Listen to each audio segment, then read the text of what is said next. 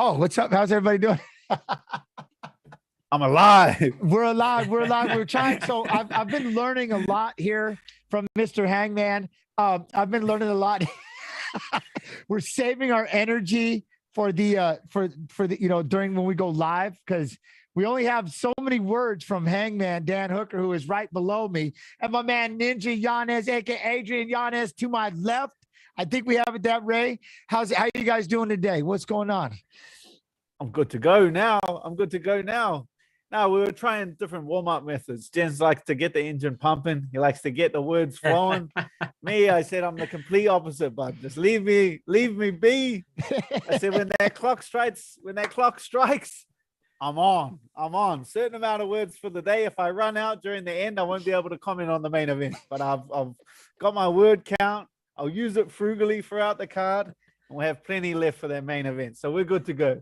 I love it. Yeah, Chad. Because I was just like, man, I got to get revved up. I want to get, I got to get fired up, and I want to get my words going. He's like, nah, I only have so many. I can't hit the reserve. I can't go with the reserves yet. Like, Jens, I appreciate it, but stop talking to me, bud. Stop it. You're gonna ruin me. You know, right? So I'm trying to pass it back. What do you think, Adrian? So I'm trying to get Adrian over here. I'm like, all right, so how do you do it, Adrian?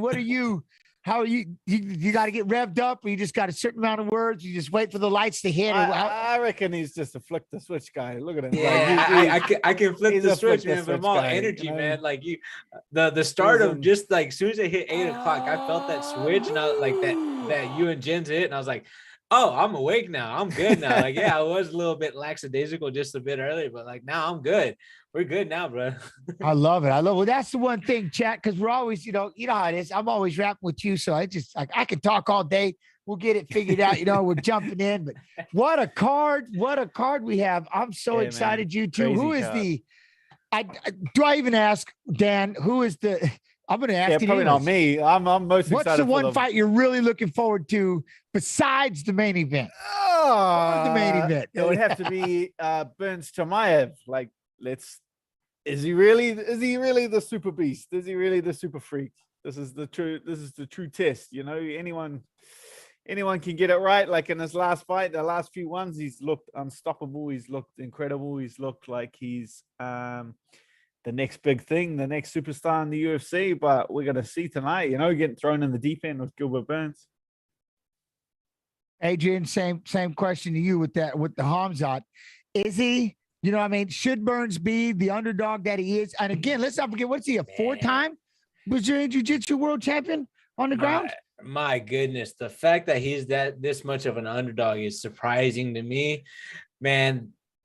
Hey, look, people forget what you do in the past, man. People forget what you've done. They look at the guys who are up and coming every single time. They got a guy who brings all the hype and who's just been destroying all of his opponents. Some people say that it's not 100% like the top competition, but if he's destroying those guys, imagine when he refights the top guys, what's going to happen. Oh man, I don't want to see this. I like Aljo. I don't want to see that. See, and that was the other thing. So with the whole goings-ons of the week, so to speak, and you see the knee here, and it's something that I've been saying from the word go. It doesn't matter afterwards. What people are like, oh, he was fake. It doesn't matter. Faking, not fake. None of that matters. The foul happened, and because it was intentional, they gave him the belt, right? And he took. Do you think with this week, was he just kind of exploiting that I can only imagine the grief, Dan, that he's had to deal with up to this point about this belt's not yours. You shouldn't deserve this. And maybe that's why he come out with the football helmet. How do you think he's handled this situation this week? Yeah, like he's just, I had a lot of interactions with Aljo when I was in Vegas at the end of last year, just hanging out because he was there recovering from his neck surgery, getting back into training, and he was looking the goods, man. But he looked like he was in a good place. I think, he's falling into the role. The people who have kind of cast him as the heel, and he's just accepted the role. He's absorbed the role, and he's kind of just pushing on with it. Like it's, I think it's not. That's what people get. Like regardless of how he reacted or whatever, it's not his fault. Like it's not his fault. Jan broke the rules. That's like, what do you want him to do? Was he supposed to continue like that? That's a fight-ending knee. Like, say he mans up. Say he's like, all right, I'll carry on. He stands up. He carries on. He gets knocked out. Like, yeah, like once you're already concussed, once you're already damaged, like the chances you get knocked out just skyrocketed through the roof. So what do you want the guy to do? Like it's not, the whole situation is not his fault. But the thing that people forget is that the tier that this guy was on before this fight, like this guy is legit. Sterling is like a world-class fighter. Like, was he getting outskilled in that first fight? Yeah, he was getting outskilled. But at this level, getting another chance to completely change your preparation, change your attack, and come into the fight like with a whole different approach, that's a blessing for him. So it's I feel like it's going to be a much closer fight. I feel like it's going to be a much different fight, a much more competitive fight. And it's monster you said that about having that time, Adrian. He's had that extra time. He knows, like he did look he was a little tired, whatever it might have been in that fight, but now he's had all of this time, and you actually got to bump in and see him. And now, did you see the way he looked weighing in? I don't care who you are. You don't get that ripped unless you've been working your ass off, right? No, man. And I can say this. I've been with them. I trained with them back in September whenever he was originally supposed to fight Jan. And the fight, like the fighter that I met that day is completely different than the fighter that I met a couple of weeks ago whenever I went to go train with him back in New York. Man, he's in shape. He looks really good. He looks solid. And man, he's just he had a different mindset from the first time to the second time around I went to train with him. So man, I'm expecting a completely different fighter. He physically looked like a completely different fighter as well. He took this really, really seriously. And I'm pretty sure, like, from all of our talks that I had with him, he wants to shut everybody up. He wants to prove that he wants to prove to himself that he's right. He's the best 135er in the world.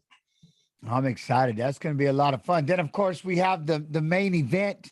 You know, it's, in my opinion, I tell everybody, because he is such a big underdog, you know, like that would be the pick for the underdog, but that's out of absolute respect, because Volkanovsky is just such a tank. The kid is just, and I say that with respect, he's just no joke. He's an absolute savage, Dan. And I'm sure I don't imagine he was training any lighter this time around because of who the opponent was.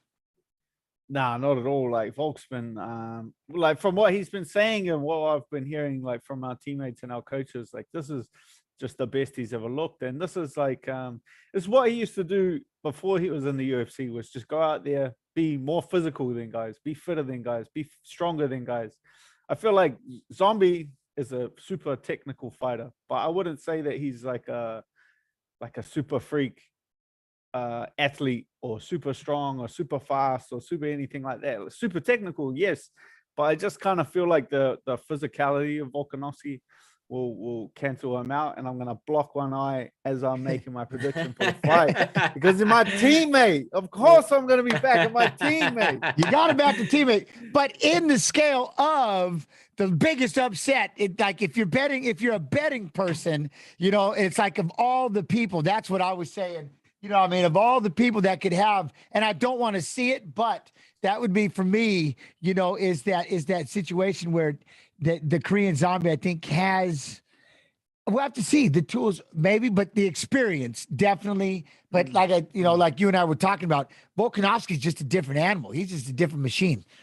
Oh man, yeah. Like I was saying, like he's been at this level for just an incredible amount of time. Like him, Korean Zombie was getting a title shot when Volkanovsky was making his debut in the UFC. Like that experience definitely means like a great deal at this point in time. As we got this fight coming in, so did we realize that my man Josh Frem is the D silent? Because we're adding, dang it, did I just say that? Frem, my bad about the D, the letter D, dang it. I can't, there's nothing I can do about the name. I was going with D. Fremd. Oh, we're gonna do Sounds Fremd. better. Sounds better. We're Fremded, and then Fremded as Josh Hernandez comes rolling out. Anthony Hernandez. And again, getting ready for this fight coming up. But yeah, so I just had to get the intros and really quick. How's everybody out there in the chat world? Much love and appreciation. Thank you for coming in and hanging out with us today. This fight card is gonna get sick. I'm pumped. Excuse me? Oh, and all of you out there on the YouTube world and the Facebook zone, hey, I hope you're doing well. Thank you so much for tuning in. If you want to be able to mess with us, make sure you drop in Twitch TV/UFC. Hit that follow button, hit that sub. I mean, I hit the sub, the notification bell. Sorry, I would depend on which one we're the notification bell, and jump in and see what's up, because we won't see those chats, but I hope everybody's doing well out there. So you make sure you come over here to Twitch TV/UFC, jump in and hang out with us. Either way, how you doing? And we're going to get ready to go on this first fight. I'm excited, you two. This is a crazy, crazy card. Pumped. Hope you two are ready to go. So my goal is I'm going to try to get Dan to over talk. I'm going to try to get. The whole time you were saying that and doing that intro, I was thinking about what you told me about Robbie Lawler. I was like, hey, if you guys, the whole time you're doing the intro, being like, if you guys want to talk to us. And I just imagine if it was Robbie Lawler sitting here, just being like, you can't talk to me. You can't. Right. I love it.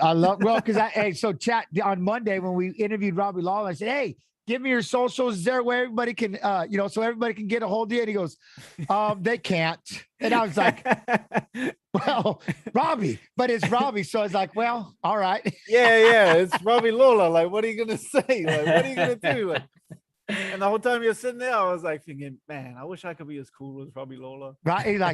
But he gets away with it. The same thing with, the same thing he does in his interview. They were like, won't say nothing in the interview, won't talk to the fans, ain't gonna message no one back. Like pay-per-view, main event, the guy will sell it though. Like it's I was surprised. He doesn't need to say anything to sell it. They just put him there sleeping people to death. He just stands like that and he just looks at you and it works. But I was surprised. Yeah. I was like, because he called, and what happened was he happened to call while I was streaming, and I just like, hey, we're breaking down fights right now, and he's asking about the fight card here, the local one.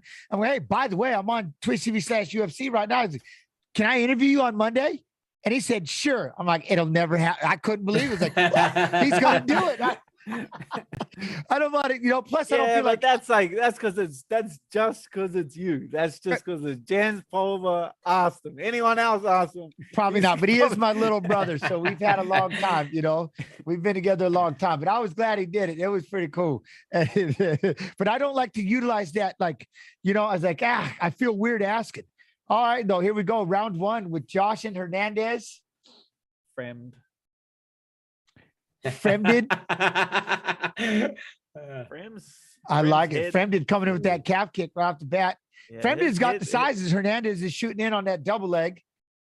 Fremd's head's pretty high up in the air though, man. Like even though every time Hernandez comes in to attack him, like Fremd's still standing like really tall. That's a bit of a worry if Hernandez starts coming over the top with some hooks. I like how, again, with that jab there, that elbow, he's utilizing his range, throwing the straight shot. Yeah. I'm a little thrown back by Hernandez's hair. He's got a skullet. One side of the head is shaved off, and it's all, I like it as he's got him pressured up against the fence, head in the pocket, looking in on that single leg. Attention to detail. I like it.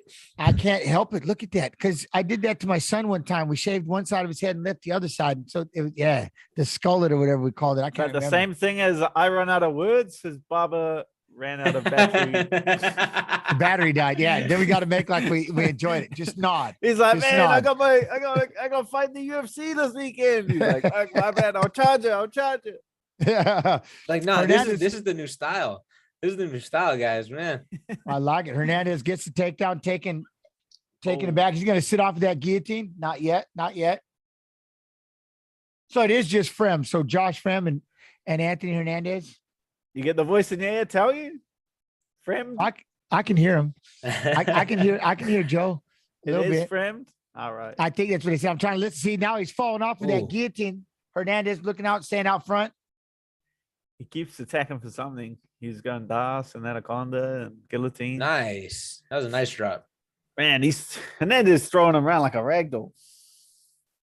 That's the one thing. He is seeming to wilt quite a bit, Adrian. What's he got to do differently is we could throw in a leg, taking the back. Josh is trying to move a little bit, but Anthony seems to be in control. Oh, yeah. No, he did a perfect time. Whenever he reached over for the overhook, he dropped immediately down for that double, and that was beautiful.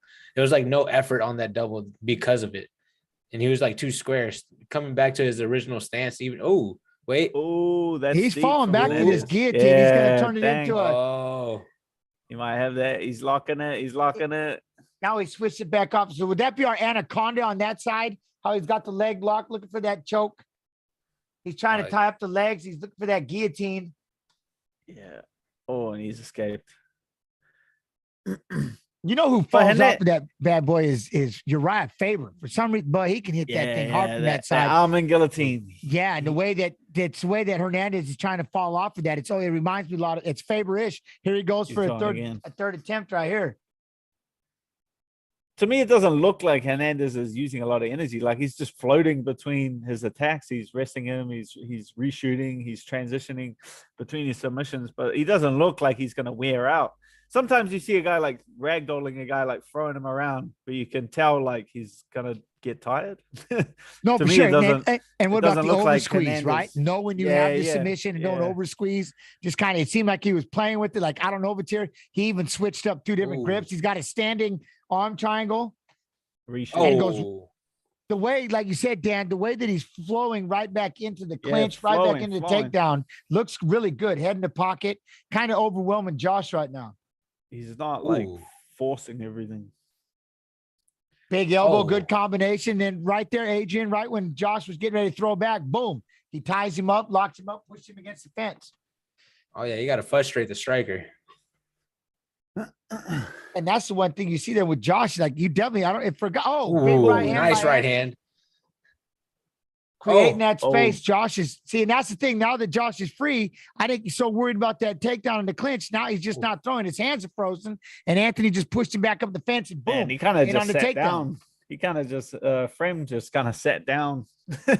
And it's like he jumped right back into position. You know how it is? He's like, you know what? This is going to happen anyway. So let me get ready. Let me get ready. And that's the big thing right there. And it's Anthony's just in total control. This again going to jump out to the front for that guillotine. Throwing a straight knee. Josh does not want to stand up. Big elbows by Hernandez. Well, Hernandez is good, man. Like 2-2 in the UFC. Frame's making his debut. Hernandez, like, only losses are to Marcus Perez and Kevin Holland. So he's 2-2 in the UFC, but his losses against like good quality middleweights. Yeah, but the pace of this thing, Adrian, the pace, the way that he's fighting, you know what I mean? How hard is that when you sit there and you push with somebody, and then right when they try to throw back, boom, he drops down, and now they're in on the legs, and you get stuck fighting from right there. It's frustrating, right? Oh, man, exactly. Oh, that's not a good sign. When you sit straight down on the mat, and my man didn't even wait. He didn't even wait for the stool. My man plummeted. No, you know what I mean? This had to be short notice, right? Like he's making this is Frame's UFC debut. This is Frame's UFC debut. And he just plummeted after 5 minutes of fighting. Like, but he just got. It has to be short notice, right? 4 takedowns, 11 significant strikes, 20 total strikes apiece, but he's been right in his face, head in his chest, and then boom, level change. He gets up, he throws overwhelming amount of combination punches, and then boom, drops down. And Josh is so tired, he doesn't even want to get up. Well, you just saw Hernandez's corner. Like his corner didn't even give him advice. His corner is just pointing. do more. Do more. You see him? He's broken. His corner's just pointing at him, sitting on the ground, just being like, look at your opponent. Like, enough said, right? Enough said. That's all you have to do. Like, look how tired your opponent is. You're going to kill him. Here we go for the second round. And right off the bat, like Josh with that stand-up, his hands looked really good in the beginning.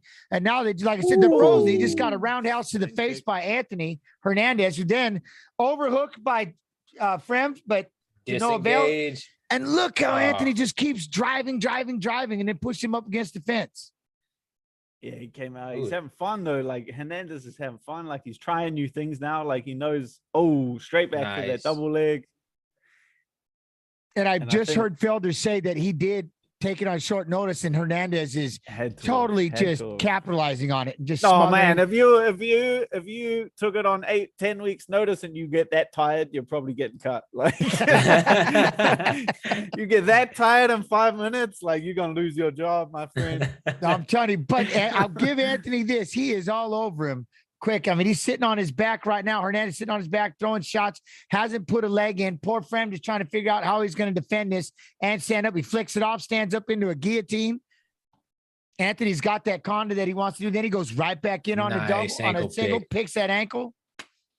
That's like making him even more tired. Like Hernandez, I feel like technically he could just sit in one position once he gets on top and just chip away. But yeah, like you're not going to wear your opponent out like he's wearing friends out. Like if you let the guy kind of stand up, you let him escape the submission, you let him try some things, and you just keep flowing between your transitions of your attacks. Like that's how you wear a guy out to this level, is by allowing him to work.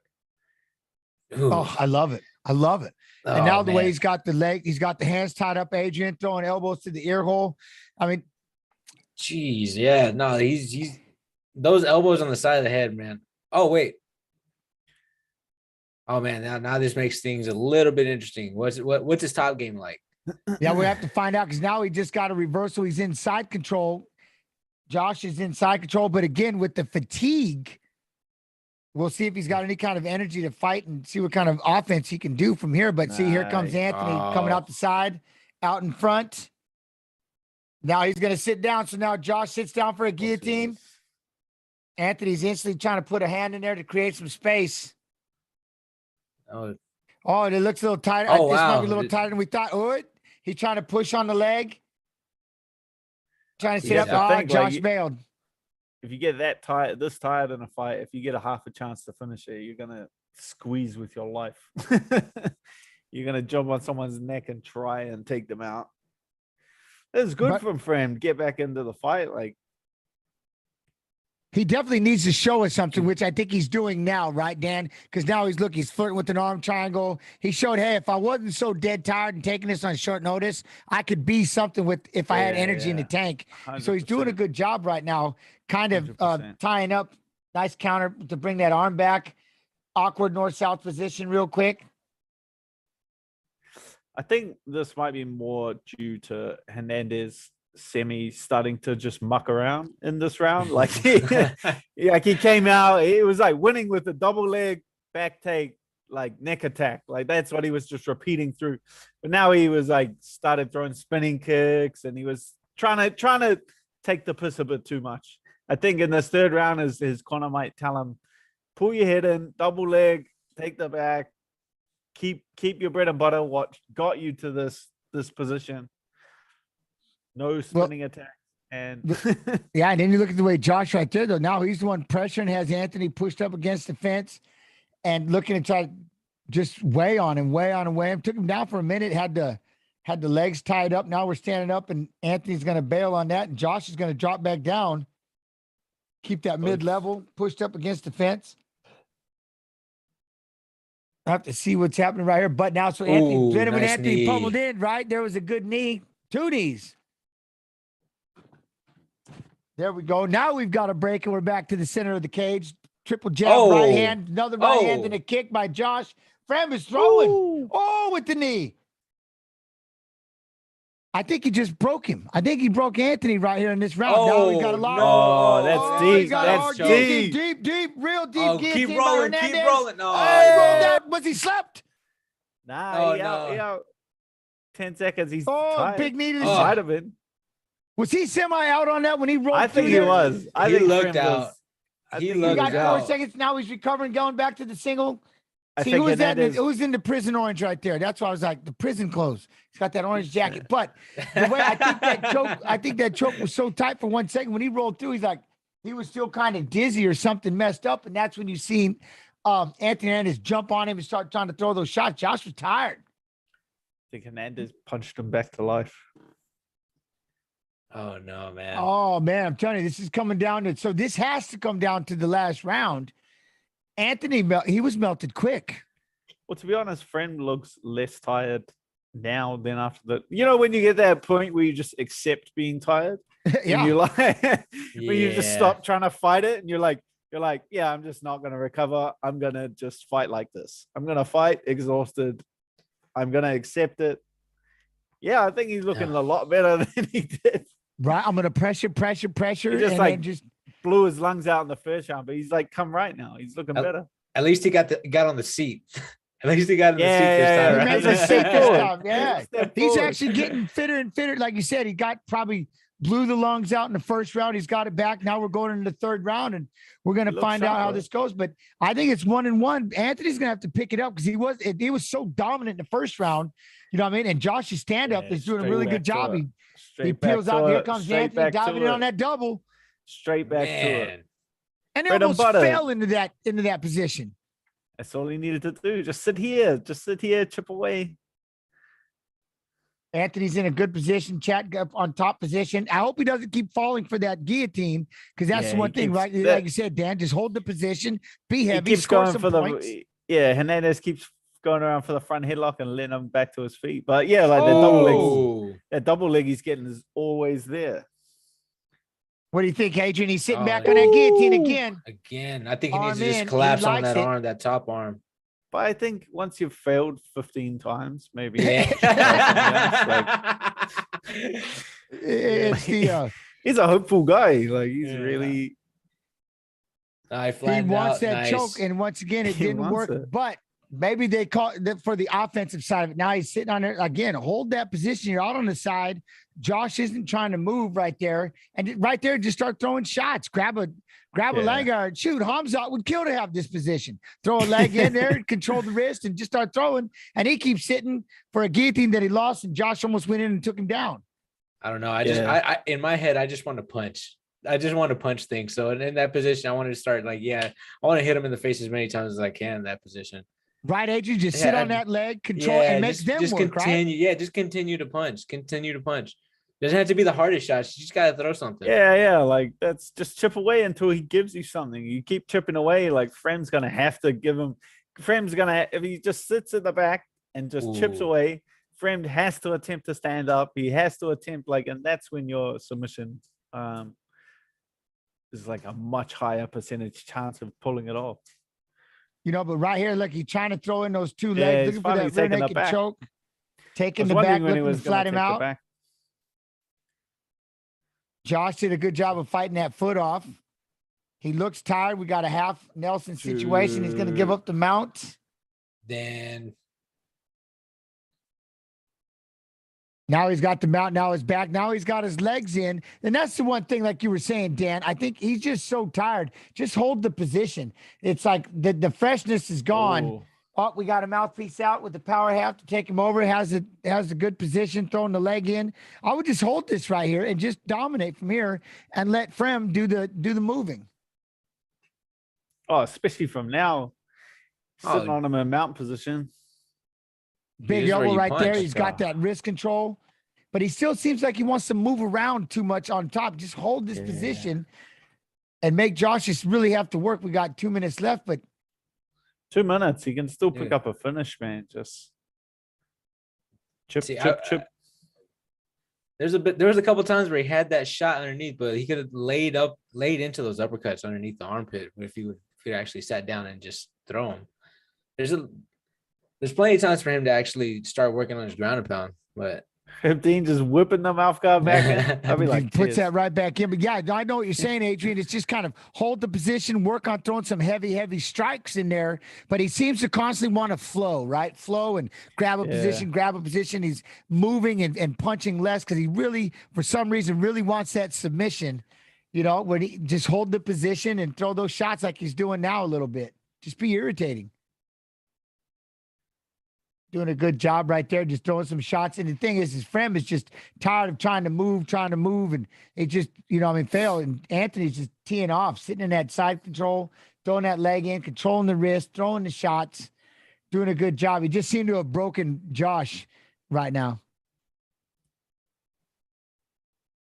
Now we're Trying to doing the see- same thing. I Go was ahead. doing what Jens was doing earlier. I'm trying to see who's in the jumpsuit in the crowd. There's like someone in there in an orange jumpsuit. We're trying to figure out who it is. It's If you very know orange. who it is, It's very orange, chat. It's an eye grabber, and it's hard not to. It looks like it's jumpsuit orange, prison jumpsuit orange, and it's eye catching. It works when you sit in case. Now we've got a reverse triangle by Hernandez. He's got it locked. He's got a lock around the belly. We got short time, but I just think that this is just for aesthetics. I don't know if he's got it deep enough. Well, now he's starting to crank a little bit. Ooh, we might have something in there. Oh, he threw a thumb up, so he's willing to ride it out. We got short time, but nice job, I think, overall by Hernandez. 8 takedowns, able to hold the position, got himself a little tired. What do you two think? Yeah, well, better showing from Friend. I think he got better in that second round. Like, you could definitely see, like you were saying, you could definitely see with a full camp. I'd like to see him with a full camp come back in. Like, he's definitely got some skills. Like, I don't know how short notice that was, but he was tired in that first round. Yeah. He got worn out in the second, which is still weird to me that you brought that up. It's just how tired he was in the first round to how much he bounced back in the second round was incredible. Wow. You know, and then it literally seems like Anthony must have took the round off because he went right back into his ways in the third round. It was pretty dominant again with the takedowns and the wrestling. And you can tell Josh was just kind of stuck. Let's see. But so as we're waiting for that, what do you think out there, chat? How'd y'all have in there? What? Messing with chat, man. Was it on 10 days notice? They're saying maybe that would make sense. That makes sense. That's time for a weight cut, right? Like, that's just as fit as you are and a weight cut. Yeah, but with all that wrestling, 8 takedowns to 1 was pretty impressive. That's what I would attempt to do to a guy that took a fight on a week's notice. Go in and just get straight, just start wrestling and just wrestle. Just start shooting. Heavy on the head, pummel, shoot. Put him up against the fence. He's gonna get tired. Judge's scorecard. 30-27. 30-27. Oh, we got a 29-28. Okay. Oh, gave him the second. Yeah.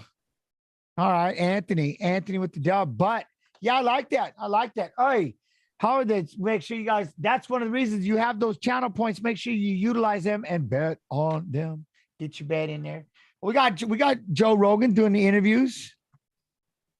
But it was pretty relentless takedown and performance. I liked it a lot. Good performance.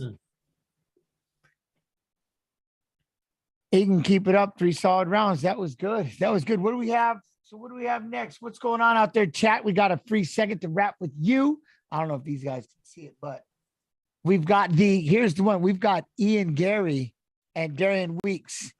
I'm interested, man. Yeah. I'm interested. Like, he's talking a big game. Like, 1-0 in the UFC. His opponent, Darian Weeks, 0-1 in the UFC. Like, but yeah, from Ian Gary, he's saying he's talking a big game, saying like he's the most entertaining on the microphone. Only people more entertaining than him, Chael and Conor McGregor. But yeah, like, that's pretty much all I've heard him say is how entertaining he is. I haven't heard him say anything entertaining. I've just, he's selling. I just heard him say, he's like, he's selling something. He hasn't created the product yet, but he's selling it. He's like, that's a lot. You put like a lot of pressure on yourself, especially as like a 1-0 fighter in the UFC, undefeated, 8-0. But yeah, that's a lot of pressure on a young fighter to start selling something like that. Man, he said one Irish man took over the UFC. It's my time now. You know, I don't know if it's the part, but he's here to take over. He's utilizing the lines, and you know, he's got a decent stand up. I like him, but this kid, Darian Weeks, we were watching him. Well, I believe it was LFA that he was fighting in, and he's a scrap man. He's got power in his hands. It'd be a lot of fun. He's got a lot of amateur fights. He's done a lot of fighting in the IMAF World Amateur Series. Darian Weeks. I'm learning more about that IMMAF, but that's pretty cool. That learning more about that. It's real cool, man. Like, they have, it depends like what weight class you in. I got a teammate of mine who just won the like the middleweights for the amateur, but yeah, 5 fights in 5 days. Nice.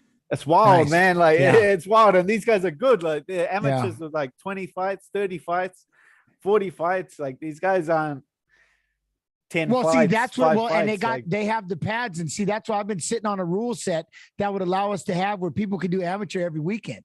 or they can do it, at the Yeah. gym, and creating those dual matches and start having these dual matches, gym versus gym, and giving these kids, bring in a crowd, start having the opportunity. But the padding and stuff, just limit some of the, like, no reason to have submissions. You know what I mean? We can have no reason to have guillotines, and it's more about position.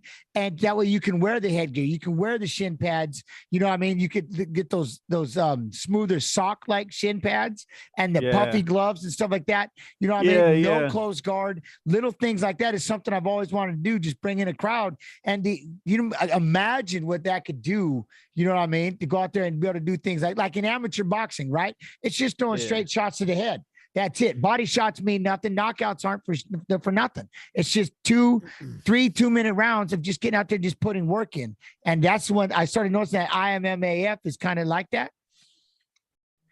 Yeah, you just get like a whole different level. Like, it's just like boxing, as you say. Like, a guy makes his pro debut and he's had 80 fights, 100 fights. Like, they're just the level of the sport would just jump if something like that was a possibility. Where you're not getting injured, you're not fighting to the death in a heel hook or armbar or something like that, and then getting your ligaments pulled and having to take 6 months off, 12 months off. Like, just like a young fighter just misses so many opportunities because of stuff like that. 100%. Well, it's like you said, right, Adrian? It's like pro rules. It's pro rules, but you're just not getting paid, but you're getting beat up just as bad, right? 5-minute rounds and stuff like that. It's tough. Well, shoot, just in the amateur circuit, man, like that, like just straight amateurs in Texas, man, 3 minutes, but like everything's off. You still got the 4 ounces. There's no shin guards, no nothing. And you fight. The only thing that you can't do is reinforced knee to the head or elbow. Yeah. A flying knee is I've seen completely that. fine. I've seen that, and I'm just like, man, these promoters are just keeping an amateur or keeping these guys amateur just to sell tickets, right? Like, it looks exactly 100%. the same. Looks exactly the same to a guy sitting in the crowd or their friend. Like, they can't tell the difference. And that's right. It's promoter based. It's been promoter based for so long. You're putting these amateur fighters in these big venues and selling the tickets because they're in pro rules. Whereas, like I said, like anything, even back in high school wrestling and stuff like that, in a small gym, right?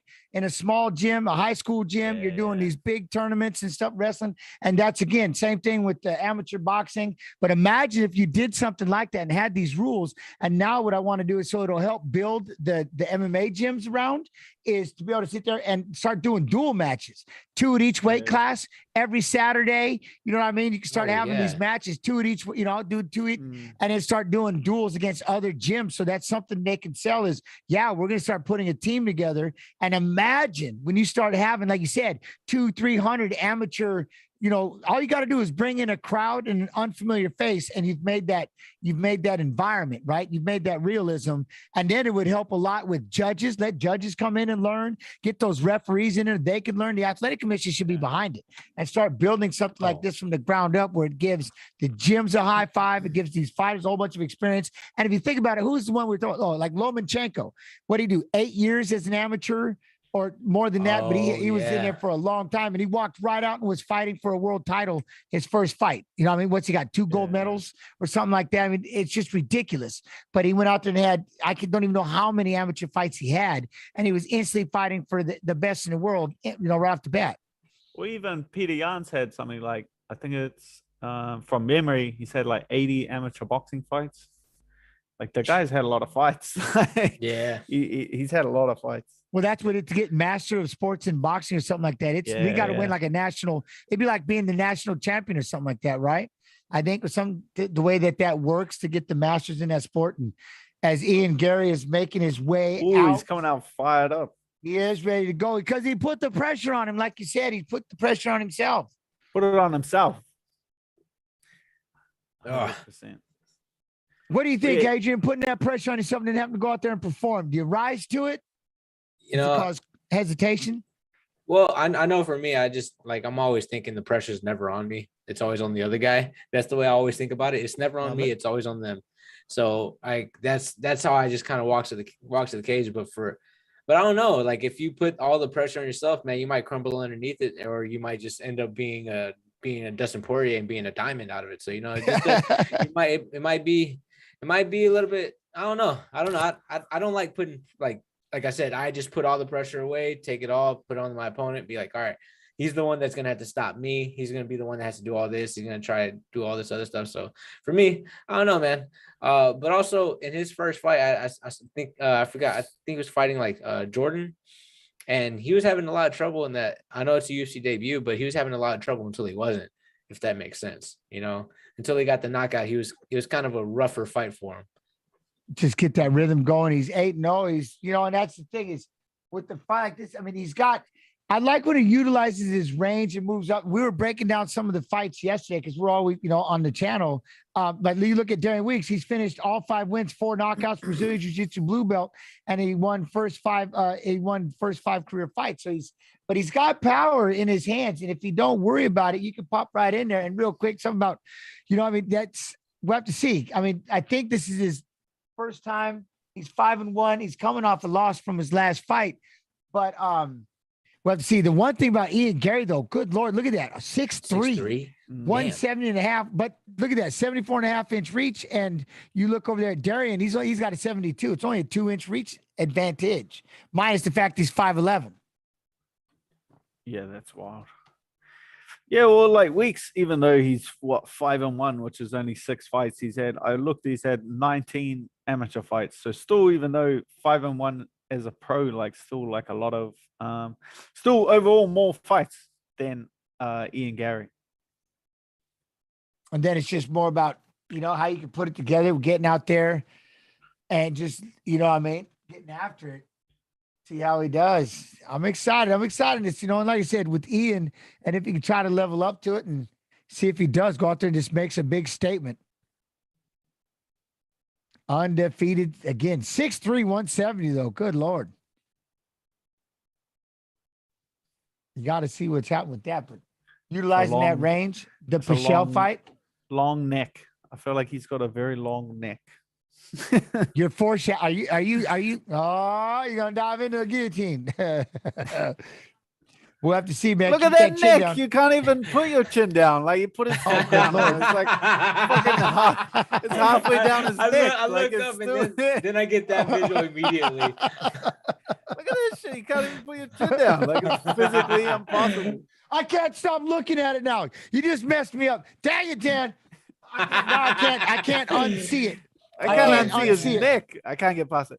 How does he defend? With you. How does he defend the rear naked choke? I don't understand. Someone gets on his back, fight. All right, here we go. So now I like it though how Weeks is, again, that's the one thing when Gary just threw that jab right there, leading with that teep kick, but that jab, and then how it drops down after you throw that jab. It always makes me worried, especially when you're jabbing towards the power hand of Weeks. If Weeks did that jab, he can fire that right hand right over the top of that, and that hand's not going to be there, right? Snap it and bring it back when it drops down. But look, Darian's trying to cut him off and pressure him up against the fence. Yeah, Darian's putting on some smart pressure here. He's cutting him off, but he's not like coming into range because Gary's a longer fighter. Yeah, he's trying to make Gary lunge at him and expose that chin or expose that long ass neck he's got. But Darian Weeks is I can't get past it. Oh, hey. Nice calf kick, drop Weeks quick. He wasn't ready for that at all. So what are you thinking, Adrian? You're sitting watching the stalking of Darian Weeks and the movement of Gary. So I like the stalking of Darian Weeks. It's just I love when people walk each other down, but he needs to be putting something up, at least just feints. Start giving them some looks instead of just walking them straight down. At least Gary's giving a lot of movements, a lot of feinting of the hips, a lot of hands up top. Moving around, just giving him something to think about every single time. And also, nice little check hook. But I just want to see a little bit more from Weeks. I want to see more feints. I want to see a little bit more movements of wanting to come in and giving false starts, a little bit more.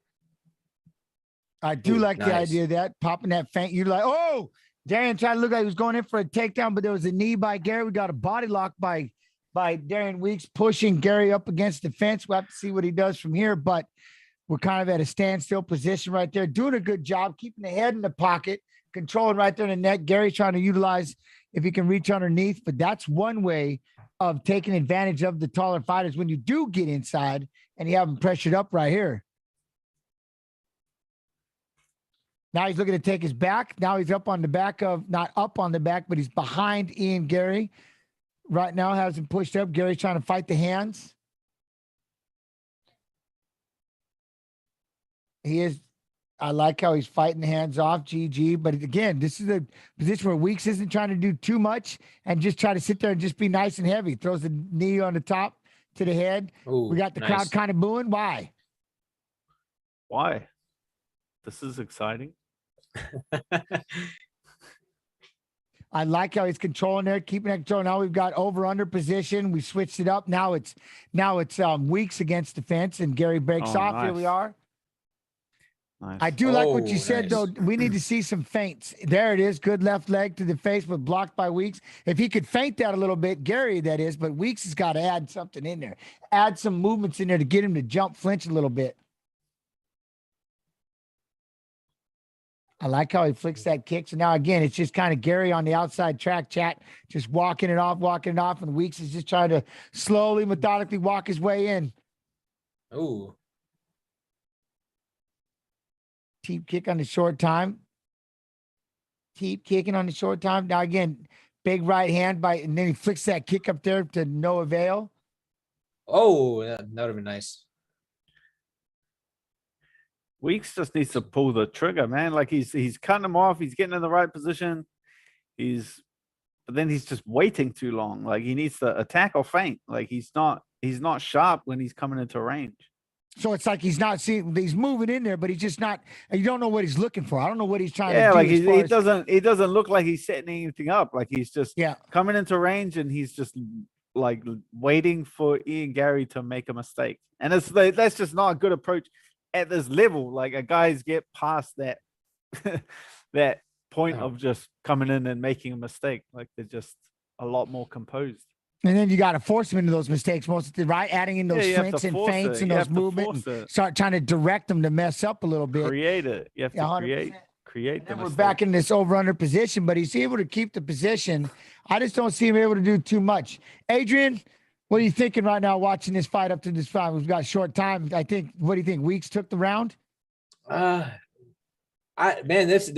round, I don't know, because I didn't feel like he did anything within the clinch, and I feel like Gary out in the open, he was hitting those kicks a little bit more. I felt like he was throwing a little bit more offense in there, but there wasn't really too much done on either side. So I tend to give it to the person who probably did the most damage, and like no one really landed too much, and it was Gary that landed the jab, if anything. So I was like, I'll give it to Gary. So yeah, I think if we see the striker, like what you can tell us the strike count, I think Ian Gary will be right up, right? Like it should be 15 total strikes by Ian, 20 by Darian Weeks, 11 significant to 11. So it's 11 significant apiece. But yeah, they had 20, 15, no takedowns right there. You're going to give him, even though he had him against the cage, I guess next, if the strike counts even, you'd have to go to like control time. Like control, something that slow, right? Control time. Like he got the, like he got that back position against the cage. He didn't get the takedown, but there's like a lot more control time. Yeah, that was, well, I was expecting Ian Gary to be. Well, if you can hear what his corner just said, he needs to keep in the center. He needs to stay in the middle, which he finally did at the end there. Needs to stay off the cage, get your butt back to the, you know what I mean? Get your butt back to the center and start going after it. And if he can utilize that, it'll work, right? 100%. Here we go. We're back into the center. And I think Weeks just needs to, he's doing good. Like he's doing a good job of cutting him off. He just needs to pick that volume up a bit more, like change his level a bit more, start mixing in a few more feints and start setting something up or creating some problems for Ian Gary. What are you looking for, Adrian, when you're watching this fight right now? Guys, jab right there by Gary. Yeah, Pop that jab. Beautiful. I would like to see a lot more of that. I would like to see a lot more of that from Ian Gary. Even just long range attacks, like even just the front push kick, get that left push kick going, the jab behind it, and then after that, and start lifting that left leg up for the high kick. Get him thinking low and then go up high. Because look, his right hand just still drops every single time he starts taking that step in, wanting to come in. So I think it would be a perfect setup. But yeah, Weeks definitely needs to start putting something up with substance, because he's just kind of he's walking, he's doing a good job of cutting off the cage and everything. He just needs to do something. I love it. I love it. Very cool. I love it. There you go. And that's it, right? So, but that's what he's got to do, and he does. And it's like he's kind of walking in there now. You can see Gary's starting to pick it up a little bit, getting back to the center. See, he's adding those little bit of feints, but he's not. How do I say it? It's not a feint. It's more of a. I don't know if I'm ready to. You know what I mean? A confidence thing. Does that make sense? Like he's hesitating on when he wants to get in, as opposed to the feints because he's trying to set something up. And that's what Ian. But the more he's starting to bounce and move around, chat, he's starting to do a better job. But he's still got those iffy. He's doing those if punches, and he's not, as opposed to the setup punch. I know that has to make sense. It made sense to me. Yeah. As opposed to a feint or a hesitation. And once again, Weeks is able to push him up, get him back to that fence, and get the body lock and pressure him. And see, and this is the part, again, boring or not, and depending on what he's doing, but he's able to control the time and eat off the clock right here with the head in the pocket. The crowd is already booing, you know what I mean? But he's keeping Ian from moving around and doing anything right now. I think that like last minute of that striking exchanges, like it looked as though Ian Gary had really started to figure Weeks out. He got him reacting to his feints. His jab was landing, his low kick was landing. I feel like Weeks needs to force the fight here. He's got him against the cage in this control position with the underhook. This is where Weeks is going to find his success for the fight. I don't think it's going to be on the feet. I think it's going to be in the clinch against the fence on the cage. He needs to start pushing the action from this position a bit more. And I like that. But see, the minute he lets go, Ian's able to get free. So he's got to figure out how to hold the position, Adrian, and still be able to land some shots, right, to get in there. Otherwise, it's just hugging, and it just makes everybody mad. Oh yeah, a lot of fighters just off the clinch. A lot of fighters just off the clinch. They don't strike off the clinch. They let people off so much. And man, I see Weeks doing that like every single time. He, like just now, he threw the elbow but didn't follow up with anything. He didn't throw a combination. And I feel like a lot of fighters need to be off the clinch break. Just throw something, man. Doesn't matter what. Just throw something, because a lot of guys, they get relaxed off the clinch break, man. Capitalize on it. Yeah, they're heavy bag trained, right? They throw the punches and then they reset. They drop their hands, they relax, they reset. And it's that transitional period that we were talking about earlier. That's a good time to catch them when most people think they can relax. Same thing with that takedown or something right as it hits the floor, and you start creating that position, right? So that you can start to do your scrambles. Same thing happens in those breaks when you have a break like that, as Gary's on the outside track trying to move around. And Darian is still doing a good job of pressuring and coming forward, but he's just for what, right? Because Gary's able to, it's like he's moving into position so that he can get punched by Gary. Ooh, I like that 1-2 right there by Gary, by Weeks. And it landed hard, but see, Gary's up on his wheels, moving around.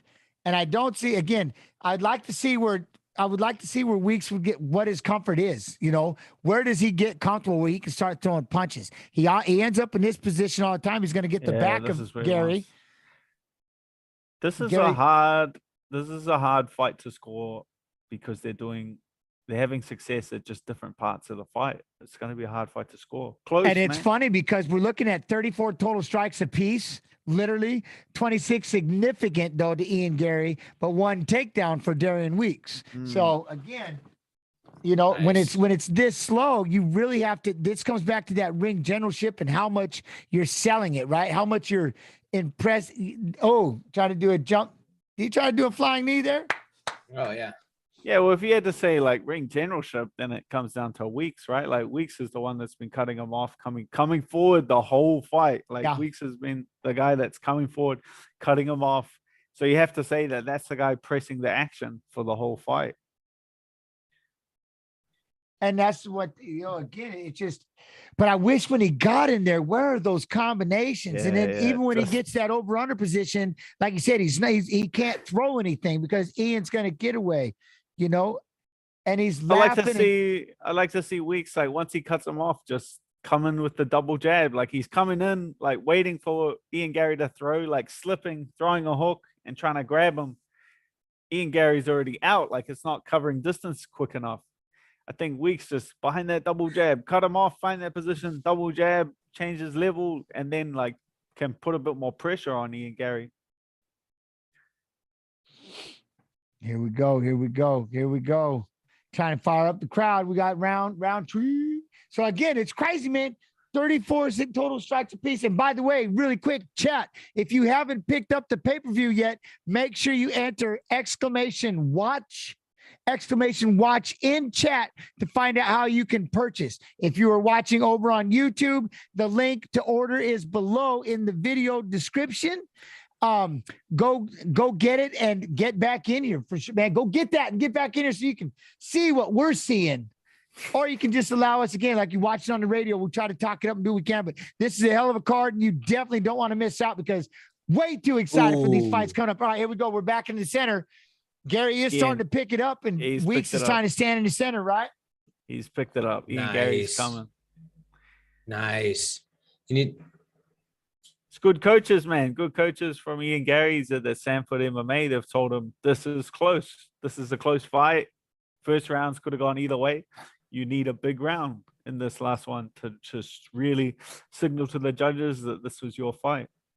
Yeah. Also, like I was listening to them, and they also said that, like, man, just don't stop lunging in with those punches. Tap, tap, tap, and touch. Like touch. That's all you need to really do is just touch him. He's doing a good job. Ooh, nice sprawl. Nice sprawl by Gary. Good shot by Weeks. A low single. Tried to pop in on a single. Did a good job back to his knees. Now Ian's trying to pop in that lead hook right hand. He's trying to feel a little bit. And you know, it's weird. It's making Weeks' hands look slow right there. You know what I mean? There. See, I like that, but he needs to do that when he gets in range. Weeks needs to fire that 1-2. And don't let Gary just sit back and dictate when I'm going to pop in and throw that lead hook in that right hand.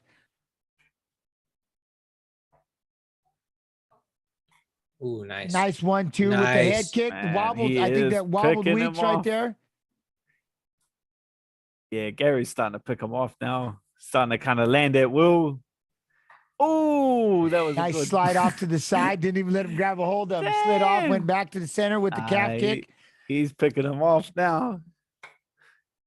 You know, and that's the problem is Weeks is starting to walk in, but it's to what avail? He's walking in the range just to get punched, right? He's walking into range, cutting him off, and then covering up, like giving Ian Gary a free hit, and then Ian Gary's just moving off again. I love like it. For give what? Him 3, give him, yeah, give him you're gonna walk in shots. and give him a hit, like free hit. He's getting snake charmed. He's getting lulled in there. You know, he's getting snake charmed. He's getting lulled by what Gary's doing out there on the outside. I like that, sticking that jab, but there's when you should be throwing that counter right over the top and capitalize the fact that Gary's hand doesn't come straight back. Easier said than done, but that's the one thing, you know, you can tell he's busting him up. I'm just trying to figure out when you're watching Weeks is what is it he's looking for? What are you trying to get into here? Nice uppercut.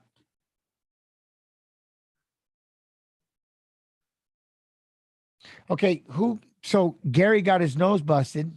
I don't even know where it happened. I think he's the one. Ooh, nice. Big 1-2, caught him right at the end there, dropped Weeks down to the knee. He gets back up, looks a little wobbly.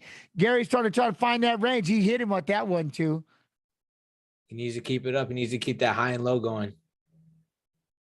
I love that idea, right? The upstairs, downstairs. That's when a good right hand to the belly hole. Get those hands to drop, and then so you can feint belly hole, come with an uppercut, pop, pop. Get those hands moving up and down. Oh, I see you laughing up there, buddy. I got damn. Oh, you below me in the visual. I see you down there. Yeah. We're trying to plan our Brady Bunch intro. Yeah, right? we're looking for the Brady, right? We got to know where we're at during the Brady Bunch. Nice body lock by Gary. Now, ironically, has Weeks pushed up against the fence. Oh, this is scary, right? Like he had to have scored one of those first 2 rounds. This is a big time Ian Gary round. I'm glad. You know, the one thing that it shows, Dan, is that he listens to his coaches. 100%. That you're comfortable enough out there that you can still think that, you know what I mean, you're not in that tunnel vision and you're in control enough. You listen to your coaches, you get what they're doing, and you go out there and you step it up and it starts to work. 100%. And you can see ironically in the total strikes, we're at 65-54, but significant strikes 56-34. And again, Gary's moving around. It's been a pretty tough fight for him. Weeks gets inside. I like that sides inside, grabs the head, throws 2 shots. I mean, there's got to be a purpose right? If you're closing the distance, it's got to be for a purpose. What are you doing? body shots inside, hooks inside, grab a head. What are you getting inside for? And that's one thing Weeks needs to figure out. Gary, I like when he gets out there on that range and he's floating around the track, sticking that jab, throwing that deep kick, moving around. He's on cruise control right now, trying to throw a big 1-2. But then Weeks takes his back. See, then he starts throwing punches. Not bad, not bad.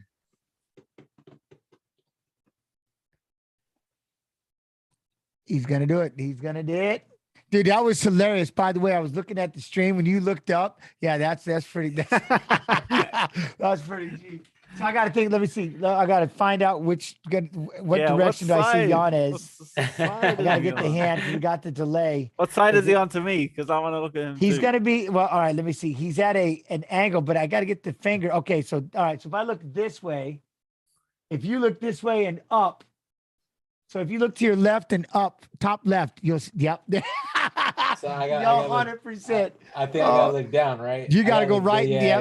You're right. Yeah. This is like how you have to intro the show, like Brady Bunch. Oh, it's money. It's part. Look at it. It's part. And we got Adrian Yanez. Oh, that's tight. All right, I like it. It's the little things, chat. It's the little things while we're waiting. Hopefully, welcome everybody. I hope you're having fun out there. Again, let me shout out to the YouTubers and the Facebookers. Make sure you drop in to Twitch TV/UFC. Let's go. And come in and say hello. Got to get in the chat. It's not bad. It's a good place. But either way, it doesn't. Thank you very much for tuning in and checking us out. 3 rounds. Judges scorecard. Yeah, it has to be Gary. 29, 28. 29, 28, 30, 27, 30. There's a 29, 28er out there. The future. Macy Barber. Oh, wait. Ian Gary. They both are the future, right? They both are.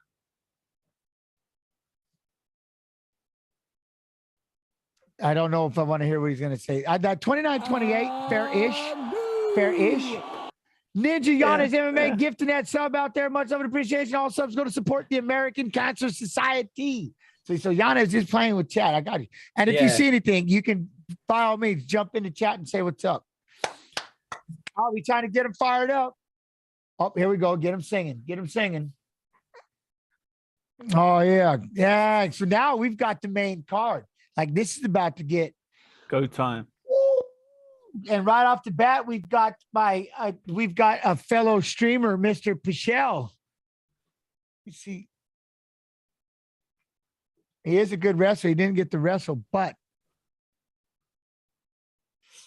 Vince Pichel. And again, speaking of wrestling, Mr. Matson, what an Olympic silver medalist in Greco, upper body locks, control. This is going to be. This is going to be a heck of a fight, man. A heck of a fight. Undefeated. Vince Pichel, though, baby. Yeah. He can hit like a truck. He's a Mack truck, 100%. He's that John L. Sullivan. He's got that boom. He can boom. Yeah. Let him ride. Yeah. You know, but look. I get to stand in front of a packed arena, dude. I love this. Thank y'all for coming out. He's fired up. Look at him. I've got a lot to learn.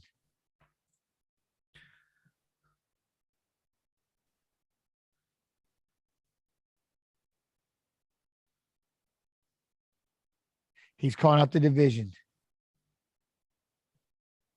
Oh, by the time he's done with this division, everyone is going to be calling him daddy. Ooh. Oh. No, all right, who kept that? Where is Hamzat? Well, I think he's probably in the locker room right now, getting ready for the main card. That's about to start. Where's Hamzat? You know what I mean? That's about to happen. The music's about to get started. Vince Pichel, Marco Madsen, Mackenzie Dern, Tisha Torres, Gilbert Burns, Hamzat Shemaev, Aljamain Sterling, Piotr Jan, Alexander Volkanovsky, Yee, and the Korean Zombie. I'm ready for the cold open. Are you ready for the cold open, chat? Here it comes. Yeah, I'm ready to go. Oh, here's Hamzat. He'll come next.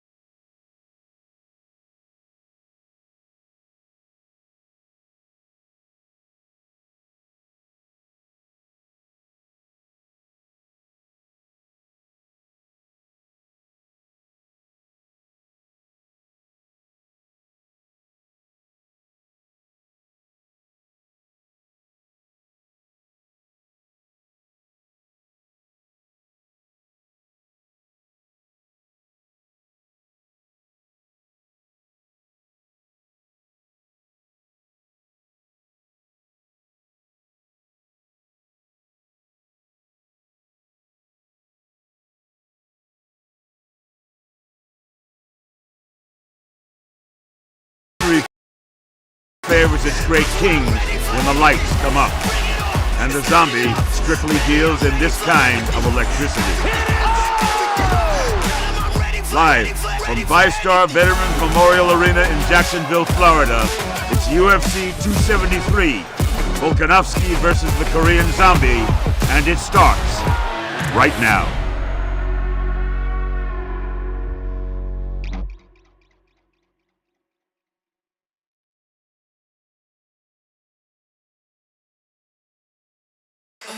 He won over the hearts of his countrymen with knockouts in Australia. That's gonna do it! Alexander Volkanovsky! The respect of his peers with a historic run through contenders and legends. Yanez goes down! That's it! He won the featherweight title by overcoming the best there is, and he won the nickname by becoming it. He's a savage, man! Alexander the Great. I think it's going to be a bit of a whitewash. I just believe that I'm too sharp, I'm too calculated, and I want to put him away. Tonight, from the sold-out ViStar Veterans Memorial Arena in Jacksonville, Florida, the 145-pound champ puts his 20-fight win streak on the line against a nasty threat. He has superhuman strength. He's put on some of the most memorable fights in UFC history. Zombie does it again! A lethal finisher with 14 of his 17 pro wins coming before the final horn. And now, the Korean Zombie is ready to seize the strap. But first, the rematch is upon us, and it's time to settle the score between heated rivals and crown the undisputed bantamweight king, as the champion with the second most wins in bantamweight history is ready to erase all doubt in his quest to reign supreme. By overthrowing once and for all the wrestling juggernaut who has ruled the division for the last 4 years. This guy smashes everybody you put in front of him. And trade in his interim belt for the one he feels has always belonged to him. Steven, I show you who is the real champion. And in a highly anticipated welterweight clash, the most talked about dominant newcomer the sport has ever seen. The hype is real! Khamzat Chimaev! Is ready to strike down on his toughest test to date. This time, a Brazilian powerhouse who wrecks men and dreams like clockwork. Two titles are on the line, and the Sunshine State is bringing the heat. History favors its great king when the lights come up, and the zombie strictly deals in this kind of electricity. Live from ViStar Veterans Memorial Arena in Jacksonville, Florida, it's UFC 273, Volkanovsky versus the Korean Zombie, and it starts right now. Like, there was a picture and it was chill. It was looking at that, I was like, Oh, like you, God. motherfucker. Right? Yeah. Oh, we're back. We're back. So we're talking about that picture. Hey, that like I remember talking to, that was the one thing about talking with Volk, just how tight that was. I still can't, but it's ground and pound. And that's something. Well, once he slipped out, like that's the look he's giving him. He's like, when I get out of this, what I'm going to do, I am going to let these things go. And he did, though. Good Lord, the ground and pound. Because we were watching some of his older fights. His ground and pound is ridiculous. It's something. It's something to be marveled, to be honest. He kept that ground and pound relentless for like the whole entire fight. And that to me, I'm in amazement of that, because striking up top is cool. To me, it's easy. It's second nature. But striking, like, and going from getting out of submission, your arms are getting heavy from wrestling and doing jiu-jitsu and all that stuff. Then you're going out there and just punching them, and you keep that pace up the whole entire time. That is a different type of cardio. That is a pace that I just admire. Yeah. Well, it went like guillotine. It went guillotine to triangle. Like he hadn't taken a breath in about 2 minutes. Yeah. And then he got out and just didn't stop punching for another minute. I was like, most people, they're not going to take a breath for 2 minutes. They're going to escape, get on top, and just hold like, okay, no, it was breath back. Dan, it was 35 seconds. It was 35 seconds, and he beat him so bad that he couldn't get up. You know what I mean? He couldn't get up. Volkanovsky beat him so bad he laid there, and they had to bring him to school. And it's like, okay, well, how do you go from? He went from being put in a submission, right, like you said, into another submission to beating him so bad. Look, we're watching it right there. To beating him so bad at the end, it's almost like he negated those two and won the round because, right, it was almost like a 10-8 round. But then what he did too, right, it was nuts. We timed it after that because at the end of that round, like Ortega was struggling, like couldn't get back to his stool, needed to get like picked up, helped back to his stool. Lucky enough that it was his corner, like he was getting ground and pounded in his actual corner. So yeah, that's what they brought the stool right to him. But he didn't have to go anywhere. Like if it was if it was the complete opposite side, like if he had been getting ground and pounded in Alex's corner, that fight probably would have been stopped. Like there was no way, because that's the rule. Like the rule is you have to walk to your own corner unassisted. Your coaches can't pick you up and carry you to a stool. That's just like the rule.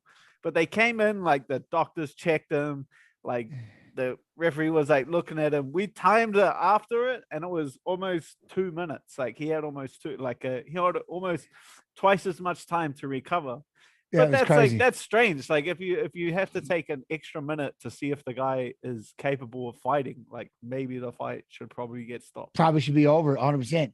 Team Ngannou, Jens just bought the fights. Can I please get a shout out? Because we all know most of these guys. Shout out for buying the pay-per-view. Shout out for all you buying the pay-per-view. Much love. Stop asking for streams. There's no such thing. There's no such things. There are no links. It's called exclamation watch.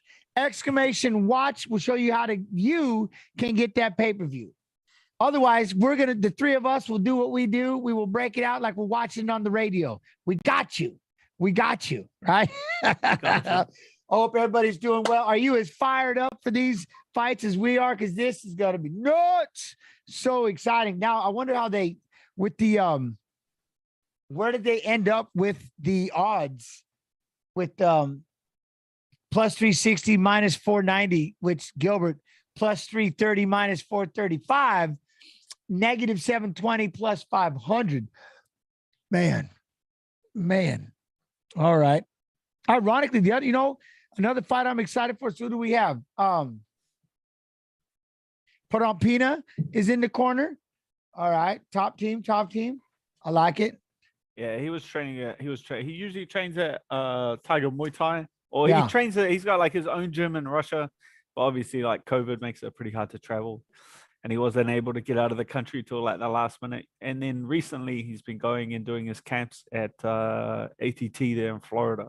Okay. Yanez. And because his coaches couldn't get in, right? So he's coachless, right? Is that what it was? They couldn't get. Yeah, he came over like with a couple of friends, but I don't know. Like speaking from experience, he doesn't really have like a corner team like most guys have a corner team. Like I've seen him change his corner like fight to fight. Like he doesn't really care who's in his He already corner. knows what he's gonna do. He don't like I don't feel like it's like a huge thing to him. Like I've seen him just completely switch corner or just have like a manager in this corner or something. Like he just doesn't care that. I've seen him have like a strength and conditioning guy, a manager, and like he doesn't care. You know what I mean? He's like, you can come watch this closer than most. The beating I'm about to apply, just jump in and gander, right? Like some guys are just like, man, I need this guy. I need this guy. I need this guy. Right? And if you told them, hey, your coaches aren't going to get a visa, there's no chance you're getting into the country, like they'd probably pull out of the fight. But I feel like when I saw that going down with Peter Yan, like all the kicking off, like, oh, Sugar Sean's gonna step in. Like I was like, man, Peter Yan doesn't give a shit. Okay, that's good. We were hearing, you heard some people saying Cejudo, Sugar Sean, O'Malley. He doesn't care. He's just I got you. But that was the one thing, man. It's that's the beautiful thing about it is like when you're just confident in what you do, man, it's gonna be something. But this first fight, man, with Vince Pichel and Madsen, I think the one thing is if Madsen with that Greco-Roman wrestling, and again, Pichel keeping the outside, throwing the punches. Madsen, what he's worked on since then will be a lot of fun. Good fight. But the one I was talking about is Mackenzie Dern and Tisha Torres. Legit sprawl and brawl. Like, ironically, this is something that I was kind of thinking if it comes down to Hamzat and Burns, is Burns going to go straight in there and go for the wrestle, or is he going to? I mean, I'm sorry, Hamzat or should he do the sprawl and brawl? He should take a page from Tisha Torres, sprawl, brawl, and not go on the ground with Burns. Or does he have, like, is he trying to make a statement? You know what I mean? Well, yeah, like that'll be it, right? Because that'll be, if he does, like what he should do is to obviously keep it off the ground with Gilbert Burns. If he comes out there and he keeps it long and uses like counter punching, that will be something we haven't seen from Hamzat in the UFC yet, because he, up until this point, he's just come out, thrown some hard punches and got a takedown. So it'll be interesting to see even if he is capable of doing that, but it would be like a huge change in style. Yeah, 100%. And then what do you think, Adrian? I think just on spite, right? On spite alone, Michelle with those shots, watching Vince getting ready for that Madsen fight. But just to tune that up real quick is, does Hamzat, is it like out of spite, I'm going to go out there and just try to smash you that way? Or does he try to be the smart fighter and put him to work and make him try to take him down? Man, the way that I feel that he's been going about fight week and everything, he's like, I want to smash you. I'm gonna smash you now. Smash you. I think he might just, try to go for it, man. He might. I kind of hope he does, because I want to see it. I want to see it too, because I just want to see it. Because that's what I kept saying, Adrian. Is like, there's no way that he can just run right over the top of Burns, like, right? Burns will be able to scrabble with him. He will be able to pull guard. I mean, he'll be able to do something, right? There's no way that he's going to just get just wrecked like that. I can't see it, but it's crazy. It's crazy to see. Like who's done that to Gilbert, right? Like who's just thrown Gilbert on the ground, pinned him and ground and pounded him. Like that's not how he's been beaten in the UFC, even against like Usman and that. Like he was the guy that's shooting in, like he couldn't get Usman down. Like Gilbert Burns hasn't been beaten like that before. Yeah, exactly. I can't see it. Someone just take him down and maul him. Like that just hasn't happened. I can't see it being like that. And for Hamzat to come out and try it will be interesting. I want to see him try. Yeah, right. But it's definitely gonna be something. But we're looking right here is with Madsen. This kid coming out here, silver in 2016, silver medalist. I'm telling you what, this is gonna be a fight right here with him and Vince. I'm pumped. I feel like if he can't get Vince down, he's in a lot of trouble. Like Vince is a big guy, power in both hands. Like he's in trouble. He had a close fight in his last fight. Madsen for Clay Guida. That was a good fight. That was like a good back and forth fight. I think Madsen won split decision, but that was close, man. I could have even edged that to Clay that last fight. Danish Greco-Roman wrestling Olympic silver medalist 2016, 9-0 UFC takedown ratio, 3 wins by knockout, 3 by submission, undefeated, 11-0. So that'll be definitely, like I said, he's got the confidence, but yeah, I think Vince has just got that power, man. The power punches, that calf kick, especially. But Greco wrestling, I think it's still it's my favorite going into, Randy Couture, big and Greco, because that's all upper body, no touching the legs. And that's where you can get really good, with those throws and pulls and stuff in that over-under position and things like that. Against the cage. Always good against the cage, a Greco guy. So we'll have to see as Vince is getting ready to make his way out. But as a fellow partner and a friend of the stream, man, it's Vince Pichel. Got to do. You're going, Vince, I'm already team Vince. I haven't done a stream with Vince. I'm already team Vince. No, we always hosting him afterwards or something like that, because he streams late. He's a late streamer. So I'm always, all right, well, I'm done. Vince is still going. Let's go, Vince. Let's go see Vince. And his mustache is awesome. That mustache is savage. That's a slug, man. That's thick. Look how dense that thing is. Man. Did you just call it a slug? It's a slug. Oh my Lord. You just called it a slug. I could understand caterpillar. Neck. Now I'm seeing now I can't stop saying it. It's a slug. Caterpillar would have to be a thin one. Like it would have a caterpillar is like a scraggly little thin one with like bits coming up. See, slug, like that's thick. Vince is on a 3-fight win streak, 6th highest takedown accuracy in UFC lightweight history, Brazilian Jiu-Jitsu black belt. So again, utilizing that clinch, that would be I think for Madsen, but dirty boxing, keeping that clinch and punching in there would be where he would probably excel the most, as opposed to the 6, you know what I mean? Someone on a 3-fight win streak with the punching power that Vince has, or on the ground against a Brazilian black belt. You know what I mean? The one I think for Madsen, being a Greco-Roman silver medalist, especially, is in that clinch, right? The dirty boxing. But then it's how much are you, like in the last fight we watched, where you're so busy holding on to the locks, Adrian, that you can't throw any punches.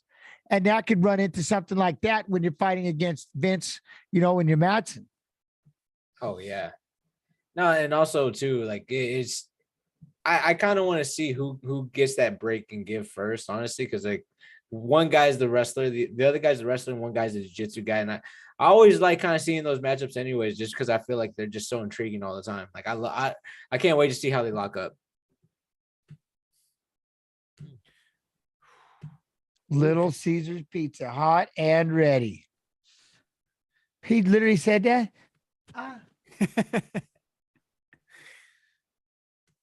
Oh, 39 and 37, 5'10", 155.5, 5'8", 155, both with the 72-inch reach. As Vince Pichel is in Denver now, yeah, with who's she training with? That's not Mark Montoya, huh? Yeah, I think it's with Mark Montoya. I think he's undefeated since he switched there. Yeah, he's with Mark Montoya's camp there in Denver. I don't think he's lost a fight since he's transitioned there. Does he bunny hop? Does he throw one step? Y'all see that jacket? Man, if you are out there, Facebook, YouTube, I hope y'all, man, make sure you drop in Twitch TV/UFC, Twitch TV/UFC, and hang out with us. The water is nice, but if not, it's okay out there because you're still watching. So much love and appreciation. Fighting out of blue corner. Undefeated mixed martial artist. Oh. Even the bookies have this pretty close, man. This is a toss-up to the bookies. What are the odds? I can see. Minus 105 right now for damn, I forgot his name. Close. Madsen. There we go. I gotcha. We got it. Yeah. See, look, hey, I'm not great with the names, man. I gotcha. Just guess it. We had last one was tough. Oh man. All right. Okay, we got Worm here. The slug. Oh, the slug. There we go. He's the slug. Hey, being from Seattle, those slugs, man. That's why I was like, did you seriously just say the slug? Man. What? Vince from hell. Pichel. Yeah, you can't really beat that. You can't really beat that fight. I can't unsee it. Damn. That's a great nickname. We were doing it for punching my clown. We were doing that for a minute when I was talking to Dan and looking down. We were working on the headset and trying to talk. And yeah. You need to like drop me something down. Like I'm like, man, I'm hungry. And then you like drop me. I got it. You drop me a bag of chips or something. I got it. All right, here we go. Right off the bat, that calf kick seen by Vince. Oh, but then Madsen comes back and throws the calf kick of his own to the lead leg of Pichel. Last outing against Guida, but working on his striking. Patient. Nobody's really closing the distance. Staying just outside the range.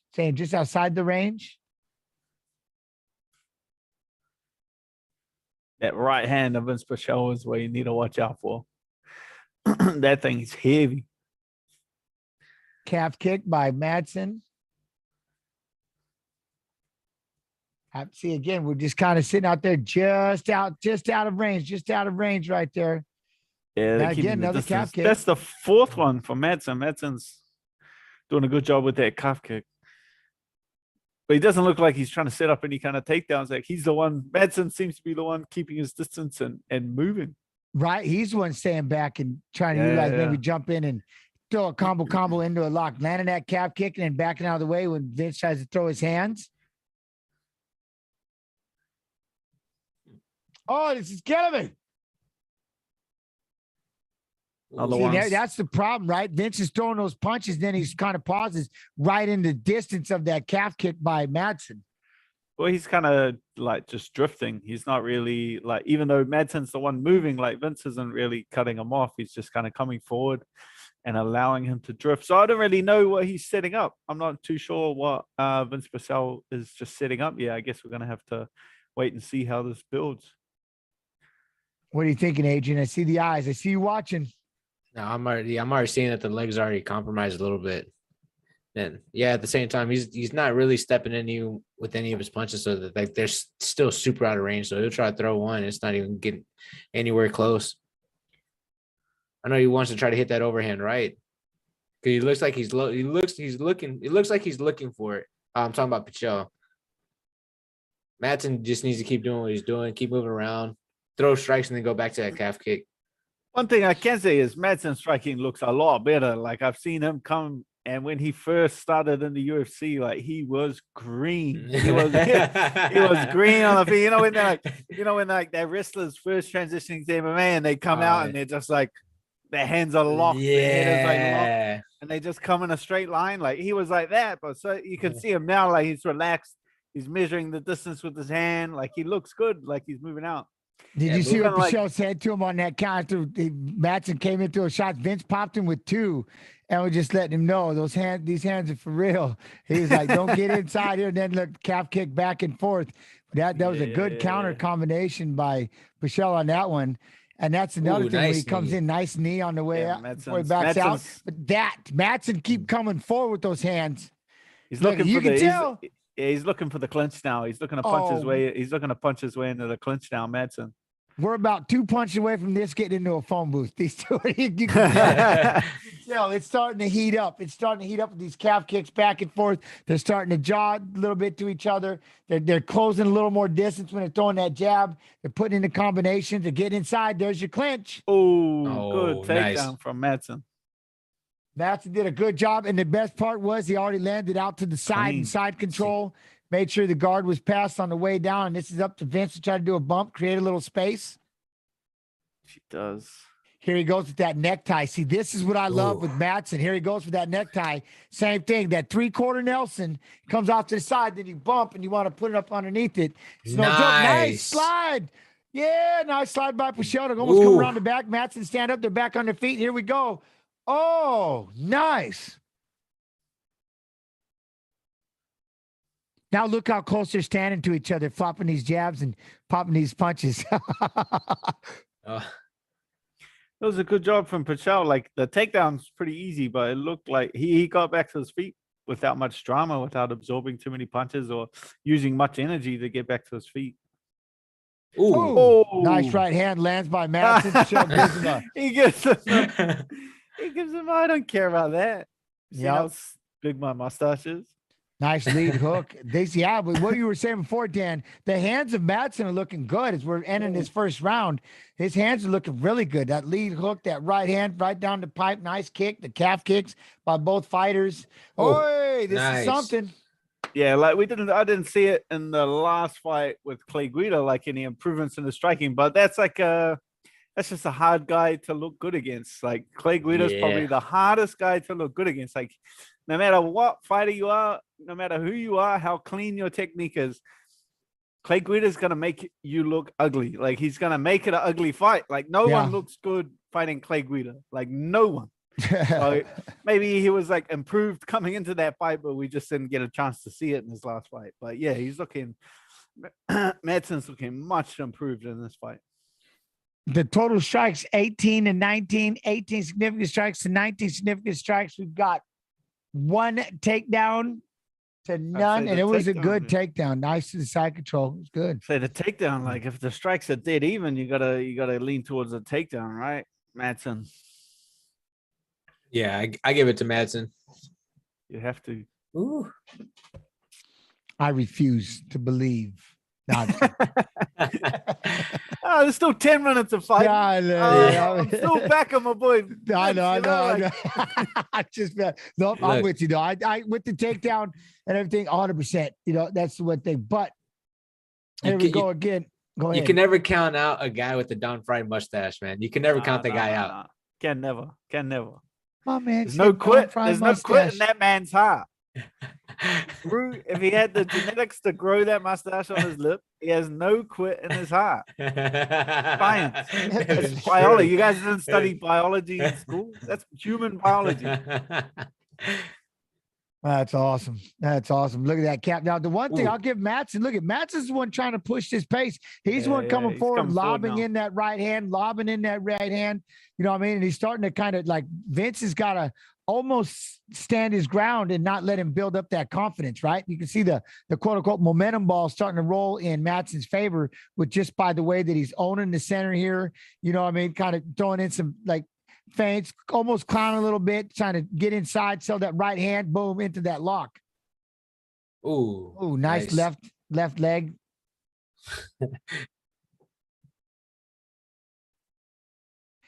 Jab from Michelle, 1-2 from Michelle, right inside, big right hand. Man, these two are even right now. Righty versus left. No, now he changed up his stance. Calf kick. Here we go. Ooh, nice. Yeah, I think Madsen's come out and pulled the trigger a little early in this. Like it was working for him in the first round, and then he comes out in the second round, completely changing tact, like putting it into drive and running forward at Pichel with punches. Like Pichel can hit hard on the back foot as well. I feel like he maybe should have done what he was doing in the first round for another round, like let it kind of marinate a bit. I think he's going to get himself into trouble, like running in hard with the with punches at Pichel. Yeah, when he stepped back, cracked that right hand. You know, the other thing I'm noticing is Matson's not doing any kind of body locks at all. He's even when he gets in chest to chest, he pushes away. Like he's trying to keep this into a striking bout, you know? And that's one thing. If Vince can just kind of find his groove and hit him with these counter shots, that like you said, Dan, he's closing the distance, but he needs close it to do what, right? Body lock, that body lock right there. Get behind, wrestle him down to the ground. He's behind Pichel, make Pichel have to fight these hands to start working. That's what I need to see when you close that distance so that Pichel can't throw from inside, hit that body lock. So he gets the takedown now, and now he's off there. Vince got to fight the hands. He's doing a good job of coming off the side, hooking that one leg. This is one of the harder positions to get out to against a Greco guy. Like he's controlling his upper body and his lower body now. Yep, holding that hand right there, breaking it down, heavy on the head. Now I try to see, and that's it. When Pichel try to sit back, now he's out on the front headlock. Oh, dude, nice! No, that was the same one. That was the same into a leg. Oh, Pichel rolls into a calf slicer. Stand up with it. He still got it. If he can grab the hips. He's got to climb the body. We got a calf slicer by Pichel, and we did a crazy roll to get into it, but it was loose. They each slipped each other. They hit each other with the duck under. Now Pichel's got the calf slicer, but he's got to climb up on that waist. And He's got it. He needs to get He's got to just get a hold of that upper body, right? That's the one thing. He's stuck on the leg, though. He's still got it in deep. This is he's trying to roll and get the space on it. He's trying to get free. He's out. Stand up. Into a double. Matson with the sprawl. Vince is still on that single leg. Picked it up. Try to run the pipe. Nope. Free. Throws an elbow. They break. Nice job. Very good. That's both good of them. Ooh. Did that wobble him or did he just trip? Yeah, I don't know. It was a jab. Like, was he? Yeah, hard to tell. But I like that. Popping that jab. Ooh, nice uppercut. Ooh, nice. Put these hands together. He let them go. Then he goes in on a single. Driving in on a double, breaking Matson and pushing him up against the fence. Going to pull the legs out. This is a big one if he gets this takedown. The combination's already working. That evens the score if Pichel can get this. That's a takedown, right? Get some punches off. Just get some punches. Yeah, that's a takedown. 2 takedown. Get some punches off. 10 seconds, Vince. Get some punches. Short time trying to tie up both legs. Sit on. He's going to go for the mount. Punch. Throwing shots. This is what Anthony Hernandez should have done earlier. Is punch. Look at him. Then he does the throat slice and pushes him. Oh, he's pips. He's get out of my corner. See, he does have a little Don Fry in him. I like it. I like it. Chad, he looked at him after he had his Genetic. back, did this right here, and like, get out of my corner, pushed him. But I think he knows he hasn't broke. I mean, what do you think? Madsen seems like he doesn't have much left, and Vince is just really starting to step it up. What was the strike count in that round? Because that's one takedown apiece. Well, was we're the down. strike We count? have total strikes. Vince has got 39-29, and that's a nice it's significant. 39 significant strikes to 26, one takedown to 2. But that right hand right there, Vince just put it up and made a statement at the end. That nice leg kick. Well, that's a good sign. Like, so Madsen's up, but like Vince is fired up. Vince is That fired right up hand, now. that left hand, yeah, and that combination, right? He put an exclamation on that round. I want to see how Vince comes out this round. He was fired up at the end of the round. Budo Cento Championship and Titan FC tomorrow. UFC Fight Pass. Full day of action on the Fight Pass. If y'all don't have UFC Fight Pass, exclamation FP, giggity, giggity, you got to get it. All right, here we go. Round 3. Ooh, Jump knee by nice. Vince. He's coming for him. He's Vince is going. He forward, needs forward to. with that jab. Nice knee. Forward with that jab. Oh, yeah. Vince is on. Vince is like looking to take him out. There he goes. And then Oh. right when Madsen decides he's going to throw, Vince goes in on the single leg, driving against the fence. He's feeling it. He is in the fields right now.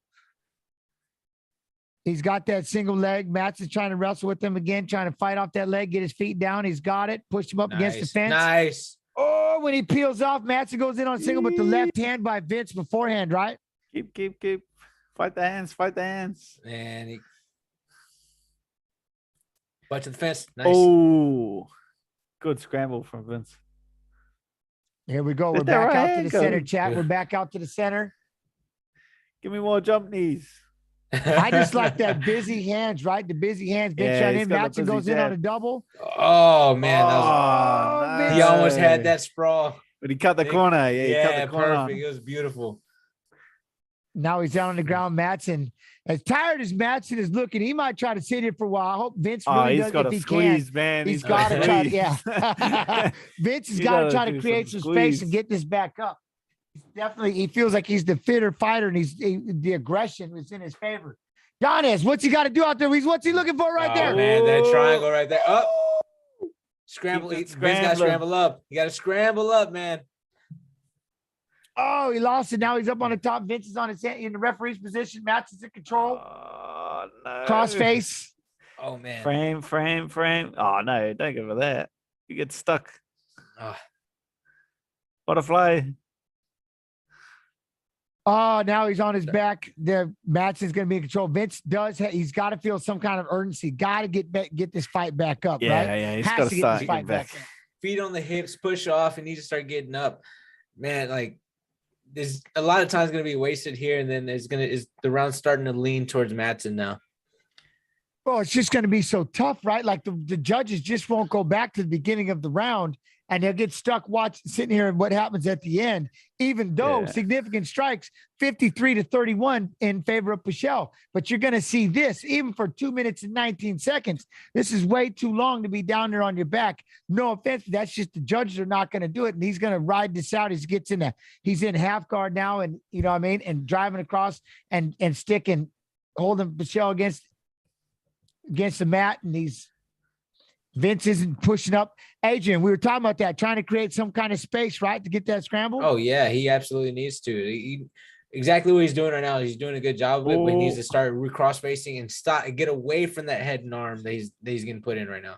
You start creating all that space. Start looking for the butterflies. Start looking for your way to elevate so you can get up to your feet, or even then he's pretty close to the cage. He could start walking himself back to it and put his ass on the fence to start working his wall walk. Yeah, I mean, he could definitely do that, right? He's close to that fence, make his way to that direction. See, and when he gets into those positions where he gets that submission, he gets the space to move. He goes for it, he goes for that Kimura over top. Madsen postured up to try to get out of it. He has the space to get up to go, at least to get to a butterfly, at least to get to an open guard, so he can start working his way up. And right now, he's not winning. Is he lacking the explosion, right? That he needs to do. He's got to try to do something. But what we were talking about, Madsen's doing a really good job of just getting really heavy and slowing everything down. He's really not even throwing punches. He's more controlling. The crowd is booing. You know what I mean? They're all going ham, but he's got to try to create. That's it. I just don't know if Vince has enough explosion speed, I guess. Just being a wet blanket, man. Just being a wet blanket. Well, it's because Madsen doesn't have to take any big risks. Like he's the one leading the strike count. He's the one leading the takedown in the first 2 rounds. Like he gets Vince down. He's the one that's not going to do anything big. He's not going to try and finish Vince like that and create those opportunities for Vince to scramble back to his feet. He can just sit on him, stay tight, stay heavy, and just chip away and kind of ride this out to a decision. Yeah, and that's what he's going to do, right? Get up. He's going to sit up. Vince gets up. He's going to try to get up to his feet. Right there. This is freed in one punch. Freed with one punch, and that's it. I mean, I think that's what happened. In all honesty, with that 3rd round, you know, the autopilot of Madsen, you know, when he got that takedown, he just got nice and heavy. It's like, you know, punch less, control position, and we'll see what happened. But it might have taken away what happened in the first minute and a half of, you know, Pichel with the punches. And it'll be tough because, again, you look at it, total strikes 75-51 in favor of Pichel, 54-32 in favor of Pichel with the significant strikes, but 3 to run. And you're looking at the ground control, right? Yeah. Ground control is Madsen just run away with it. And that's, these combos. I loved it. Good combination there. And there's the one where he turned the corner. Yeah. That's beautiful. That was slick. Madsen, I mean, that's the one thing. He can definitely wrestle, get heavy, you know, and he broke it in the Hubbard fight and had 2 jaw surgeries. So he did. I think we were watching the Hubbard fight.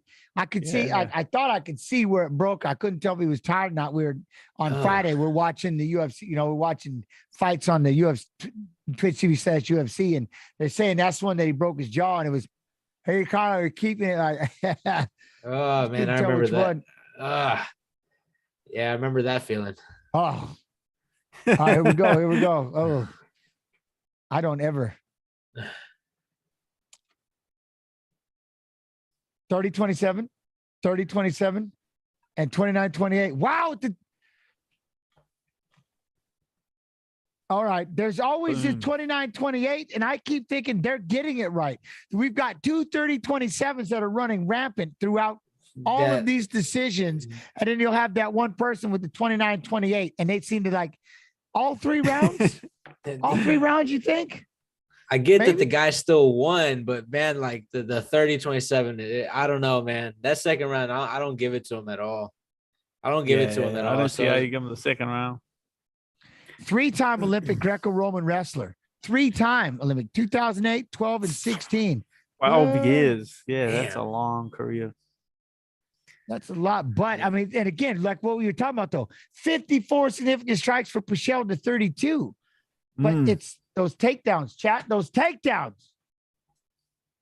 And then they have just kind of ride it out. That's the hardest part. Again, those judges don't sit there and go, well, what happened in like those last 30 seconds? Really, they're really key, right? Yeah. I mean, they're key, right, Hooker? I'm looking down.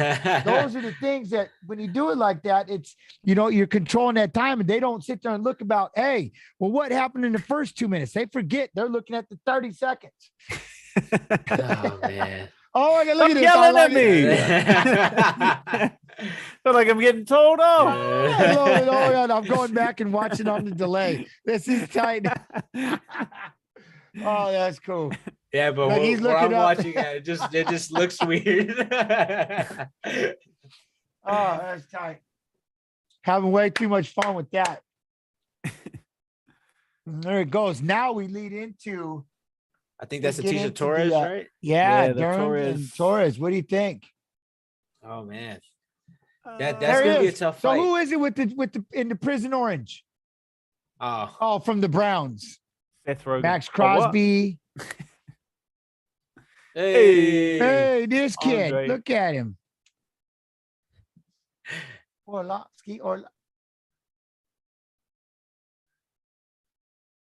Wrapping your hands. All right. So we have chat. We got a video coming up for the next fight, but warning, it may have sound issues. We're still working on said sound issues, but here's that video.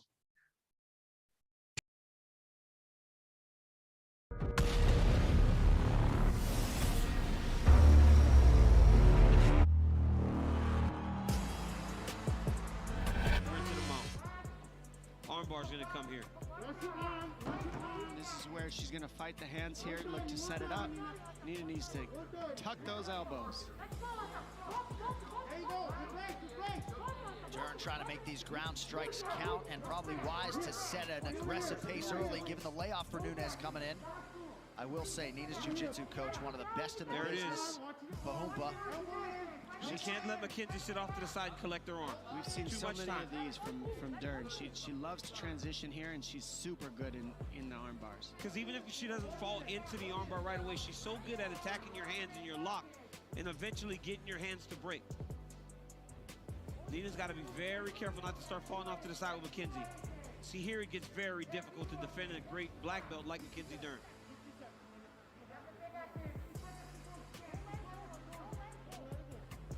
She's going to keep yanking side to side at an angle on that elbow. Nina's doing a good job right now keeping her arms crossed, right? It's almost like when you take those photos to look tough, where you cross your arms. You got to maintain that. But look at McKenzie pushing the arm with her foot. Nina has to stay right here. She's got to keep those hands locked. McKenzie's trying to isolate that bottom hand now.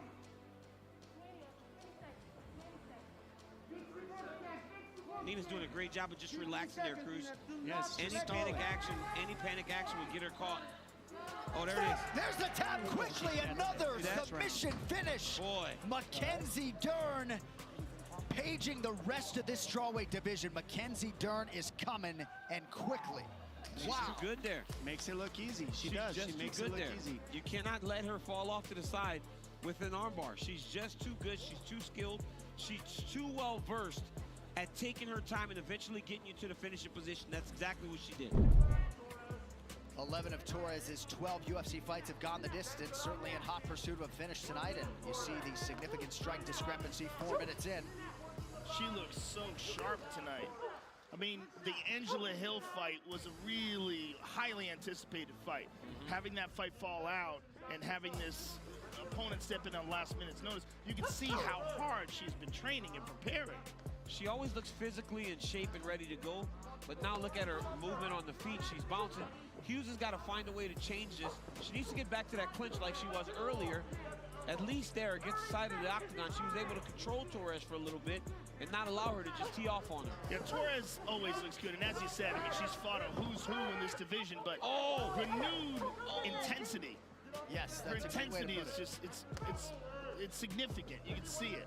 And there were times in her UFC career where she was also pursuing her bachelor's degree. Now she's all in. Yeah, and Hughes is starting to question now, Joe. Oh, that's good. And a big slam late in the round for good measure. Hughes working on a late choke. Round 2 coming up.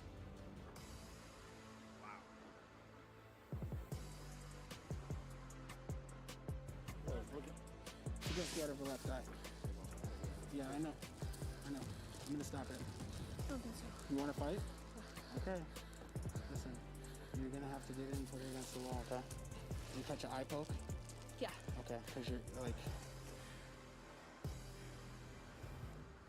Look at this. Guys, very interesting circumstance between rounds as you see the doctor in there, and they will indeed call the fight. So Sam Hughes acknowledged to her corner, Eddie Grant and Rick Little, that she could not see out of that left eye. And so that is the end of the fight. 1,000 views. Okay, one time, let's do it. But I don't know if that's going to happen.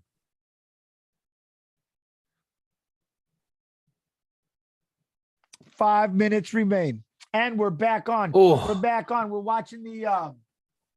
We're watching the. You see this fight? So the fight that's making it into the Hall of Fame, Cub Swanson, Doo-Ho Choi, is what we're watching. I believe they just made it for the fight that goes into the Hall of Fame. Killer Cub, So we're watching. Look at that, right into this. That was sick. Sick kick with the spinning elbow. Boom, puts him down. He's beating the drum. Look at that. Woo, that fight was crazy though. You gotta love it to come. Love it to come. But this fight was nuts. So they did well, it is legendary because it just made it into the Hall of Fame class of what, 2022? I need one of those. There it is. Yeah, I like it. How many fights are in the fight wing? I know that Gustafson Jones is in there. I know Diego Sanchez, Clay Guida's in there. Forrest Griffin and Stephen Bonner, right? They Oh, gotta that be in has there. to be in there. That has to be. That's mandatory. That's mandatory. So I don't know. I'm not sure. Like they do it every year, don't they? Yeah, not too sure. They do. Like I'm not sure all the things, all the categories that they put into, but Hall of Fame fight wing. Fight wing. So very was that cool, very fight? cool. And then Khabib, right? 2016. Khabib already made it. Khabib's in there, It's a so it's fight- Khabib. yeah, but he's and- on the actual. He's in the not in the fight wing. He's in the Hall of Fame. Well, this is the Hall of Fame fight wing. Then he's the Hall of Fame in the modern Warriors. Yeah, he's in the modern era. And then you have a pioneer, and I don't know what else there is. Something like that. Or it just depends. I'm not sure. It's a lot of wings. There's wings. It's a lot. Big bird. Big bird now. Big bird, bro. Big bird, big wings. Oh, Mackenzie Dern, number 5 against number 7, Tisha Torres. Whoop, whoop. Hey, that's all right. Yes, Yanez drinking a Modelo. He lucky. Yeah. He's Who lucky. is? Who is? Oh yeah. Oh Huh? yeah, no. Yanez got the Modelo, bro. That- Look, isn't that I can't go off brand. Look, They don't even sell them. They don't even sell them over here in New Zealand. I don't think they do. Look, and for all the people that follow me too, as well, I got the Dr. Pepper on deck as well. So Everybody, because they Yeah. were saying something about Dr. the Pepper and Modelo. That's a weird mix. I have hey, to say it that's a is. weird mix. It is a weird mix. Just but pass hey. me one of them Modelo. Boop. All right, I here got we go, just here we my go. coffee and water. That's all I got. I feel like I'm lacking right there. Yeah, I'm out. Oh. It's Saturday night for you guys, so you can have some beers. I'm midday. I'm still Sunday midday. What do you mean that's Oh, Sunday yeah. brunch day? That's when it gets started. That's like the I'm on 3 p.m. now. you got to have all the orange juice. Yeah, I just had lunch, man. I got That's something to do. right. No It's with cocktails Nah, on the, in the sand. What do you? That's a mandatory. You got to go beach get some mimosas, bro. Mimosas, Go get a mimosa, there it bro. is. Go That's get a man- mimosa. Yeah. Orange juice with champagne. Sun's out. I'll go to the beach after this. Right? Oh, I love it. I love it. Love it. Oh, these two though. This is gonna be a fight. I'm excited. T-shirt. Tiny tornado. You got it, man.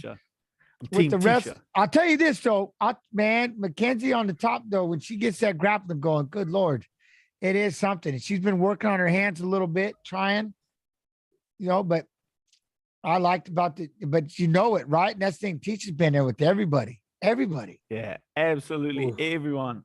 Probably, she's fought pretty much all of the champions, right? Yeah.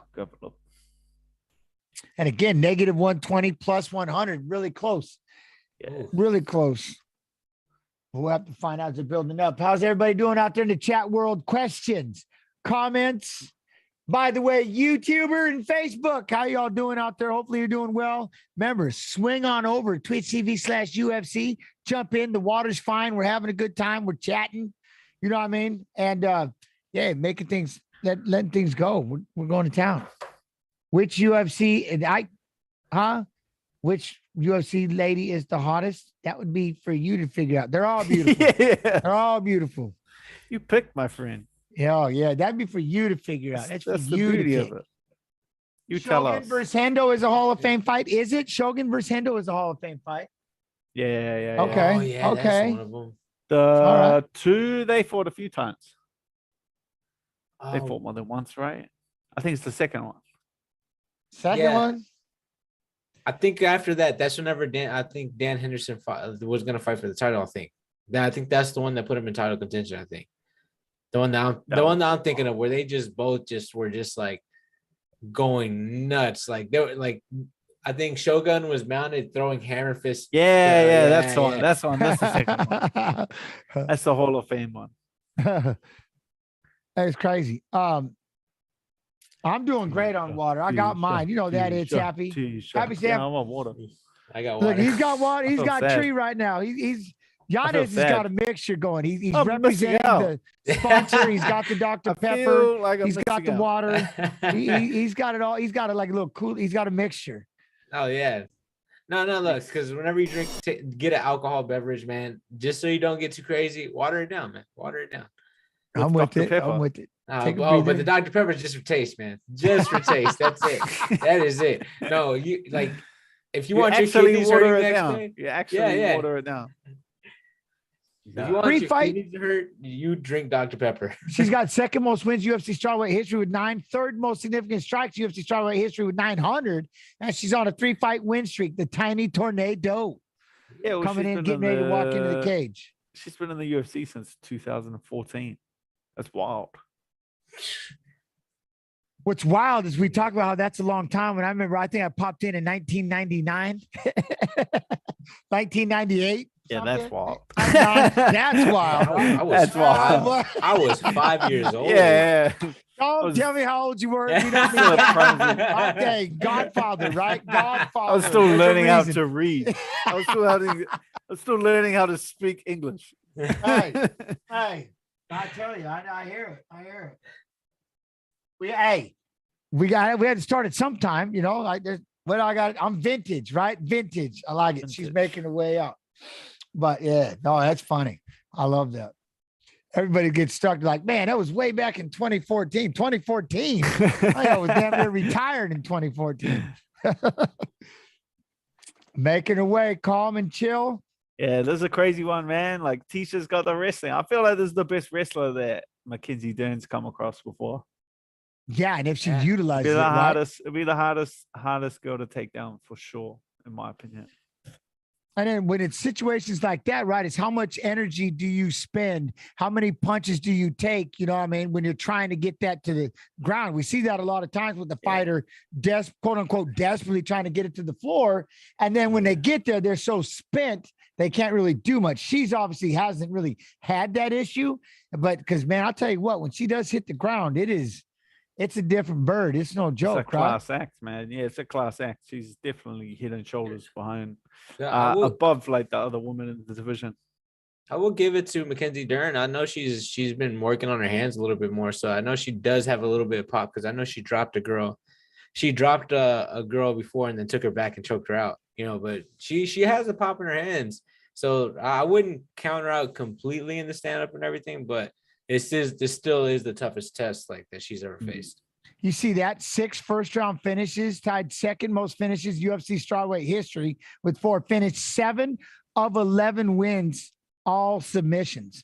So that's what it's going to run into. And she does. She looks good. She looks ready to go. I remember there was a time when she was having trouble making weight in the very beginning. You know what I mean? And then she's able to, but she looks ready to go. I'm telling you, man, we have to see. She looks confident. I'll give her that. But yeah, that's a tiny tornado sitting across the cage. So it's, 29 years old, 5'4", 115.5 with a 63. 63-inch reach. Tiny tornado, 32.51 with a 60.5-inch reach. So we got that 3-inch reach for Dern. Now that will, if she's lobbing those big bombs in to close the distance, right? That's something, Mackenzie, that definitely will come into play. But I'd like to see what happens when Tisha gets inside and just start, bust up the body.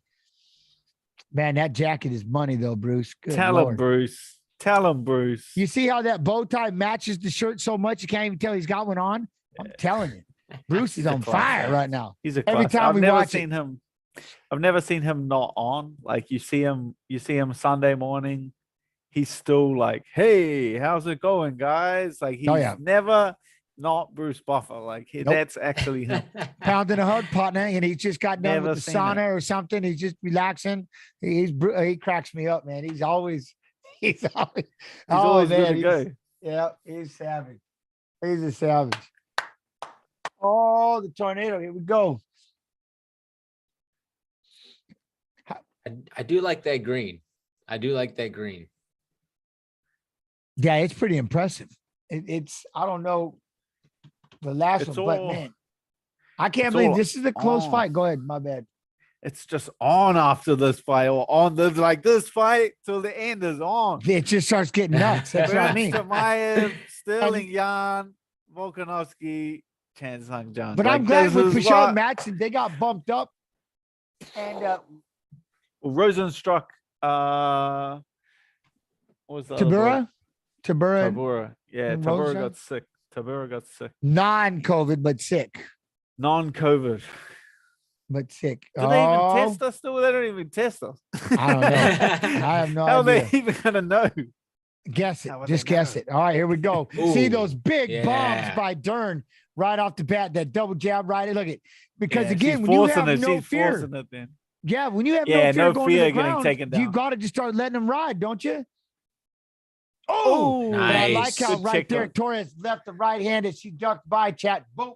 And that's the thing. Dern's got to be careful not being too aggressive, Adrian, because she's running into punches. Slipping that right and throwing her own right. Ooh, nice. You notice the way that she's trying to close the distance. You see how off balance she is, Dan? And Tisha's staying nice and composed, and she's getting thrown by. She's got to slow it down. You can't keep doing this up, especially she's run into like two solid left right hooks from Tisha Torres. Even like you can't be getting hit with that punch, like just lunging in and getting hit with a right hook. Yeah, like you're gonna go to sleep at some point. You need to. She's gonna set it up. She's just not setting it up. Yeah. Dern's just running into range. Ooh. And that's it. Look at that. And I love how she does it every time. So Mackenzie gets overzealous and just comes bombing in, chat. And Tisha will just slide off and drop a right as she rolls by and steps off to the angle. So she's cutting angles quick, not even getting into these clinches. See right there, she kind of see. Now that would be the way that she just kind of flinched right there, Tisha Torres did. That should tell you if you're Mackenzie, we got to set this up a little bit. Now she's doing everything she can to get this over-under position, a body lock. Tisha is going to lock underneath and push up against the fence. Interesting. And it's just crazy. She'll do whatever it can to be on the guard, to get this thing to the ground. But Tisha's doing a good job. Underhook side. Go ahead, Adrian. Oh no, I'm just looking right now. I'm just trying to see. Honestly, like if I was Tisha Torres, I'd be breaking off right now.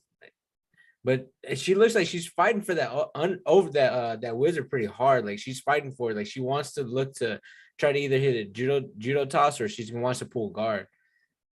You see that? Yeah, she looks like she's gonna jump guard. Dern looks like she's gonna jump guard soon. I think what is the fence probably the only thing holding her because Tisha is actually she's using her strength. She's utilizing this. She's trying to pull out. She was utilizing that clinch, but keeping her pushed up against the fence so she couldn't, huh? And that's wild how much energy Dern's using to trying to force this to the ground, man. Oh, now Tisha's the one lunging in with an overhand right, and it's Mackenzie doing the counter punching when she gets in. And that's the one thing. If you want to get this to the ground, you got to be a little more subtle, right? With that aspect. Use those hands. She's just going running in, and Tisha's doing a good job of getting out of the way. She's just running in. Like she's literally just running in. There's no setup to any kind of takedown. Yeah, that's one of the situations where you just got to kind of put away. Now again, Tisha's doing those little side kicks to the knee, to the lead knee of Dern. And she just Dern has definitely slowed it down. She's trying to catch a leg. Look at just lunging at her. Tisha's moving back. Dern will do anything to get this thing to the ground right now. Good job of moving around. Good job of moving. Ooh.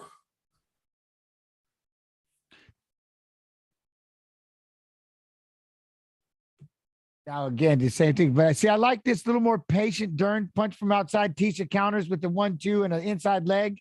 Ooh, that was a nice overhand. Torres will get out. She can cut those corners quick. Well, that's what she needs to do in this fight. Keep cutting the corners, because she don't want to get backed up at all. And when she cuts that corner, she slips the right and throws the right. She's doing a really great job of making Dern chase her off of that. Look at that, not overcommitting on something when Dern will just try to grab that arm. Look at that, I like that. Sliding in on that right with that right hand, coming back with that left. Then we have to see that side kick. Oi. Dern throwing a big right, but that's it. She's got the right hand. Just start bombing these punches. You don't care if it ends up in a clinch, but you can't do it, which she did in the beginning. She's decided to slow it down, but she needs it there. There's the right hand by Dern. That's what you got to do. Get in there and brawl. Side kick. Look at that side kick by Torres. Dern tried to grab it, got knocked off balance. Oh, the side kicks to that lead leg.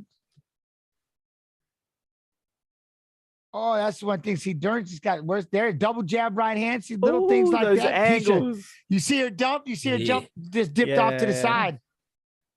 I love that. She's like a nice. Tisha Torres, like a bull, like a matador with a bull. Like, right? Just I love it. Boom. It makes her look silly when she comes blitzing in a straight line and just runs right past her. Just makes her look silly. That was beautiful. Then with those side kicks, doing a good job of popping those side kicks. Dern's getting frustrated. So we got to top. So you got to do something more about that. The jab. She needs to have that feint, pump that jab, and get it. And try to set this up a little better. No feints. Like no. What takedown is she setting up? She's just like blitzing in and trying to grab it. Yeah, she's praying to run in and maybe catch a trip or a not stumble. like, And you're seeing like a single leg, a double leg. Like what kind of takedown is she trying to set up besides just running in and trying to grab? But I'll tell you what, Tisha, look at it. She's doing a good job of sliding underneath. Good counter right there off that leg kick. Love it. No, doing a good job. Really good job. Tisha is defending. Side kick. Can we keep it up? Can you keep it up? Like that's a lot of energy. Like there's smart pressure and there's just pressure, like reckless pressure. She's pressuring her, but it's just reckless at this point from Mackenzie Dern. Here we go, round two. Tighten it up or smarten it up, man. All right, Adrian, if you're Dern, you trying to get this to the ground, what do we got to do? Every fighter needs to use it, but the jab, start working in and not. So when people sometimes when they start throwing the combinations, they start throwing the punches, they don't let their feet follow. And what I mean by that, they're not taking the steps forward. So she can throw like a double jab and move forward closer to throw that right hand to actually connect. And then when that right hand connects, it's an easy drop for a level change. Yeah, there comes the jump the guard. Oh, wow. She jumped the guard and is literally trying to work for a triangle in midair. Yeah. Tiny Tornado is holding her up. She's doing a good job of walking her way up. She's trying to walk her way up for a guillotine-ish, or is she going after the arm? And you don't want to slam her down. Kimura. She's going after the Kimura. Oh, she's going Kimura right now. Tora's trying to throw her around. Tisha's not letting go. Tisha's carrying all of her weight right now with her back leaned up against the fence while literally Dern is on the front of her and doing that. It's that drill, right? Where you have to go all the way around. Yeah, the scarecrow drill. Them, right? The scarecrow drill. That literally, that's what Dern's got going on. Look for that move. And she better not let her get over her shoulder because if not, she got the back. Oh, it's deep. She got to do this standing. Oh, my goodness. That's a lot of power. How strong is she? Because she is holding that, like she's going on the 2-on-1 and actually winning. Look at that. Tisha can't let her drop. Like her weight wants to drop, but that's arm's going to be in trouble. Tisha's holding her up, trying to figure out if she can get her to let go. Now she got her there. She's doing all this in midair. Brought her down to the floor. Tisha's going to try to jump and get out of this. Oh, my goodness. She still got it. She's cranking. Tisha's still trying to fight it. Oh, I can't, man. She's trying to use anything for some kind of relief. Oh, my goodness. This is so she crazy. Gets out of this. Tisha's working her way out of it, trying to muscle back around the other way. Ooh. She's got an ace. She's out of it. Oh, my goodness. She's getting out of this thing. She's out of it. Oh, you step back. You that step back crazy. and you breathe. Oh, that is nuts, man. That is just how scary. Yeah, she's got the leg. Oh, man. Now she's trying to get back in. Dern's got those legs again. She's back on that arm. What was funnier, like she jump guard or that it actually worked? Like it works. Yeah, the way she jumped guard. I was like, jump guard. Who jumps guard? Oh, it's working. Right. Pulled no guard, jumped guard, and literally was able to make it work. Had Tisha up against the fence and literally worked the whole time and almost had it over. That was nuts. Man, she's just that deadly. I give her the round, like up until this point, I'd give her the round because of that, how close that submission was. Oh, yeah. Now she's sitting there messing. She got the way she got that arm and leg hooked with those legs over, trying to single out that arm, but Tisha's stuck. I mean, this is hard. Like this is hard once a leg lock attempt gets kind of stuff or like stuck in a transition like that. The leg lock attempts are like more high percentage when someone catches it in a scramble and uses it on the momentum. But it's like kind of stuck now at this point. It's a lot harder to pull off. She switched to the arm. Here's a question. How tired is that arm of Tisha's got to be right now? She was carrying their weight. Oh, that left arm is getting stuck behind her. She's holding on, and now it's still stuck there. For at least a minute and a half, at least 2 minutes. And it's still, but it's still being messed with right now. The way that Mackenzie has everything kind of locked up. She's like, I can go for that arm or I can go for the leg. Which one are you going to give me right now? Which is just even scarier. Tisha gave her the leg. Here we go. Here we go. She gave her the leg. Oh, look at this. This is crazy. She was trying to figure out. She's going to try to straighten out. She got to stay sprawled. Don't let her kick you forward. Using the power of that leg to kick it forward. We're going to have an knee bar situation. It's coming. It's wiggling. She's wiggling. It's coming. Tisha's trying to do everything, but now she's trying to get it straight. Oh, look at Tisha. Keep that foot locked. Like, I ain't let you get this foot. Oh, she's got pinky to pinky toe. Goodness. She's got a pinky to pinky toe on the foot. She's going to crank down on that foot now. We got the foot lock. That's what it is. Chat. Remember, pinky to the pinky toe. That's the hand that you have. And then you crank and just bend down on that foot. Oh, she's sitting right on her. Oh, yeah, she's trying. Mackenzie's got that. She's waiting for the right time, but Mackenzie's going to rip that straight. Oh, she's going to pull that bad boy right into a knee bar, right? It's gonna. You're just waiting. 20 seconds, though. 20 seconds. She's running out of time. Now she's throwing hammer fists behind her. Yeah. Oh, she's popping teeth. We got elbows to the dome.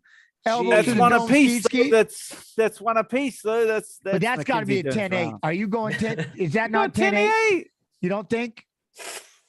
She's in a lot of trouble. She's had to give up all offense and go defense for well over 3 minutes. I don't know about 10-8. You know what? I don't know either, but I'm just saying the way they throw some of those 10-8s out there, you don't know, because that was a lot of trouble. But GG on Tisha, and how much does she have left? I can't believe how crazy she is on submission attempts. I'm with you, man.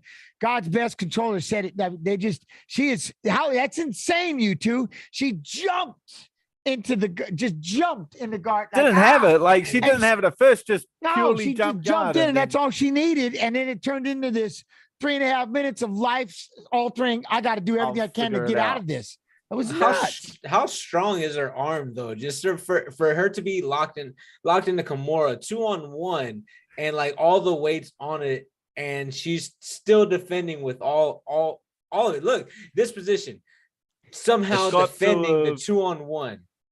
It's got to have damaged like Tisha's arm or like fatigue. At very least, that arm is incredibly fatigued. Like, so how do you now punch with that arm? That's what I was saying. Is like, now that left is in trouble, and she kept attacking it and going after it. Yeah. Now, how good is that going to be? And now it's going to be weaker-ish, right? Here we go for the next round. At very least, Tisha's arm's going to be tired. Worst, it's damaged, right? Yeah. Now she's over here. Look at that. Here comes Dern. Now now Dern is slowed down, which she needed to do. Slow down on those punches, throw the 2 or 3 punches, but she came running at you in the beginning, right? Now Tisha tried to do a spin kick. Oh, big kick by Dern to right. And then a 1-2 afterwards on Torres to hit Torres. Sorry, Dern. Big kick and a 1-2. What do you think, man? Tisha, she's got to be freaked out to throw punches right now. Well, I haven't seen her throw that punch yet. She's switching. Tisha Torres is switching southpaw, but still just like pouring with her lead hand. She's holding that. It's her left arm that was getting attacked. Like, she's holding that pretty tight to her body. She's not. I haven't seen her throw it as a punch yet, right? She's just going southpaw and using a side kick. I think the arm's jacked up. I think Tisha's arm is hurt. She's not thrown it yet. She's not thrown it as a punch yet. She won't let it go.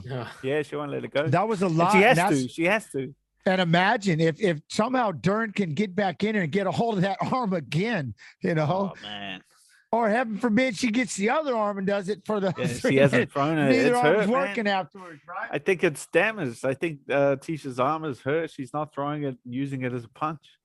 There was a lot in there. Yeah. Now it's funny because I don't know if Dern, like, even if we're 1-1 right now, right, and we're 1-1, like Dern she's got to pick this up. I don't know if she thinks she's in a cruise control. She's not trying to get the takedown, but we know that Tisha's starting to use that left again as a jab a little bit.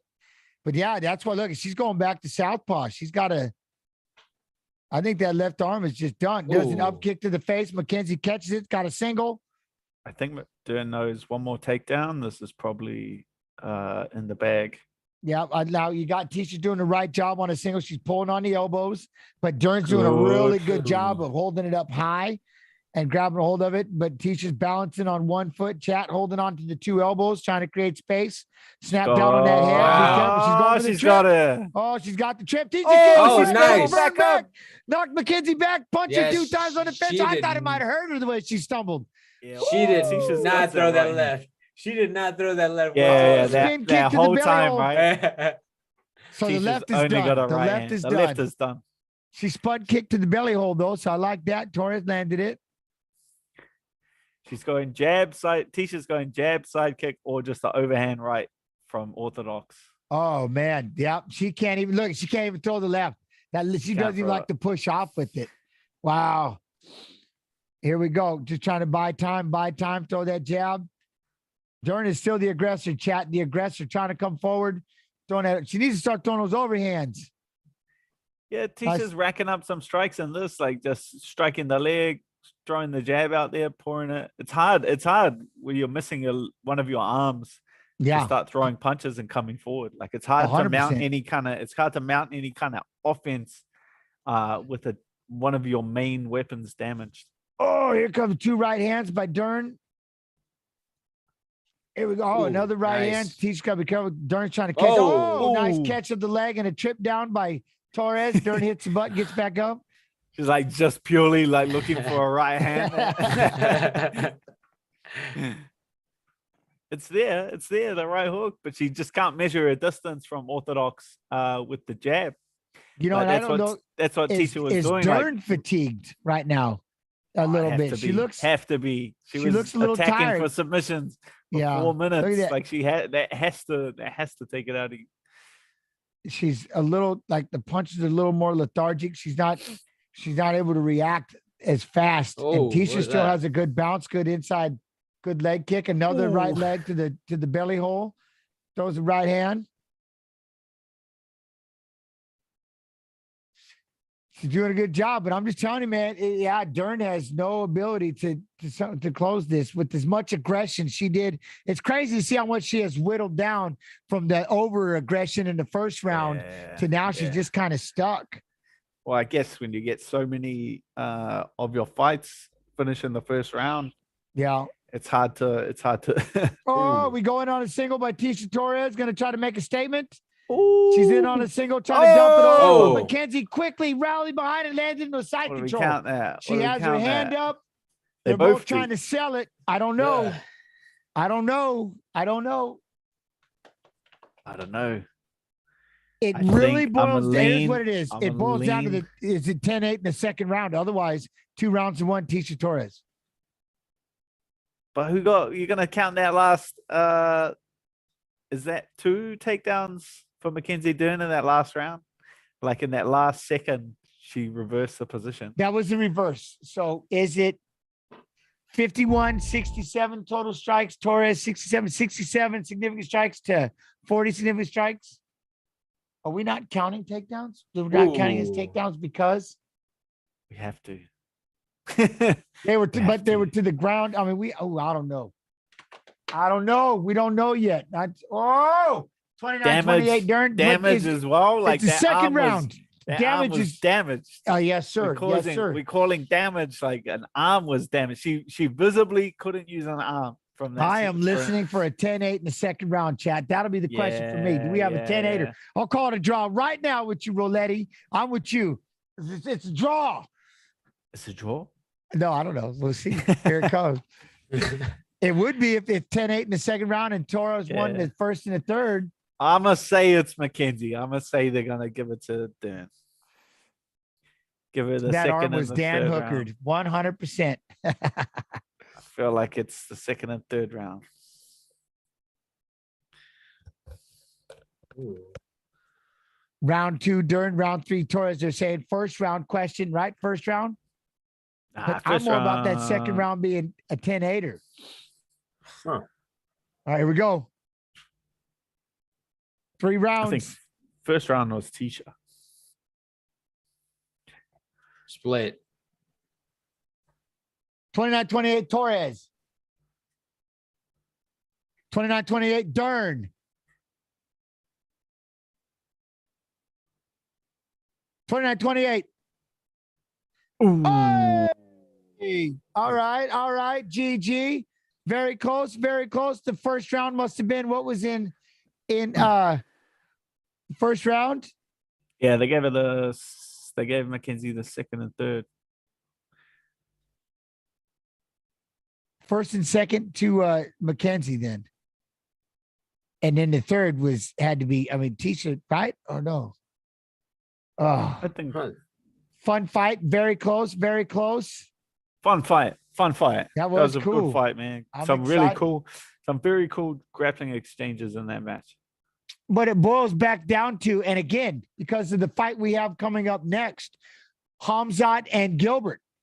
Is it going to be the same style? Is Burns going to be the one trying to punch his way to get this thing to the ground because he's so damn good at it? And Hamzat keeps it on his feet and uses his wrestling and keeps, the only time to go to the ground would be in bad positions? Or does Hamzat go out there and be Hamzat? Punch, grab a hold of him, pick him up, throw him down, and become the greatest fighter we've ever witnessed in all time with confidence and skill set. I'm being dead serious. I don't see. I feel like that's the pressure, right? Like 100% Burns doesn't need to come out there and go after Kamzat. Like Kamzat needs to come out and go after Burns. So Burns can kind of sit back, wait for Hamzat and see what he does. Like if a round slips by, and if a round goes and nothing happens, then I feel like Hamzat's already lost that. Like he's like losing that. He's becoming human. Yeah, he's becoming human. He'll become human. He's becoming just a normal fighter. A confident fighter with he's becoming a confident fighter with a big mouth. So, you know what I mean? He's like fired up about himself. The pressure is on Hamzat to come out there and steam across that cage, throw punches, and do something. Like, I feel like Burns can sit back and chill. Okay, no one's ever done. No one's ever done to Burns. No one's ever with you saying that, that's exactly it, right? So does he? Like that's what I'm saying. Like he can't do that. Like I've been saying it all week. Like there's no way he can do that to Burns. Come on, we've all been in gyms. Like we've all been in multiple gyms. We've all trained with world champions. We've all trained with like these guys. We've all trained with undefeated guys. Like no one is superhuman. We all know this. Like no one is. Right? What are you saying? What if he is? Right? What if he is? Then belief. Put it this way: belief goes a long way. No one is. Self-belief is a monster if it works, right? You can. I know. I hear you. I hear you. But look at him. Chill. Oh, and don't forget the Till concept. We got Till in here. Look at him just playing. Look at those kicks.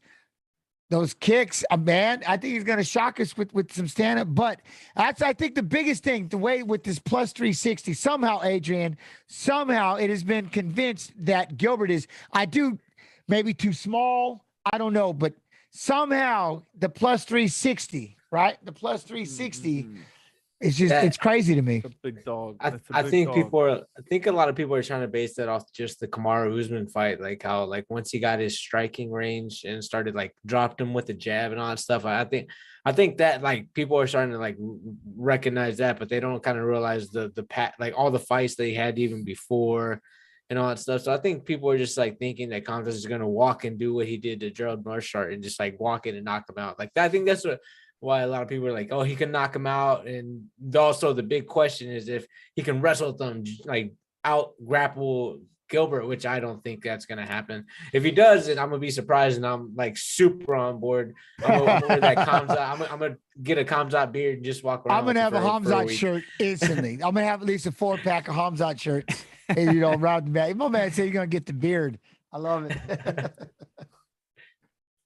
All right, chat. We're gonna have a video for you right now of the fight coming up. We'll see y'all in 2 and 2. I'm not seeing it because I know it's copywritten most likely, but I grabbed it.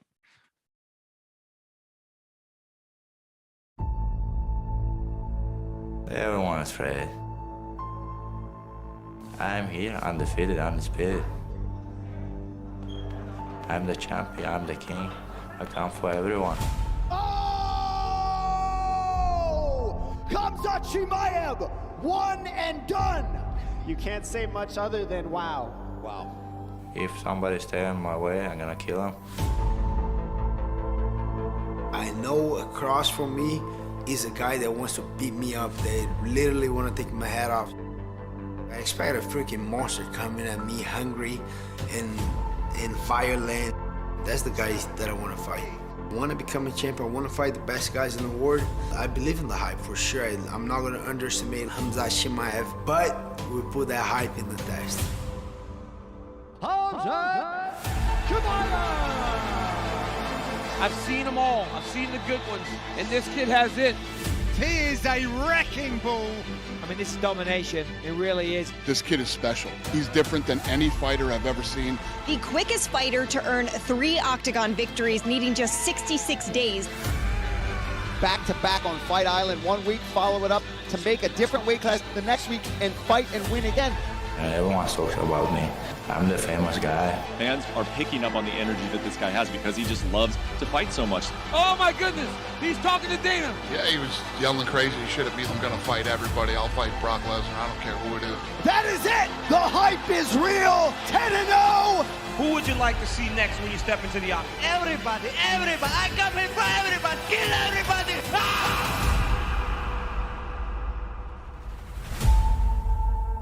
I was 10-0 not long ago. I've been there before, you know, I know what he's feeling, and I thought I was unbeatable, I thought I was a Superman. I was counting on my head, okay, 2-3 more fights, I'm gonna get a title shot, then I'm gonna become a champion. I was counting all that. Until I faced a guy that was so much experienced than me. You know, when you talk about world class, you talk about Gilbert Burns, he's world class everywhere. There is not a spot in the octagon that Gilbert Burns can't compete with everybody in the division. He started out as a 4-time world jiu-jitsu champion, but along the way, he's become one of the scariest strikers in the 170-pound division. Oh, and he puts him down, and that is it! Massive knockout! Gilbert Dorino Burns! But make no mistake about it, where he shines is on the ground game. Very few human beings can survive with that man if the fight goes to the mat. He's tapping. Gilbert Burns with another armbar. Gilbert Burns just needs one little opening. A true master at submissions at work there. I think there's going to be a lot of pressure on him. My resilience, my experience, my jiu-jitsu, my striking, all that together is going to be a rough night for Chimaev. I respect his skills. He's like one of the best guys, but not my level. When he gets the ground, I'm going to hit him hard. And what are you gonna do? If you want to take me down, come on, beat my gas. It's going to be a finish. I'm gonna hit him off. King is coming for you guys. I'm gonna be champ.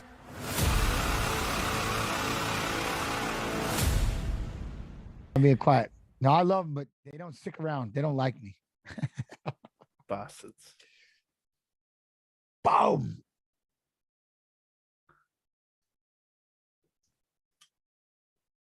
You know, the crazy thing is about this though, chat. Here's something that it wasn't forgotten. But he can only say so many words throughout the stream that I got to utilize.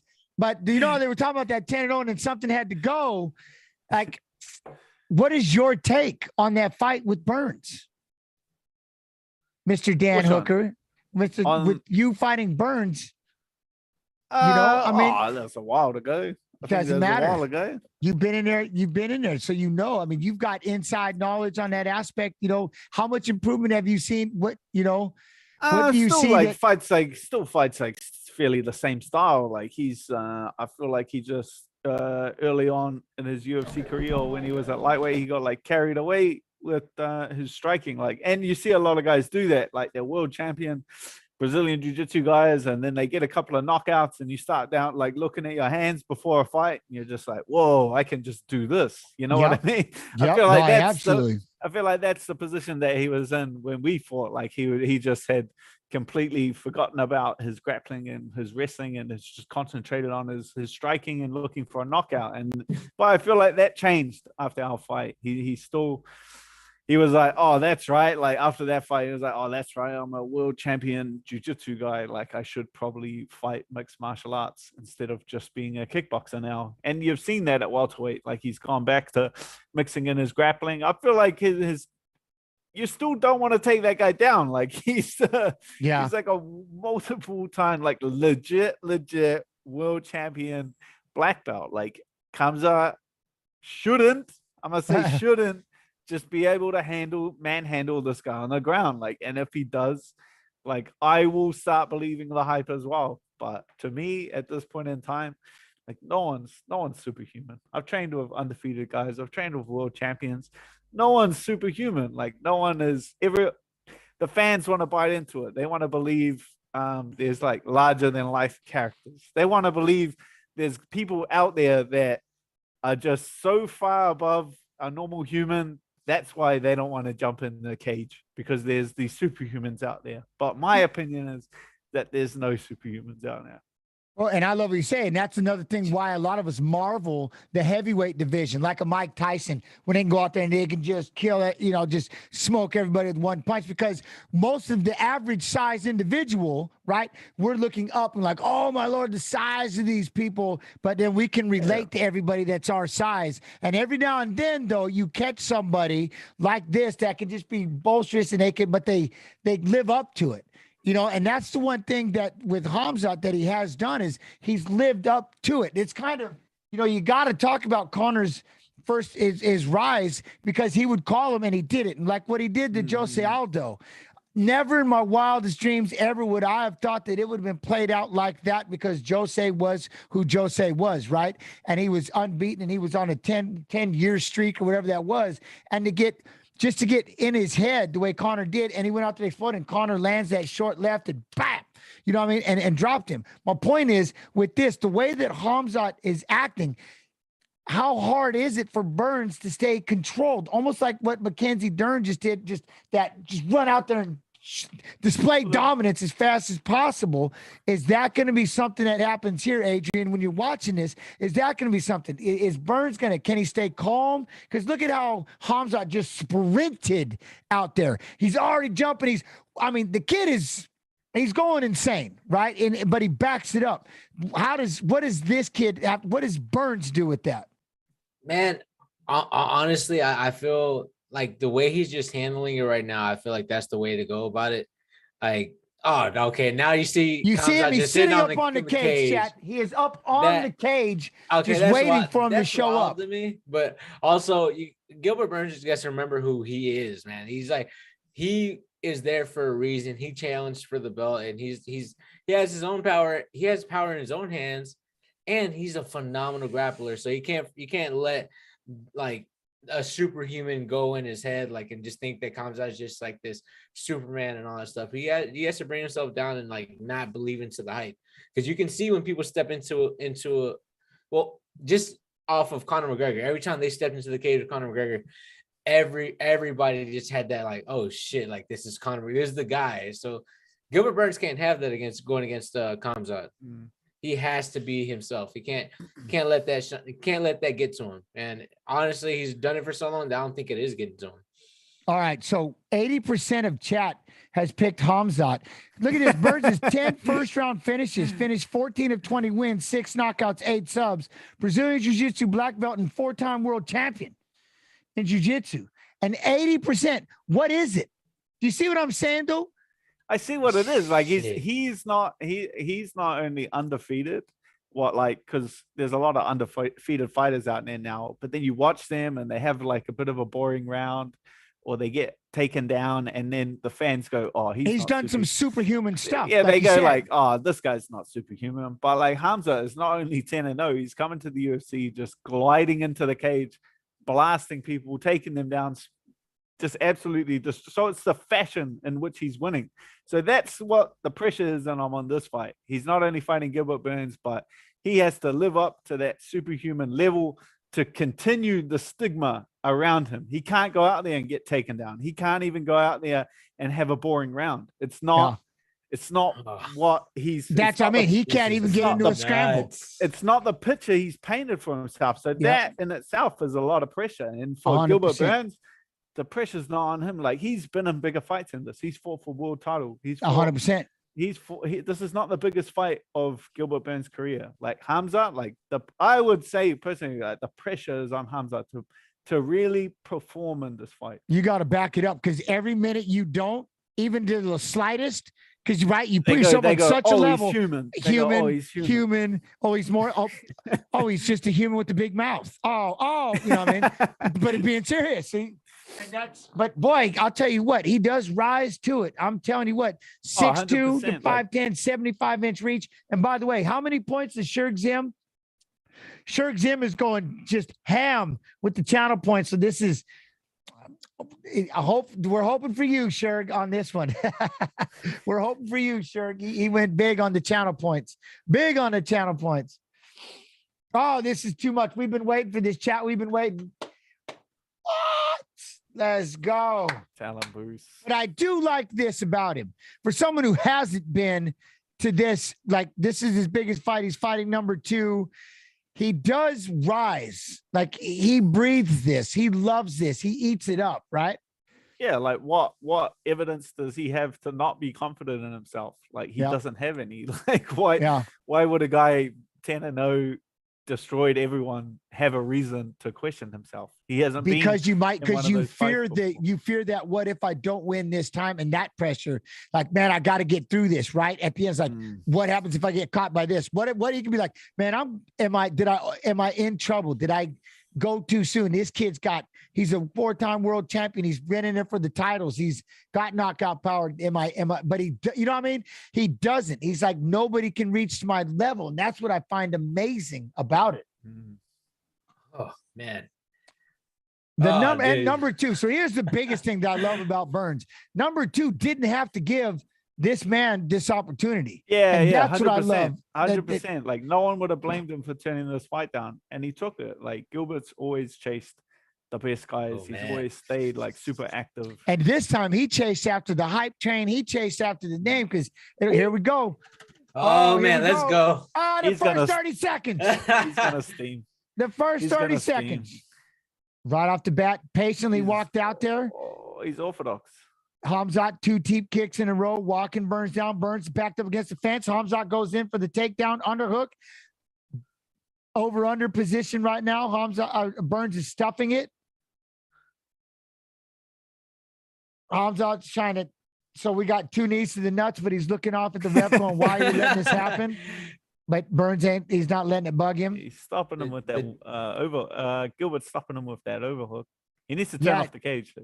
Over-under position. He's got to get off the cage. So Hamzat goes in for a single. He's going to try to lift it. He's got him. He's got him down-ish. Burns is still trying to scramble. But this is where Hamzat wants to be. Basically, Burns is in the position right now. Hamzat's on that single leg, locking it up. He's got the underhook, and Burns is back pushed up against the fence. Now he's trying to drag him off and get him down lower. He just drug him down. He kind of has his back. Burns is going to have to, he's got the one shoulder against the fence, messing with the head. Hamzat's going to try to, all right, so here, this is what I was saying before. He's got to be able to at least scramble and get out of these positions, right? And so far, he's rolling for it. Hamzat's taking his back. Burns has got to give it up. Give up guard. Hamzat's on top. Burns got both legs in. Sorry, I'm talking a lot, but this is all happening so fast. Get it. Now we've got Hamzat standing above Burns' leg kicks. Go ahead. That was a beautiful scramble. I'm already impressed. I'm impressed, man. Hamzat being able to even get Burns down there quick. Now he's got him walled up. And that's the thing. He's mauling him. Now they're back on their feet. Hamzat's usually southpaw, no? Like, he's come out orthodox this whole fight. Striking stance and wrestling stance. Striking stance would put him as a righty. Power leg forward if you're a wrestler. Oh, nice good big calf kick that wobbled Hamzat right there. But you see how he's standing? He's not pressuring in on that shot. He's trying to go toe-to-toe a little bit. Big 1, 2, 3. Now that buys opportunities for Burns to land shots. Burns says, what you need to watch out for with Burns is the right hook. Right hook, followed by the left hook. Good kicks in himself. But that right hook right there. That overhand is, right that he closes in. And if Hamzat being a taller fighter, that that's thing his will punch. meet you right on the chin, Yeah, 100%. that's Gilbert Burns' punch. Like that's the one you really got to watch out for is his right hook. Oy! Nice left hook as Hamzat tried to step in with that 1-2. Look at Hamzat's closing the distance right there with the hands. Boom, big 1-2 hooks and a right hand countered by Burns. I like that. 2 power shots by Chimaev, but then a right for Burns. There's that right you were talking about, Dan. Another one. Gilbert's starting to step forward now, chat. Hamzat's backing up a little bit. Oh, chat. Here we go. Big 1-2 by Burns. He's dropping his hands on those combinations. I'll keep talking. Y'all just jump in. I'll let you watch it as we're sitting there watching. Well, yeah, forward. like Hamzat hasn't really repeated his takedown. Like he got his takedown, he got his pressure, and he hasn't been able to. He hasn't tried again, has he? There he comes in with the 1-2 and a hook, but then a counter right by Burns. Hamzat's been hit with a few right hands in this the second half of this round. You know, and that's the one thing right there, that jab hook with that right hand. See, when he stands in that, there he goes. That right hand, did that drop him or did he stumble? I think he might have stumbled because that's the thing. When he's switching up his stance, like right here, he's got to stay more like there's his right leg kick to the calf of Burns. But when he switches and goes the other way, you don't want that because he's throwing that straight right hand. And if you stand as a lefty, that right hand is what beats a lefty. I hate saying it, but you're going to get your butt in trouble by that right hand of Burns if you stay in this southpaw position. Don't like it, but hey, he's doing it. Here he goes. He's back in that southpaw position again. Yeah, this is generally Hamzat's style, right? Southpaw. The jab dropped him. He just dropped him with the jab. Now he's on top of him. Burns is on the floor trying to get the guard back. He's trying to battle Hamzat, trying to go ham inside the guard of Burns, but that jab just dumped him. Now he's trying to kick away and get him back up. Hamzat's going to let him get up. He's standing on his feet. He dropped him with the jab. Yanez, jab. See, it kind of goes back to that. Usman fight. There was that jab that started all the work. You know what this goes 100%. Back to me? And I'm going to say when Hamzat got a look at Burns and said, you're too small. You're too small. And he's cut open big time right now. And there's that counter right hand as Burns tries to come in with the 1-2, the right hand of Chimaev to land with a calf kick. But it kind of thinking like when Hamzat said, you're too small. Back and forth round. Let me tell you, that right hand that he just threw Burns right there, just almost grazed Chimaev. That could have been the one that, this is nuts, chat. Jesus. Wild back and forth fight. Like Hamzat come out, did what he does. Like he did that. He got the takedown. He got the control time. But then Burns got back to the feet, got those right hooks off, right hook. But then Hamzat changed to his stance, which he's more familiar with, which is his southpaw stance. Stepped in with that jab. Boom. That jab was something. Wow. I mean, that, right especially if that was the power hand right in it. I mean, it was right here, chat, straight down the pipe. Just right boom. What a shot. And then if he switches stances, if that's his power hand, that's a money shot. And then he's here. But so my question is here. So what do you think? That split him. You think nerves?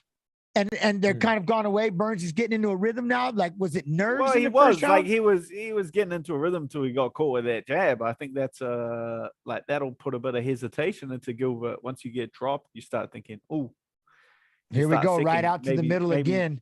Hamzat guessing yourself. The size of Hamzat, though, Burns got to get inside. That's that Tyson-esque throw those hooks. But again, he's just kind of standing outside. They're both just out of range of each other. There's that double jab right hand, backs up Hamzat.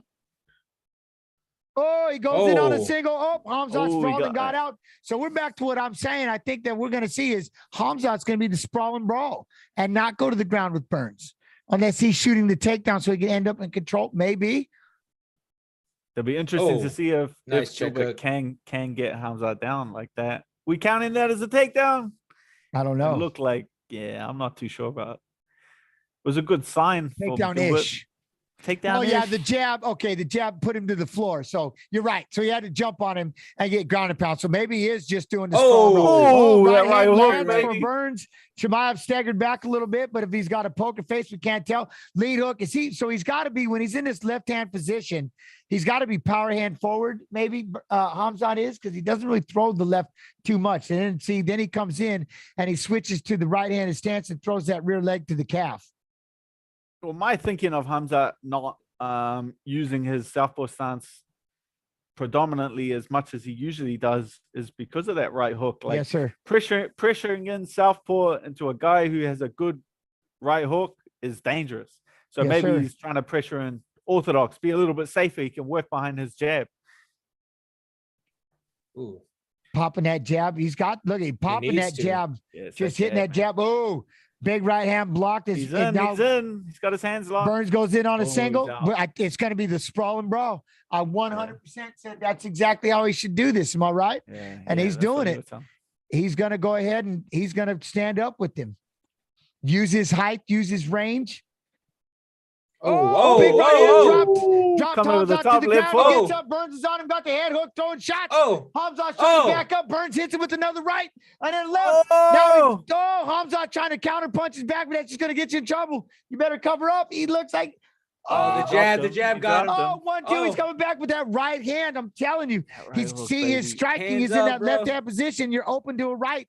You don't want to be in that with that right hand of Burns. Oh, we got a Burns is cut good. from that elbow right there by Burns. Hamzat's cut. We got a Wobbled. wild fight. Oh, this is man. nuts. This This is is a nuts. I wild love fight. it. But with him keep going southpaw like that, he's playing right into that right hand of Burns. And I hate saying it, but that's how you running beat a into the lefty, fire, man. You man. hit him with the straight right. Now he's back to that right-handed stance. Here's the thing that we kind of go back to earlier is whenever like he goes in the southpaw position, it's not he's having his best jab off that southpaw position. You know, But then when he's You got to remember, wrestling is power leg forward. Ooh. And which is the opposite of you as a boxer. That's the other thing. When wrestlers start struggling, I don't want to say too much. Well, because we're gonna he goes in on a double leg. Hamzat sprawls, locks up a lock. Gilbert gives up the back because he has to. Now he's on top, throwing right hand. He's beating up Hamzat, kicks him away, my goodness. abused him on the ground. Big right hand by Hamzat when they stood up. Burns is cut, laughing and smiling. But so real quick though, but when you wrestle, it's power leg forward. When you box, that's when the problem is. When you start seeing wrestlers become boxers, the downfall is you just killed your wrestling. Guilty, super guilty, and did it to myself. But that's why the left leg is no longer front; it's now behind because you're a southpaw. And that's what I don't know if that's some of the things why he's switching up the way that he does and goes back to being a southpaw, or we change up our stance a little more. This fight is ham right now. Well, even to what we said earlier, whenever you go southpaw, a lot of people, like if you're naturally an orthodox fighter, you go southpaw, sometimes you might be really good offensively, but then defensively, you're not that good. You lack in the defense. Yeah. Well, no, and that's what we're saying, right? Especially when you're on that offside. Look at that, trying to bomb in. Oh, right hand. This round is wow. This is nuts. This fight is insane. And if it goes another 30 seconds, we get another round of this. Oh, this my is goodness. nuts. Here we go. He's back in that southpaw stance. Burns is right there throwing that jab. I'm going one apiece, though. I'm going one apiece. I'm going Hamzat with the he first. just threw a right to the belly. He waves it on that deep kick and right. He's bombing right hands when he goes in that right hand stance. Oh my goodness. Oh, nice. Oh, nice uppercut. Look at these. Hamzat down he goes. Oh my trying to goodness. kick him in the face and miss. Hamzat goes for the takedown, gets him down. And it finishes. Oh my, he dropped him. He's still trying to fight him. He's trying to fight him still. Hamzat was out. Hamzat was out. No, was he out? He was out, there was right? a couple back to the head, and then also he almost kicked him on the. He almost socked. He almost kicked him in the head. He almost dropped him. Close. Oh, I can't believe what I just did. Okay, because I can't stop. Look at, they're mad at him. Look at whatever he's doing, but he went in his right hand stance, and he was. I think he's right-handed strength because he was landing good right hands there at the end when he was in his right hand stance. But the right hand. With this Just tasted him with that counter right. Right here, the hands is dropped. He was throwing a right, and on the way back, boom. right in between it. The fact that and then another right put him face down. But look at the jab was dropped right in the middle. 84% of all knockouts happen when both fighters are in close throwing punches. And a whoosh goes by. Oh, man. Get off. Right here, how he pushed him up. Look, then he's swatting at him. Oh, okay. He's bouncing. This fight is nuts. Nuts. Oh, Human. Human. But he's been dropped. He's in trouble. 4 times now. He's human. Burns is really starting to feel it now. And come on, the aggression chat. Burns is, there we go. The jabs of Hamzat. Here we go. Moving in, tracking him down. He's got to stop getting into those scrambles, right? In the punching aspect and getting caught with that hook. Now there's a jab, right hand. Oh, man. See, he's marching forward, coming forward, and Burns is still trying to throw that jab. Both of them still got a lot of gas in the tank, it looks like. I'm impressed. I'm just trying to hit that drop step. Oh, that uppercut. He's trying to come over the top of the jab with a straight right. Ooh. That counter, that's what he's got to be careful of. His punches aren't coming straight back, and those counters of Burns are money. He's got to watch that right hook, man. Yeah, that's why that jab's got to get back up here, but it goes down low. And see, every time he loads it up, here it comes. He goes in on a single. Hamzat sprawls. Nope, he can't sprawl away. Burns is still digging on that single. He's going to defend this. He's going to try to I don't know. He's got space with the overhook right there. He's going to get the foot down. My. Oh, he tried. He's still got to push up against the fence. GG, body lock. And Hamzat is able to get inside, tie it up, and push away. Ooh, big jab. Oh, big 1-2 by Hamzat. Another 1-2. No. Burns is running out of gas. It looks like right here. He's got him up. He's got him hurt with that body shot. He's got him backing up. He's pushing knees, punches, hammer punches, but his hands are down. If Burns can put together one overhand, right? He goes in on a single leg. Ooh. Burns is done, though. Like, what do you guys think? I mean, he looks like he's melted. He's put everything in on his last two. He can kind of come out. Like, it comes and goes in fights. Like, you're just like. But this is with all that wrestling and striking. He's breathing heavy. Look, he's wobbling. He's kind of off balance. But Hamzat he's wobbly, too. So here we go. Well, a lot of people think like the bigger fighter will come out and have like the advantage earlier. But in my opinion, like the bigger fighter has the advantage later in the fight because you're forcing the other guy to carry the weight. He's been carrying the weight now for, 12 minutes. Like this is when being the bigger fighter has the advantage. Gilbert's popping that jab, carry still trying to throw that right. Yeah. But Hamzat's right in his face, trying to throw that jab, switching up the stance, landing that left jab this time. Problem is when he does this I don't like when Hamzat does that because he drops that left hand when he throws the jab and it's going to count. That right hand counters. And now he's turned towards it. I don't like that one either. Dang it. He's inside. Man. Oh, it still feels like we got so much time left. Oh, they're throwing shots. Right hand lands for Burns. Oh, this is nuts. All right, here we go. Now, again, here we go. Burns is coming back. He's getting his wheels back underneath him, Dan. He's getting his wheels back. Nice.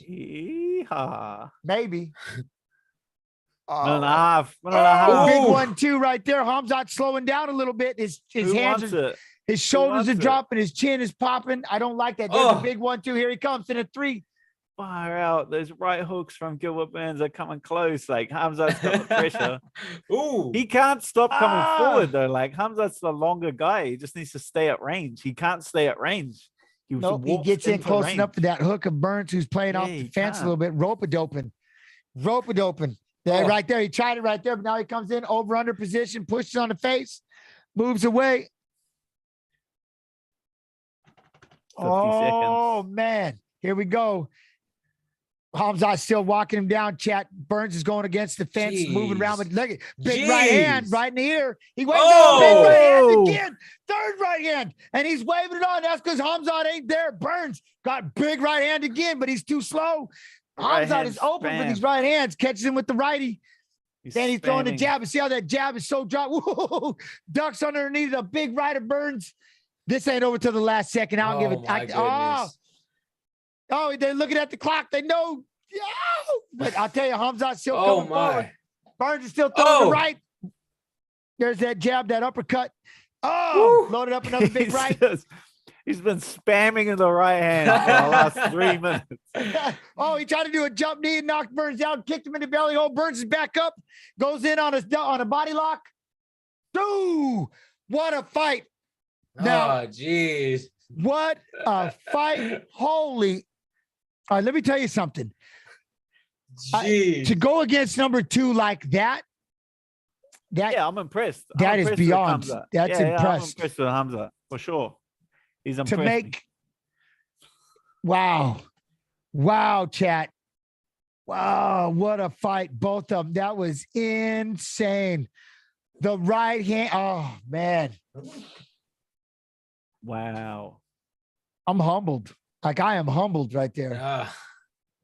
Boom. Humbled. Unbelievable. Damn. Unbelievable. That's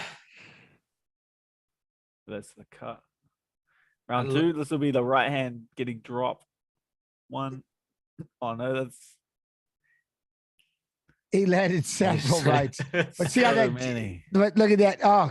That's 1. Boom. Those are the left hook. They're not getting to the big one they're trying to show. But yeah, that fight right there, chat, that thing did not disappoint. Sorry, a lot of talking. My fault. I feel like I was in there. Here comes the right hook. Boom! Right there. I can't believe the chin. I can't believe the chin. TSM Vis, my brother. What a fight, man. How you doing, Vis? Oh, that was a shot right there, boys. What a fight. What a fight. We don't know yet. We're still waiting. We're still waiting.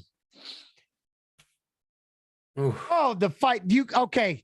You know, the one thing, like I said, though, I mean, wow, what a fight. What a fight. Oh, that right hand all day. They found it. They found it. How do you go against him? Right hand. Just start lobbing right hands. Ooh. Wow. What a fight. I'm still like, who you guys got? Who you guys got? Who you guys got? Oh, man. I'm going to give it Hamza won the fight. He had to. Yeah, I got Hamza. 1 and 3. Ladies and 1 gentlemen. and 3. Round 1 and 3, Hamza. 2, Gilbert. Hamza's all fight. 3 judges. 29-28. Hamza. Had to be.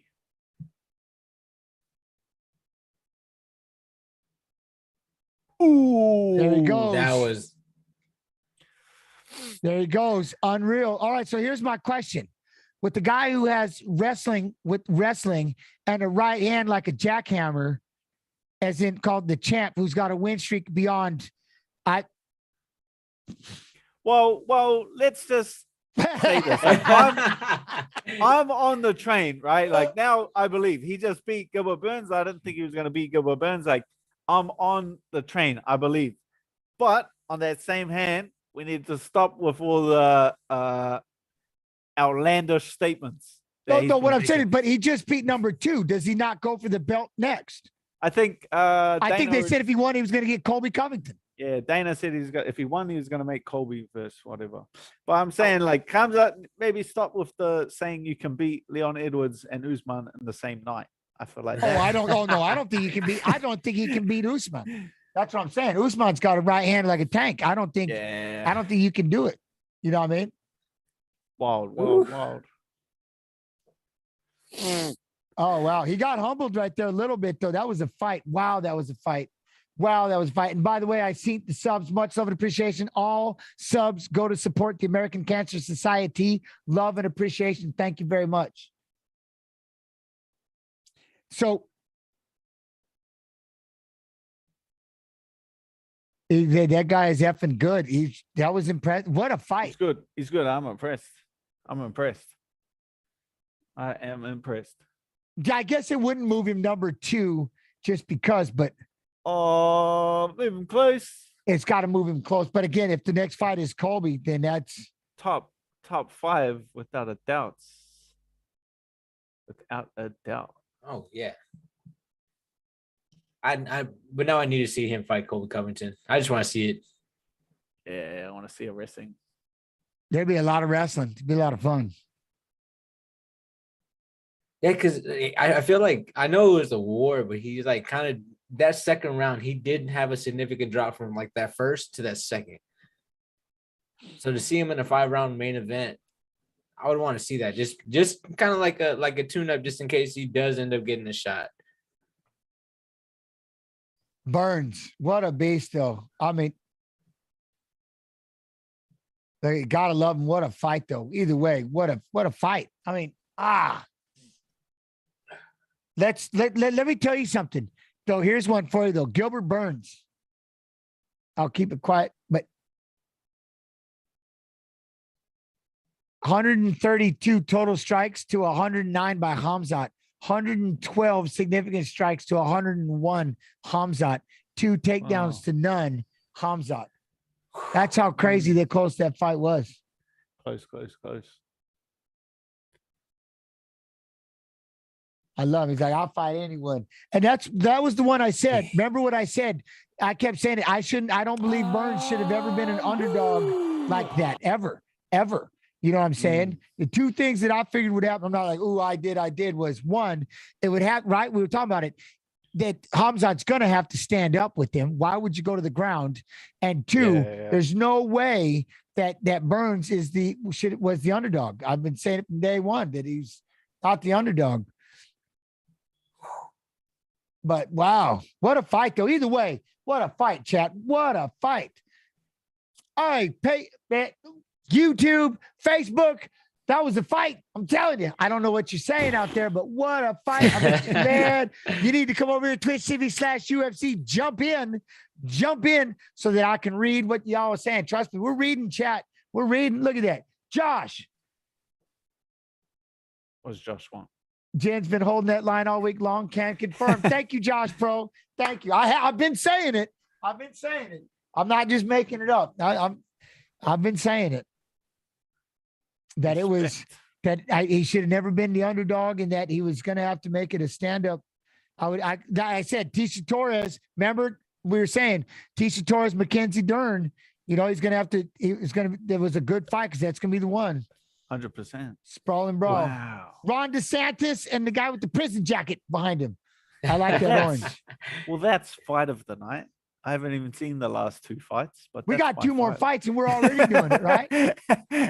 That's my fight of the night. Oh, look at the boo. Dillashaw getting a lot of boos. Why you got to boo Dillashaw? Do you want me to say it? Now, who was it that Shurg had voted for? Who was Shurg after? Who? Shurg's input 250,000 channel points on Khamzat. On the Khamzat. Ooh, you were sweating. You were sweating the bees, though, huh? Sweating.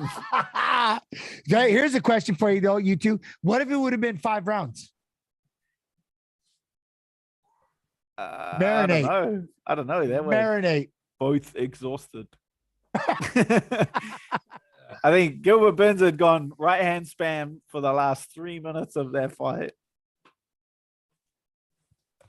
Yanez. That would have been wild. What if it was a 5-round fight?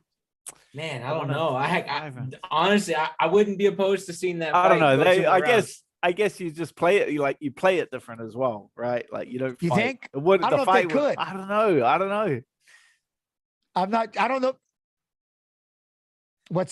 Oh, okay. So we got it. All right, chat. So now it just doesn't stop. We have the next fight, Piotr. We got Piotr and Sterling, Aljamain Sterling. Here comes the video right now. Bantamweight king Piotr Jan became a UFC world champion at 27. His first defense beckons tonight. Yeah, but he is taking on Aljamain Sterling, the Funk Master. A dangerous threat to Piotr Jan's title. The first fight with Jan, the game plan was to pretty much do what I do to everybody else. Put the pressure forward, use my unorthodox striking. When he opens himself up, look for the level change, look to take him down, strangle his ass, backpack him. Aljo's just not giving him any space. No space. Look at that knee. Just pressure, man. This is a crazy pace by Sterling, though. But he's fatiguing, and you're seeing it. He's getting sloppy in the way he moves. Oh! Huge knockdown for Yan! I knew I wasn't feeling good, but I knew if I could just get him down one time, get him tired, maybe I can make him make a mistake and I can get on his back, because that's the way I operate. Oh, my goodness. Head kick for Sterling. Oh, wait. That's illegal. His knee was down. Completely illegal knee. This could be disqualification. The winner by disqualification, and new! No one wants to win a belt like that. That's not the way I envision bringing home a world title and cementing my name in history. Ну и там, в принципе, все видно было, что человек просто максимально играет, он пытаясь сохранить титул хотя бы таким способом. How can you be a champ and not know the rules? So either the guy is a moron or he's just a complete piece of shit. Он пытается много болтать, чтобы как-то себя держать на слуху. Неизбежно его настигнет. Стерлинга ждет наказание. Furion's built different. He is a mean dude. And you see it, you sense it, it's intimidating. And no mercy fits this guy superbly well. He goes out there to do damage to you, period. Oh, that's it, that's it, that's it, that's it, that's it. Когда Стерлинг отказался от поединка по своим причинам, когда мне сказали, что бой будет за временный титул, я сказал, он знал, что когда мне дали Сандхейгена, он везде говорил, что Сандхейген побьет его. Вот получилось так, как получилось. Теперь его смерть неизбежна. The first fight, I know that wasn't me. I know what I'm capable of. And if he comes out thinking that he's walking into a cakewalk, he's gonna have a problem. Because that was the best Peter Yan, and that was the worst Aljamain Sterling. And when I take Yan down this time, there's gonna be no escape. And I swear, I'm going to take him down and choke his ass out. He's gonna tap. Oh, my goodness. Aljamain Sterling! Unbelievable! На мой взгляд, сильная сторона Стерлинга – это его хитрость, его актерское мастерство. Новшеств нету, просто хочется подготовиться так, чтобы не оставить никаких вопросов. Закончить бой досрочно, желательно выиграть нокаутом поединок. Petr Yan trying to close things out here. These are heavy shots, and that'll do it. I just want to slap him in the face, and that's it. A couple times, punch his face a little bit, take him down a little bit, get him tired, choke him out, and just putting an end to the boogeyman. Тебя били, тебя морально били, тебя, и тебе придется это делать снова. Sterling, you chicken. I show you who is the real champ here.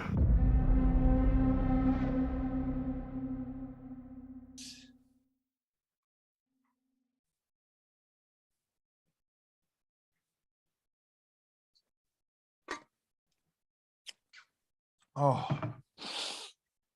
Chat. That's I'm telling you, it's just too much. So I'm looking this way and I'm like, all right, Adrian, let's have this conversation. What's up, Voltage? How you doing? Look, I'm looking right at you. I think I'm looking at, yep, I'm looking at you. All right. So you tell me about the improvements of Aljamain Sterling. Man, whenever I first went down there back whenever they were first scheduled back in October, I went out there to go help Aljamain train. Unfortunately, that fight didn't happen, but just feeling the difference from that first time to the second time I came back to help him for this training camp, I felt a complete difference. Like not even just like mentally, but physically as well. Like he was just in a different mindset. He was just man, like if I could go back to those training sessions, man, it was brutal. And man, honestly, there was just that difference, whenever you're like training with somebody and then like that first time you train with them, it's you're like, okay, you notice this, and then you notice how much better they get the next time you haven't trained with them for like a couple months or something like that.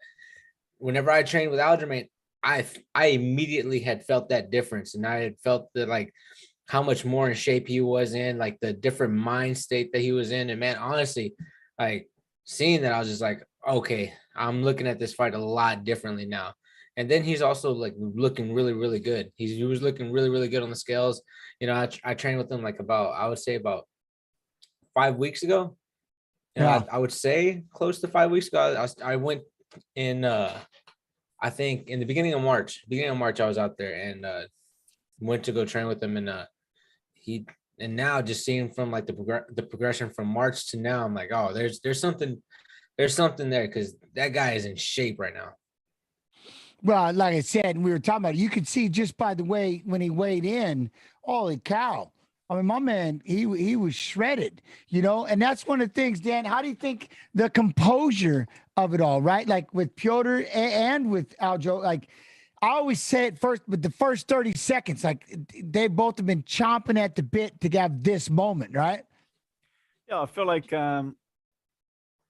momentum's like a huge part of competing at this level, like Adrian was talking about. The momentum wasn't behind, or Sterling wasn't in a good place when this fight was first matched. Like he was still kind of dealing with how the fans' reaction, like him being the champion but not getting the respect of a champion at all. He was injured. There were like a lot of different things going on. And I feel like over this time, he's really had a chance to go away, self-reflect, and have a good chance and a good amount of time to process those things. Now he's like more at peace with the fans' reaction. He can go out there, he can make fun of it himself. He can kind of just embrace it and be a bit of a troll. He got his neck sorted out. He had the surgery. He was at the PI when I was at the PI. He did everything meticulously. Like he was there every day doing his physical therapy, rehab that injury so it's just now not bothering him. Yeah. So I feel like he's in a much better place now, mentally and physically. So I feel like we're going to see a much different fight. It's definitely not going to be the same fight. I feel like Adrian is in a much better place, and this is going to be a very well contested match. And that's it. I mean, the only other thing is, I think this is his first time back since all of this too, right? The other one fought Sandhagen. So he's had, that fight in between to get that interim belt and stuff like that. I think, but just look at the way he's walking out, feeling the vibe. I think, unfortunately, again, the whole thing was an unfortunate situation. He did nothing wrong. He won. He got the belt. The crowd, like you can hear the boos and stuff like that. So he learned how to like he had to embrace it. Fine. If you all want me to be the heel of this, I'm going to go ahead and be the heel, and I can be a pretty damn good heel if you want me to be. But in all reality, he didn't do anything wrong. He didn't throw that illegal knee. He didn't do, he didn't do shit. That's the problem. That's the funny thing about it. Like maybe in height, like he should have just got up and just been like, well, what do you want me to do? Like I'm concussed. Like, what do you want me to do? Like, this is not my fault. This is like no choice of my own. Like we can rematch. I'm not worried about that. But for now, like I can't continue, which gives me the belt. Like that is the honest situation. Like that's the reality of the situation. Yeah, like, and you're saying because that's the first time. He could not have continued after that knee. 100% could have not continued. 100%. And that's the one thing is, and see why they gave him the belt. Normally it hasn't happened too often, but the reason was because he goes, I said he is downed, and that therefore it was intentional. You know what I mean? And that's again the confusion, because that's one of the first times like thinking about it was intentional. It was, and he says, he goes, I told him he's a downed opponent. He goes, I'm calling this intentional, and you can hear him say it. So UFC bantamweight champ, second most wins UFC bantamweight history with 11, third largest strike differential in UFC bantamweight history with 2.57 per minute. So I think I'm pumped for the first 30 seconds. I want to see who's going to have the composure, who is going to just go ham if they're not, but after watching the first fight, take everything else aside, technically, Piotr was the more sound fighter. And it'll be cool to see the changes, at least what I could watch in the exchanges and things like that. Piotr was just winning that fight. And, maybe it's just my opinion, but, I like the way he walked out. I like the way he's doing it. I'm glad that we're getting to see. I mean, I'm pumped. I'm excited for this fight. I'll be excited to see what they do. But like you said, it's definitely going to be a different a fight for sure. Oh. After like seeing like somebody you trained with, like, and like I consider Aljamain like a friend. So it's that's like why we just need like you. I'm like my heart's pumping right now, man. I'm just like, man. It was a heck of a walkout. 20-3. Oh, ladies and gentlemen. Main event of the evening. Like sometimes you can just play a fight wrong. I feel like Adrian played that first fight wrong. Like he came out, he was like trying to force everything too much, and it fell into Peter Yan's game. He was just able to cover up, stay composed. Yeah, like trip him, those high hands. Use his counter punching. I feel like the belt switching over definitely changes that. Like the last time Peter was the champion, Sterling had to come in and take the belt from the champ. But now that completely switches the dynamic of the situation, that Sterling is now the champ. Peter has to come in and take it for him. So I don't feel like we're going to see Sterling as tense, as nervous, using so much energy to try and force the fight.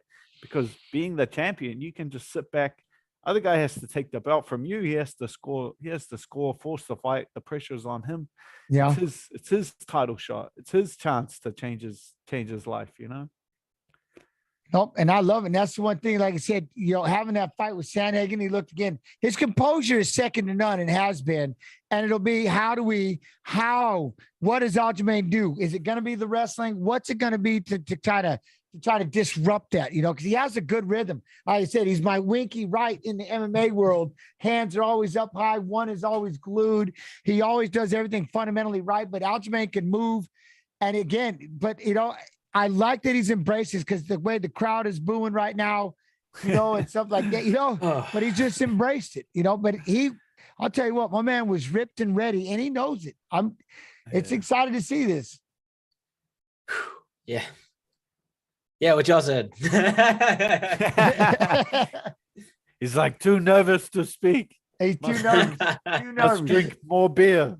That's exactly what's going on in my mind right now. Yeah, it's like my teammates fight. And I'm like just doing this. Now I look down. There's like 5 empty beers. I'm like, oh shit. Look at the size, man. Look at the size of Sterling. No touching of the gloves. No touch of gloves. First 30 seconds, about to go ham. It's the first 30 seconds, what I always love. Oh, gosh. Chat. If you're out there, YouTube, Facebook, Twitch TV/UFC, come on. Let's go. Bing. So we had a lead leg kick right off the bat by Aljo right now. Well, he's changing up his stance when he goes. Same thing again. He's going southpaw, sticking southpaw a little bit. Piotr's trying to just walk him down, and it's Aljamain out there on the warning track towards the fence, moving around. Jan's still trying to cut him off as always. That one hand is glued up. But there's already 30 seconds in and a complete change of tune. Like I was saying, Peter's pressuring forward. Aljamain's moving and picking when he throws strikes. First fight was different. Adrian came out and was pressuring Yan. Like it's a change of until he got almost like he got fatigued, right? Like in the beginning, there he goes in on a single out, and Piotr sprawls in a big bomb after he sprawls and stands up. Big kick by Piotr. Piotr threw a big hook on that sprawl. So I think one thing though I do like with Aljo, if he's just setting us up with the takedown, a couple of takedowns. Now you can feint and lob that overhand to try to open it up a little bit too. You can start changing levels and drawing his guard down. Yanez. What's going through your mind, partner? I know you're watching. Tell me what you're doing. Well, I'm looking at this because I remember trying to give him looks. I was trying to replicate Yan very, very well in the training camp. And that's exactly what I was kind of thinking. Is like he's gonna have a hard first shot, and like in that hard first shot, he's gonna be sprawled on. So for me, Aljo's doing all the things that are right. I don't want him to stay in front of Yan. I want him to be moving. I want him to be mobile because Corey Sandhagen had a lot of success when he was on going side to side. He never staying in one spot. Always did Corey Sandhagen bad. I want Aljo moving, and then if he moves, he does a really good job. He's really funky with his movement. He can hit a shot from weird spots. I'm telling you, he has some sneaky kicks, and he's actually one of the guys who can actually like kick and go into a wrestling shot. So I think he needs to stay moving and keep the kicks up, keep everything long range, and just don't get chain his wrestling. Like don't just attempt on that one shot and then be over with. He can chain it.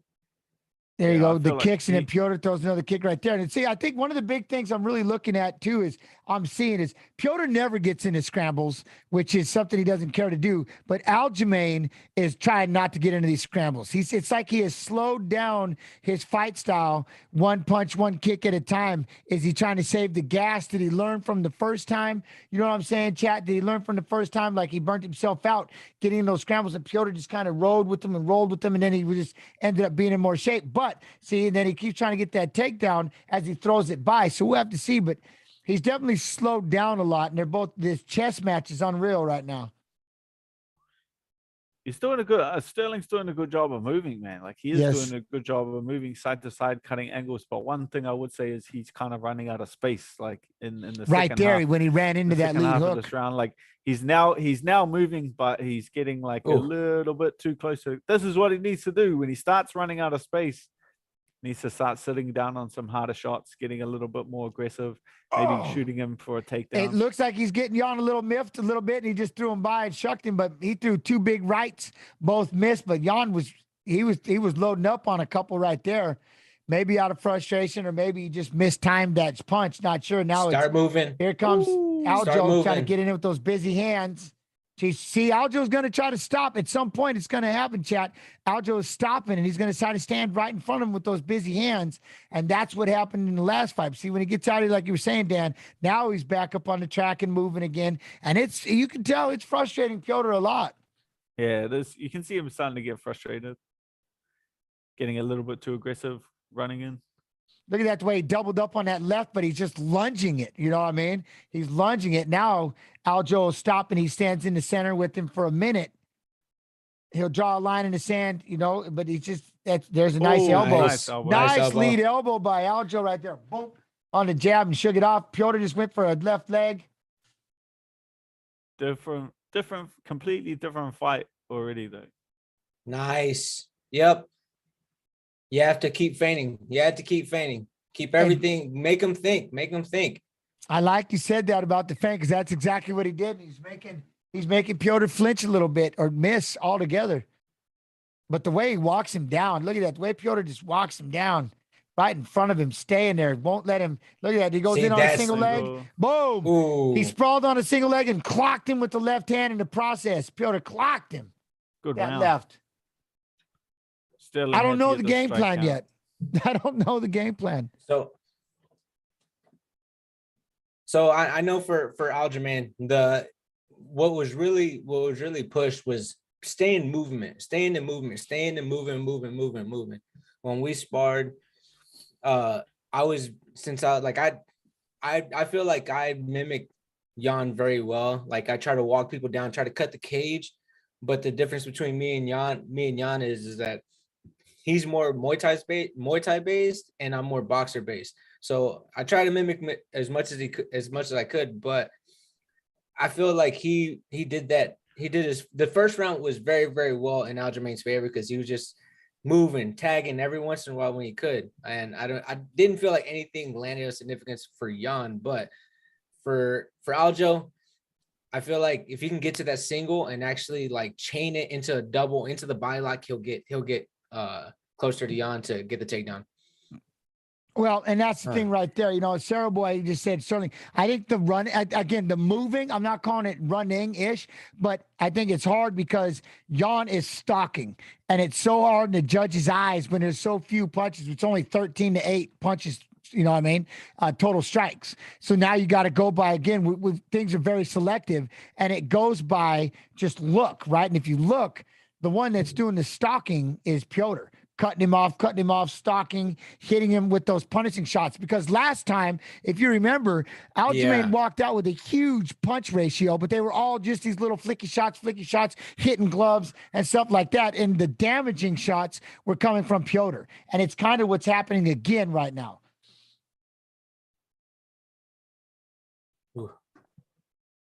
But that's the one thing is Aljo is definitely in a lot better shape, 100%. I just noticed Joe was saying that, but that's one thing. But see, then when he stops right here, and now you're going to start letting it, he goes in on that single, and failed shots, man, they get tiring. And then with a counter left waiting for him, failed shots are, look at, he goes in on another single right now.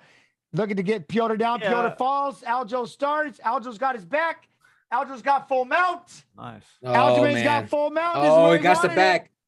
He's got his back. He's got his back. He's going to figure for the body. Oh, he's so good in this Oh, position. this is where we want it. Now he's being nice and calm. Nice and calm right here. That's That exactly slip. yeah. I don't think Aljamain's like fitter. I just think he's a lot more relaxed in this fight. He's like, then you can see in the first fight he was so tense, man. Like Yeah, he was tense and trying to force too much, wasn't he? Trying to force it. Like he's just relaxed. Like obviously you use less energy, you breathe a lot more relaxed. Like you just don't get as fatigued when you're a lot calmer. So I think he's not that he's a lot There he fitter. goes. Like, He's getting the wrap around. lot He's more getting the chilled. wrap, looking to get this choke. Piotr's hand fighting. We got a lot of time, chat. We got 3 minutes. Ooh. 3 minutes, and Piotr is in a world of trouble right here with the way he's fighting his hands, giving up his back, letting Aljamain. Sterling's Aljamain's going to start trying to throw the left hand a little bit, throw some shots. Piotr throws some uppercuts at him, but not with that foot like that. Nice. Oh, it's a lot of time. But what this does do more than anything else is you got to start talking about a 10-8 if this thing goes for, or maybe I'm the one throwing away. I'm throwing out. You're throwing him out there today. You're throwing 10-8. I'm lobbing him because I'm waiting for that. I know there's giving that him away ref for out free. there somewhere, but that's the one thing doing with the hand fighting again. That made real offense. Piotr's good job of staying patient, but now he's got to he's trying to hunker down into that figure 4 body lock. Why is the crowd booing? I don't understand why they're booing. That's what they do. Angry, but that was Grappling. He fell Grappling. into that position.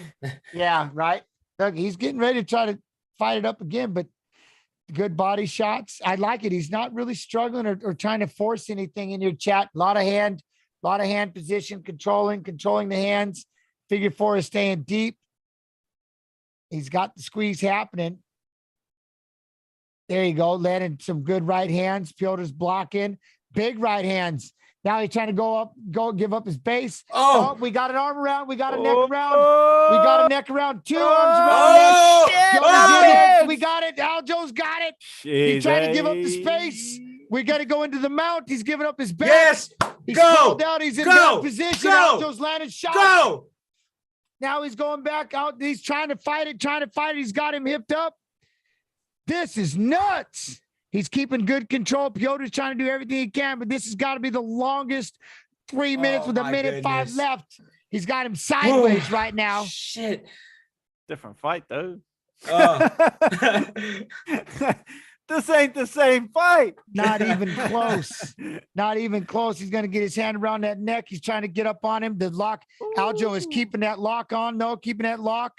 Now they're back into a reset type position-ish. That was a lot, man. Now that body triangle is still money. Now here's a question. After 3 minutes, does that wear him out, chat? You two, does that wear out Aljo at all? Keeping that body lock, that arm triangle this long? It depends. Positions, right? Yeah, no, he I'm telling you, he gets the back. He's so good at it. He's so good at it. He's been in this position so many times. Like you can see, like other people would have actually like lost that bottom hook on the bottom whenever Jan was kicking back. But he's so good at this that he's just so good at it. But yeah, 6 seconds, 4 seconds. He did a good. I can't believe 3.5 minutes of a man with the figure 4, and he fought out of it. Way to fall into it. We got like, suggested whatever... 10-8s, and it wasn't just me. Nah, that's 10-8. That's 10-8. Oh yeah. Like Jan's defense kicking that leg back is not working. Like that is not. he can't get out. Like this his defense he's been drilling with his coaches is not working. Yeah, he should have took Henry Cejudo's advice. Should have took him as a cornerman. Yeah. I don't know. All right, but I'm still nervous as fuck though. I'm still nervous. Wouldn't you be you'd think it'd be more settled after you just got a 10-8 round. No, because I just know like Jan's mentality, he's not the he's not gonna quit. Man, he's not he gonna did quit. such a good job of sliding in and getting that control. Aljo just looked so good. He stumbled one little bit, and dang, man, I'll tell you what, that was something. Wow, here we go, chat. Round tree. Now, does Piotr feel some kind of pressure? Does he got to get in there? 100%. He just got 10-8'd. Like I had Aljamain winning the first round as well. I thought Aljamain Sterling. Ooh, nice. Won the first round as That well. flying knee right there. Look, he keeps diving in on that double, and I like it, even though setup, but it's creating this shift, this balance, that's made Piotr fall and stumble just by lunging in on that double and watch him drop down, and he changes levels to sprawl to catch him, but then now they're going kick for kick. We're getting a lot more footwork from Piotr. Now he does it again. He goes in on a single. Ooh. He's going to get the double. Look at the wrestling side of it is Piotr. Nice job, though, for Aljo to get in and try to get that takedown, but pull the hands up and fight. There he goes again. Level change. Sprawled out by Piotr. Pushed him up against the fence. I don't know about if he should keep this up, because those failed takedowns will have to wear on you a little bit. I mean, he's in great shape, and he's going to have to be if this is going to be the game plan. He got kicked in the balls. He looks like he's hurt, and he's still complaining about it. He just threw a big right hand, and Aljo goes in on a single. Piotr's trying to fight it off. Aljo's in on the takedown. He's got his back again. He's got his back again. He's got his back again. Aljo's running with it. He's laughing. He's laughing because he knows he's got him. Yeah, he's like, he ain't getting out again. Damn. What a change of tune. What if you get two? Big change of tune. Struggle, running him over, and he can't defend it because he keeps falling over. He keeps losing his base. We already know his escape doesn't work. So what is he going to do? It's the transition. It's how fast he hits that back. He snatches that back up so quick. He's got to be careful because that choke's going to be there. Another 3 minutes in this position. 10-8, 10-8. Aljo's running away with this bad boy. And here's the thing that like with Aljo, whenever he goes to transitions for the back, he's never forcing. He just finds it. Yeah, it's weird. That's right. Yeah, it is. I mean, he just rolls into it, and Piotr's in a world of trouble when he keeps trying to do this, fighting out.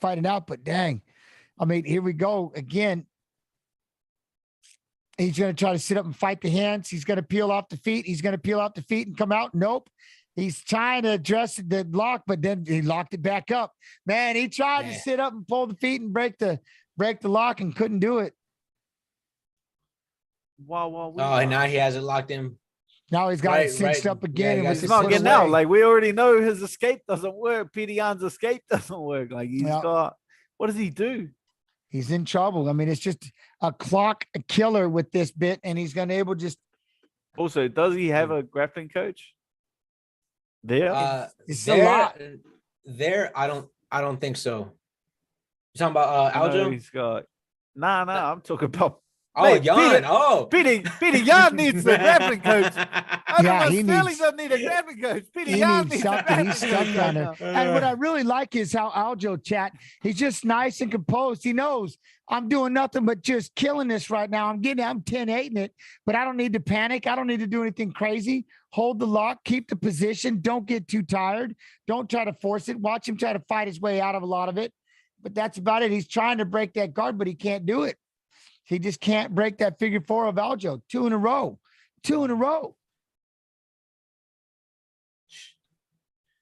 Now he's going to do it again. He's going to turn him around and belly him out again. And this is when it gets really bad. A lot of pressure on the back. Piotr's got to keep trying to roll around. I mean, props to Yan for it's not just losing it. He's literally spent 6 minutes in 2 rounds, 6 minutes in this position. It's just crazy.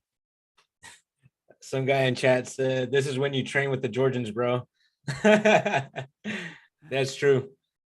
Look, now he's going to try to turn out. He can't turn it. He can't break the lock. 2 rounds to go into Sterling, but I just, one thing with Piotr is it's the way that he's getting the takedown. Is Piotr defends the takedown, but it's that second shot, that knockover. He's losing his balance, and that time he couldn't get off the single. That's the exact same one. You could see that obviously Sterling studied the way he's defended the takedown. It's when he drops right down. He's just taking his back straight away, like that hook sliding right in. Yeah. See, and that's pretty much another reason why Aljamain had brought me out too, is because he knows that I was really good at fighting off the initial shot. So every single time he would get me down, it would be like on the third, fourth, and fifth attempt. It was like he'd never like some guys, they all fall over on the first attempt. They get like a strong wrestler like Aljo, get him down, they get down, and then they had to fight their way back up. And for me, whenever I was going with Aljamain, it was the first shot, always defending. I was consistently defending. I had to defend 3 or 4 because I knew by the 5th one he was probably going to get it, but I always try to fight it to the very end. But Aljo is so good and so relentless. When he gets to the single, double, somehow he would get to the back, and then somehow he goes back to the single. It's just the transitions that he's doing. And the fact that he was able to get it from the single and then to the cage push to the double, man, that was phenomenal. Telling you, I'm telling you what. Oh, Ian Rocks, what up? Yeah, again, it's got to be frustrating though. If you're not like, man, like I wouldn't feel too much excitement. It's like, oh my God, I'm gonna go out here and this is gonna be a third round of this. You know what I'm saying? Aljo's in control, and it's what does Piotr got to do differently? Here we are, championship rounds. But if you push it, it's the way that he level changes. He drops down, and the way that he goes after. Look, single. He drops down for the single right off the bat. Piotr's better stop playing with that. He's going to take the back of. Now he's going to take the back of Aljo. He's on top of him. Aljo's trying to stay bunt. He's trying to stay hunkered up, but now it's like big knee, and here comes Aljo pushing the pace. It's when he's getting Peter's. It's when Sterling's getting Peter's right leg. He's taking his back. But I'll tell you what, Piotr's not letting him breathe. It's the only thing he can do. He's gonna have to. No, like that's the thing about Peter Yan. Like he ain't going anywhere. He's gonna make you fight. Like generally 2 10-8 rounds, Sterling would just choose to sit back and ride it out, right? Like sit back, stall, and chill. But Peter Yan's not the type of fighter. He's going to stand out here on the front headlock. He's standing out in the front head position, not really trying to move. Again, putting a lot of weight on Aljo. He's on his knees trying to fight that one hand to stand up. Then just back up and let him get up. But he wants it. Look, there he goes and takes his back again. Not 100% sure what he's trying to do. I don't know if I'll be trying to take the back of Aljo. No. I mean, you can own the position, but we can't have a 10-9. He's got to feel like you got to start trying to put him away-ish unless they're not giving out 10-8s. But I can't see 3 minutes with his back in the figure 4. But anyway, so here we go. Aljo's doing a good job of fighting the hands. And again, here comes Piotr trying to shoot him for a double. Ooh. Look for that elbow. There's a kick to the liver, a jump knee. That was a money little knee that Piotr just threw right there. Off of throwing that kick, how he spun that up. GG, but now Aljo's still pressuring forward. Keep moving. Don't get in front of him. Here he goes on that single, and this is where he was able to peel it off this time, but a cup adjustment. They're good. They're back to the center. Here we go. Quick nut grab. Oh, kick. But see, there he goes. He's got it again. He's got his back again. He's got his back he's gonna slip off. He's going to slip off. He threw the kick. He's got his back again. He's too high-ish. Too high. Too high-ish. Nope. Oh, he's out of it. Don't go diving into a triangle, which he just did. Aljo now has got a triangle. Piotr's going to try to fight out of that. Why are you down here on him doing this? Why are we doing this? If you were Volkanovsky, I'd be like, all right, I can see why you're in this position because your ground and pound is the most devastating thing I've ever seen. But why are you down here allowing him to rest and control? He's locking you up right now.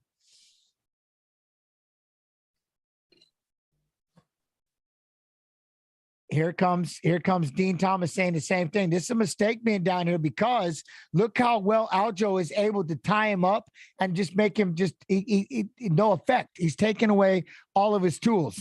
Yeah. Well, even then, like he's spinning. Aljo is like right now. I feel like he's recovering. He's not really like he's just messing with posture, not really expending too much energy. And if you're on top, like he's trying to push off, trying to create a little bit of a. How can I say? He's trying to create little winning habits right now, and I think he's also trying to buy time for him for this round. But yeah, it still doesn't look good on Aljo's part. And if on the smarter end, I'd rather say Peter, get up because also you're giving him time to recover from that knee that he took earlier too. I would be wanting to try to put as much pressure as I could. You know, the only issue, and I was going to say this, Dan, is every time he's got on his feet, Aljo somehow catches the leg and damn near gets his back. Damn near gets his back for a third time. We almost went 3 rounds in the same position, which is just crazy.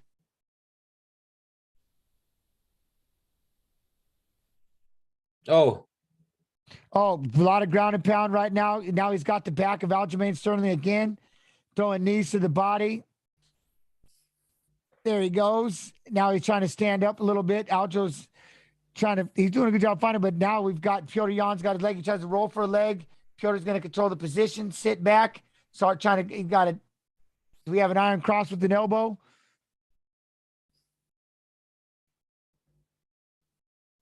I like it. He's got that steady face going on. So this is a good round. This is a good round going on right here by Petr, but that's, again, but it's not enough, right? It's not enough. If those are 10-8s that we're worried about, it's just not enough. But you know what? I don't know if the otherwise it's 2-2 if they weren't 10-8s, right? And we come into the 5th round.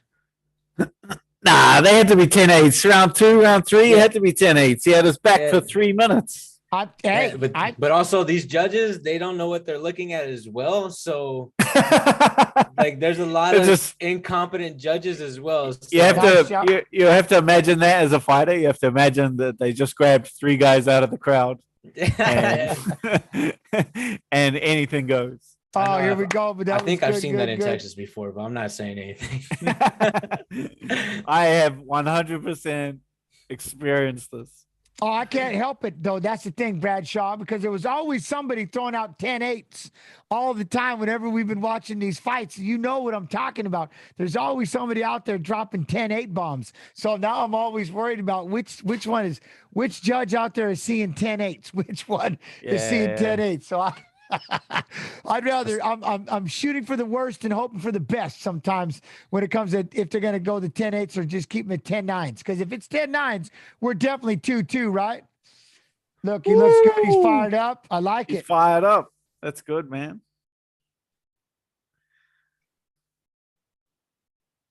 Here we go. Here we go. Oh, gosh. Whoa, way. Yeah, that was the one thing. You can tell Aljamain looked phenomenal. All right. I like it, but it makes you nervous. That's all I'm saying. Yeah. Oh, he just kicked and chipped to the ground.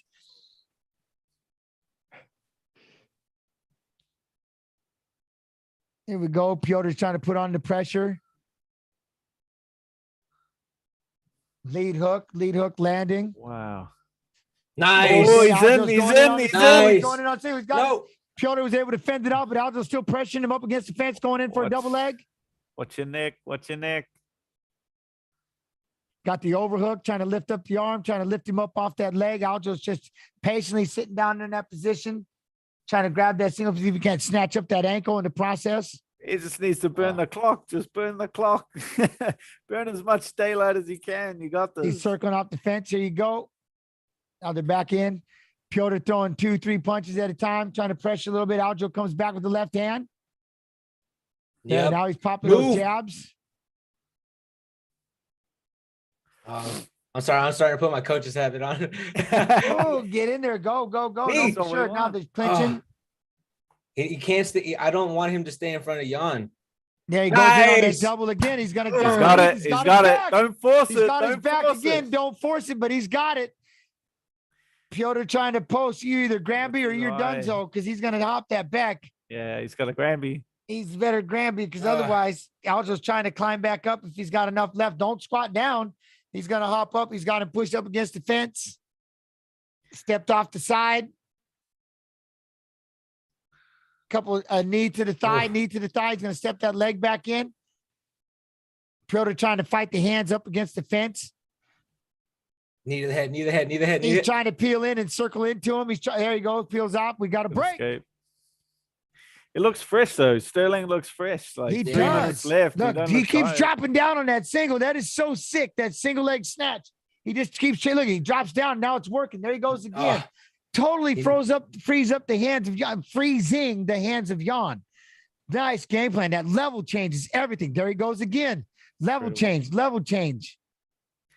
Jan sprawls out. Up. Controlling the head. Aljo's going to try to stand back up. GG. The fact that he can keep this up, he's in some phenomenal shape. Phenomenal 100%. Shape. The way he's level changing. That would wear out. Look at it. Just keeps. Every time Piotr tries to come in with some offense, he drops down for a level change. Gangster. Just gangster. To be able to shoot for that amount of times in a fight is incredible. Aljamain Sterling's shot. I want to know how many. I want to know how many shots he's taken. Like, that's what I mean. Just level change after level change. At least 50. At least 50. Jump knee lands, catches Aldo in the face, catches with the left. I'll say it like this. He sparred me for 3 rounds, and then another knee when he reached in. He's starting to time him a little bit. Piotr lands a shot, gets his back. Up. You can't let this round go. You can't let this body round lock go. Now he's down on referee's position, trying to fight for the wrist control. I think he can let this round go. Oh no! I think he's gonna win. I think he's gonna win. These judges, man, you just never know, man. I think let it go. I don't know if Piotr's trying to throw a leg in. He's just keeping the body lock, not trying to overcommit, waiting for that moment. The Aljo's going to break free. Went for the kick. There we go. They're free. They're back up. Here we go. Get knocked out. I think all Sterling has to do is not get stopped. And he tried to do an up elbow into that single leg snatch. He's pull it. He's going to get it. No, he's trying to sprawl. Nice. He's going to change this. He's got the back. Oh, but quick feet. Wow. The fact he's still got those kind of legs to get scrambled up, get back, takes the back. Dang. I don't know how Jan was able to get back to his feet like that. Good Lord. Oh my goodness. He's doing a good job, though. He's taking his back. We got short time. He's got his back throwing shots, knees to the sides. Aljo's holding on to that one hand. I love his, man. Aljo's style, man, is sick. Just keeps dropping that level. Single leg snatch is just something. Look at that. Trying to buck him off. He's going to ride. He's going to control. He's going to throw a leg in. Piotr on is just keeping the back. Here we go. He's sitting out there throwing the strikes, knees to the side.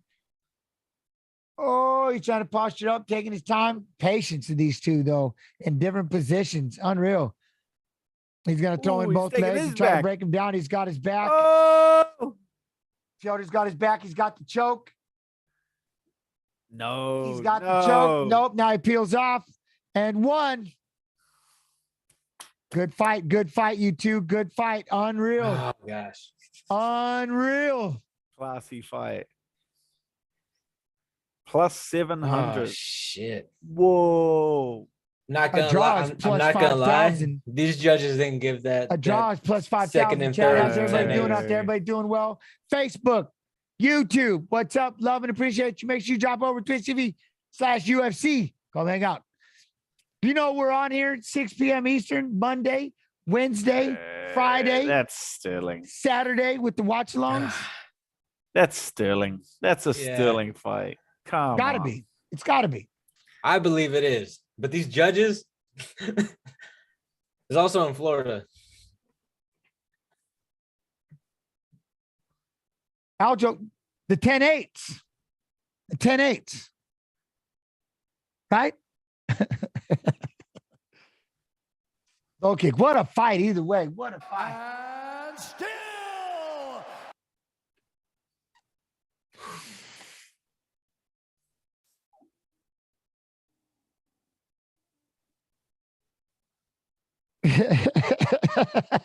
I'm going to keep saying it 10-8 because it fires up people in chat. I got to do it.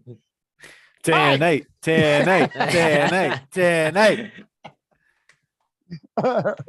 10-8. Someone said in chat, all 10-8 rounds for Sterling, even the ones he lost. No, you can't do that. Not 2 10-8s. 2 10-8 rounds. There's chat has Aljo winning in the poll. GG chat. GG. All right. How's everybody doing in the chat world? Everybody doing well? Much love and appreciation. Thank y'all so much for being here and hanging out with us. Love you. 5 rounds. Judges, scorecards. Split decision. 48-47 Sterling. Split decision. 48, 47 yawn. There was no 10-8 rounds. 48, 47 for the winner by split decision. The undisputed UFC bantamweight champion of the world, Aljo. Yes! Aljo, the Let's Funk go! Master. Get her Let's did. go! Got it done. Let's go! Yeah! You had it. What was the split about? What do you? Where do these judges go to school? Ah, man. You know, sometimes they just pick them up off the street, man. Do they pick them up on the way? I know, to the but so venue? are people fans of having live scoring where they got to show the score after every round? Yes. Are we becoming fans of this yet? Yeah. So then No, they judges can get attacked mid-fight. I think that's the. Yeah.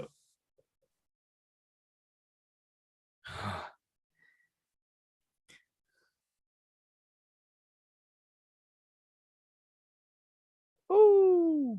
People wrote him off after his last.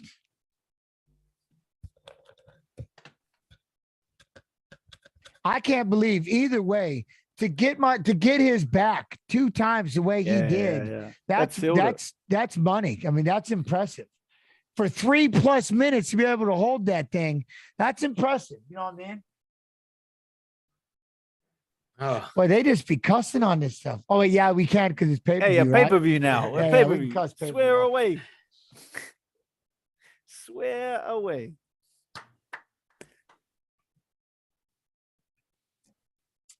The way he got his back, though, chat. I mean, that was no joke. To put that figure 4 in and keep that.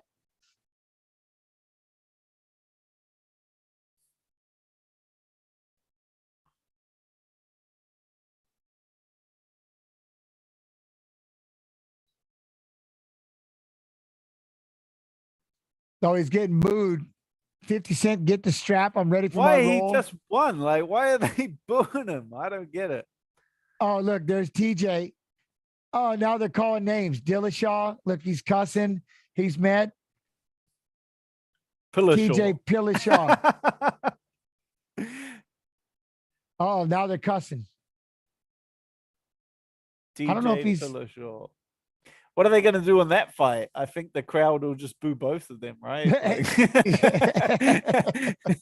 the crowd hates both of them. They love them.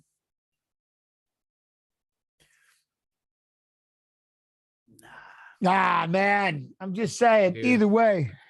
I'm literally arguing with my training partner right now. He's like, I don't see how you give round 1 to Aljo. Like, bro. The problem is, though, right? How are you going to ask a guy, like, he's got to go away and watch the fight? Like, he ain't going to say he didn't win 2 and 3. He spent the whole time on his back. Joe Rogan's just straight away. He's going to like, say so 1, 4, and 5 if he thinks he won. Extremely tired. Can you just recount?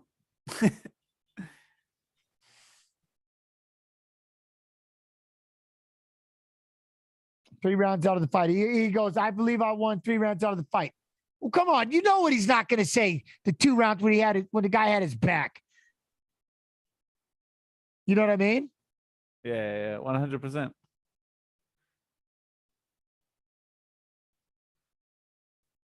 No, I win 2nd round. No, you meant 4th and you win 4 and 5.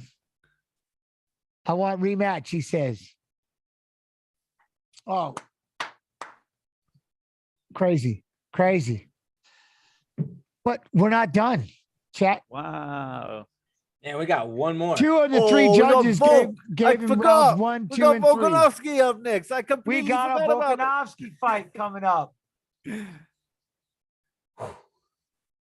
What a card, though. What a card. How's everybody? How's everybody doing out there in the chat world? Everybody doing all right? Love and appreciation to everyone sticking around and hanging out. Do we need a trilogy? Yeah. Hey, well, we got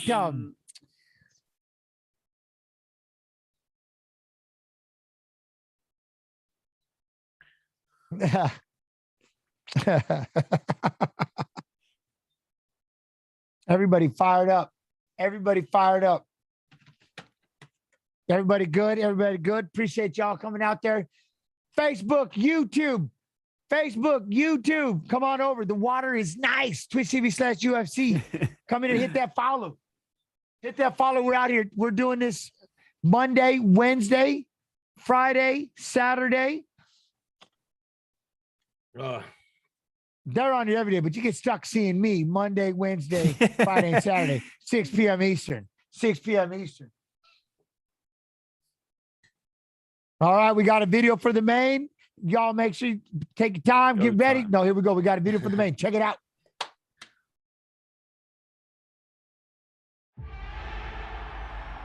I've always been confident. I don't care. Maybe it is a bit of cockiness. I feel like I'm just a whole nother breed. You know, I really do believe that. A lot of people really got that from that fight. Ooh! Knockdown for T-City. Oh, he's on the neck.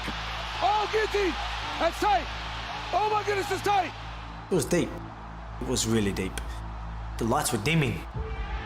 Oh, this is trouble for Volkanovsky. Volkanovsky trying to escape. He might have that. He might go to sleep. Put a lot of people in that position, and I don't think many people will come out on top. The grip is breaking. Wow! Wow! Volkanovsky is out of that choke. I ain't accepting defeat, and that's just the mentality I have. Triangle! Oh, that's tight! T-City trying to win a title with his signature move. Oh, he got out! Whoa! Oh, he got out! I thought it was over twice. The champ, he's a savage, man. Lot of blood, lot of heart. What a rally. Championship medal from Volkanovsky. I just don't believe there's anyone on my level right now. I'm in my prime. And now he's just beating them up. Oh my goodness. One of the best title rounds you will see. Because I know they ain't doing what I'm doing. They're not trying to evolve like I am. They're not trying to be prepared for 25 minutes of absolute war. I'm the best, no matter who's in front of me. He is one of the UFC's most lethal weapons. He is known as the Korean zombie Chan Sung Jung. The guy is flat out in the star. He has this cult following almost. And ultimately his skills is why people fall in love with him. His name came from the way he fights. Oh, he got him! Chan Sung Jung knocks out Dennis Bermudez! 일단 사람들이 좀비를 생각했을 때 좀비는 도망가는 법이 없고 무조건 공격만이 남아있는 그런 존재잖아요. Oh, Frankie's taking a shot! The Korean zombie does it again! He has an overwhelming volume striking attack. Forward pressure, big punches. He brings it every single time. Oh, a big right! Oh, the Korean zombie sends him down! UFC 챔피언이 되는 게 꿈이 되었습니다. 그 벨트는 내가 이렇게 모든 것을 다 투자하고 다 포기하고 다 희생하고 하는 그런 운동 열심히 한 것들에 대한 보상일 것 같아요. I see myself being just too much for Zombie. He's got great skills, he's a gamer, but I'm just going to nullify all that. 볼카novski 선수는 저와 같은 스타일의 선수를 만나본 적이 저는 없다고 생각을 합니다. 볼카novski보다 훨씬 더 많은 경험이 있다고 생각하고 그 경험이 나한테 큰 무기였어요. I'm just going to prove why I'm the champ, hurting him and finishing that fight. Matches just, well, and not going too far down. And it worked because it was taking him off balance, right? It was knocking him off balance. And he was in that, again, he got his back twice. That was the first time I ever seen it. It was whenever I went to go train with Aljo. This is the first time ever someone shot and just like he would just grab it and he wouldn't just effortless, right? Just kind of just effortlessly, just grab it, boom, like a single leg snatch. He just kind of grab and boom, and then pop right back up. You don't overcommit to it, you know what I mean? You definitely don't shoot down and get stuck on the floor and get sprawled on, but you just kind of boom, just again, that's why it's called a single leg snatch. You literally just snatch it up, just snatch and grab, right? Snatch and grab, chat. How's everybody doing out there? Everybody's still taking it all in. Everybody's still breathing it in and figuring this out, because what a card, though, right? Card, Chad, I'm talking to you. What a card. Craziness. Great fights. Great fights. Great fight, sir. Jesus loves the knockouts. Let's see a finish. That's all I'm saying. Let's see a knockout. Let's see a knockout. The zombie. I think when it comes to here's one. Like, in all honesty, now let's put the fandom aside for a minute. Well, I'm a fan of Volkanovsky, but the loyalty, whatever. Let's have a moment. What would it take for Zombie to get the upset in this fight? He's a massive underdog. You think you can catch him with the sub? Do you think you can catch him with a shot, stand up? Or can you just beat him for 5 rounds? I don't know, right? Nah, I think his best bet will be. I don't know. I don't even know how Korean Zombie beats him, right? He's definitely not going to outpoint him, I don't think. On the feet, I think just Volkanovski's options and feints are a bit too much. Well, like, Volk's had so much time to prepare for this style of opponent, like a guy that stands tall, wants to throw punches, and then on the ground is just like world class. He just fought Brian Ortega, which is like a pretty similar style to the Korean Zombie. It's not like he's coming off the back of one of the Max fights or something like that. So yeah, similar style. I know he's been working with, like, he's got Craig Jones there in his corner. Craig like runs through the exact submissions that they do. Like, I was out back when Volk fought Ortega, and they were like the guillotine, the triangle. They ran through those like repeatedly just before he went out. Like, they really were tight, like, chucking them in tight. And Volk was like doing like subtle things to fight them and work to escape. And then he went out. Like, Craig Jones is like a world-class BJJ guy. Like, he can identify, he would have been watching Chan Sung Jung and like break down his grappling. Like, I'm sure like he's as well versed as you possibly could get for an opponent like this. So I don't see it. Even being a teammate, like, I just don't see it. I feel like there's styles that give guys problems. But this style it's hard to give a guy like Volkanovski's problems with the style. He does, and he's been in too many wars. So what do you think there, Mr. Yanez?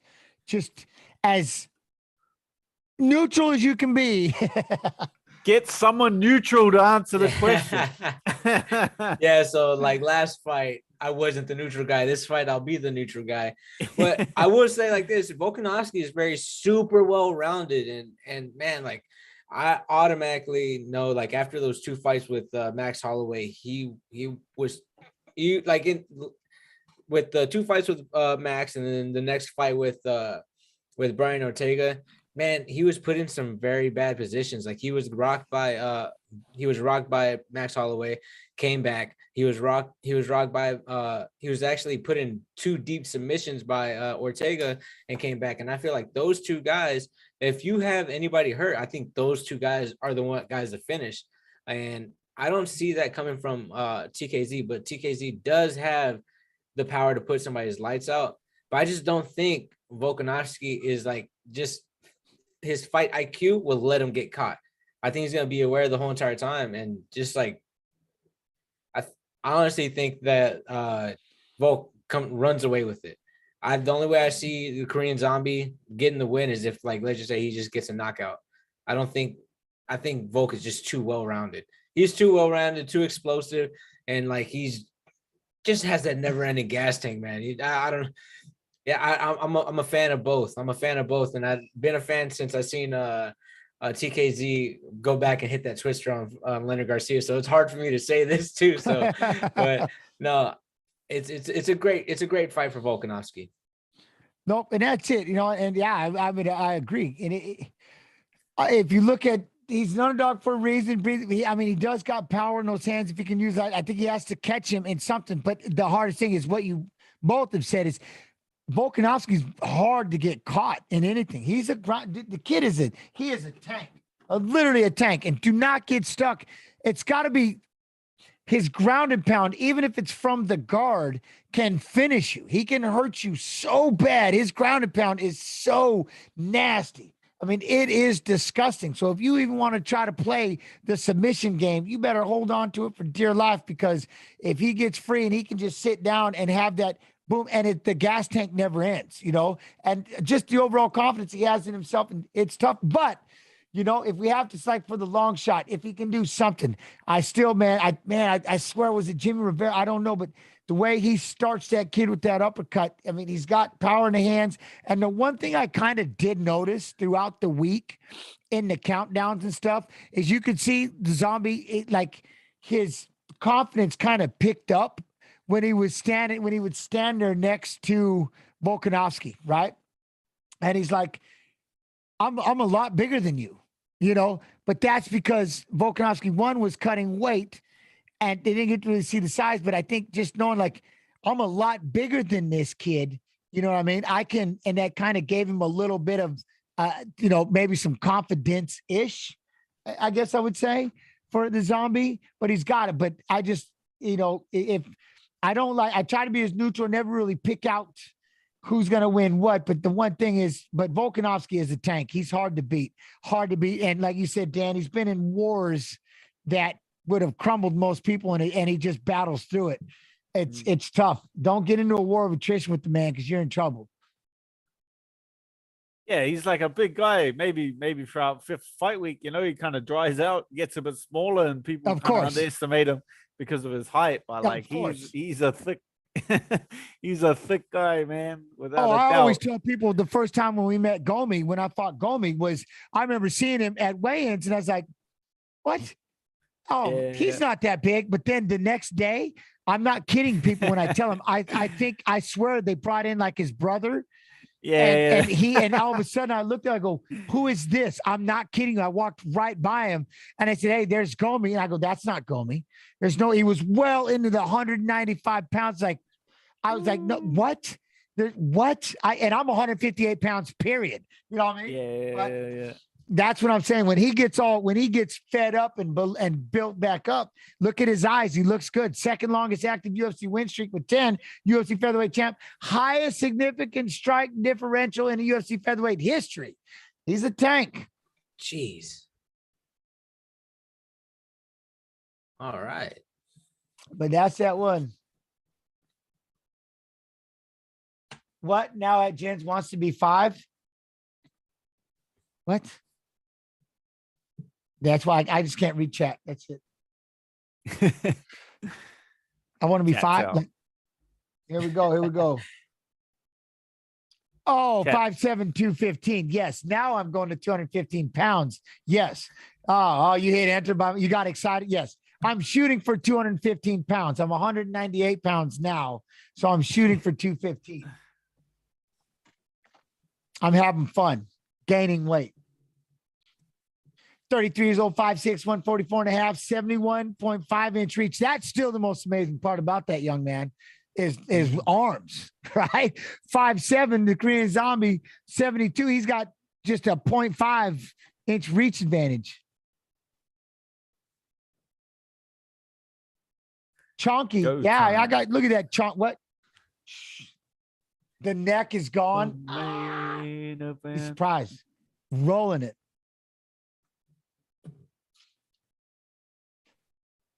I'll be live in July. In July. We're doing the International Fight Week. I'm going to Vegas. I'll be there. Watching. Ooh. Y'all can, yeah. We're going to do Evil Con. Yeah, I'll be in Vegas. You gonna be? Gotta be. International Fight Week. I'm gonna be right there. I'm gonna give Khabib a high five and tell him congratulations on the Hall of Fame and everything.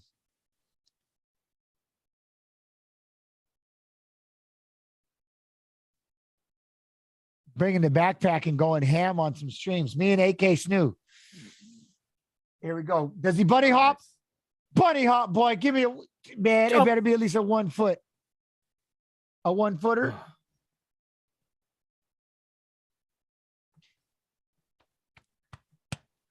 Oh.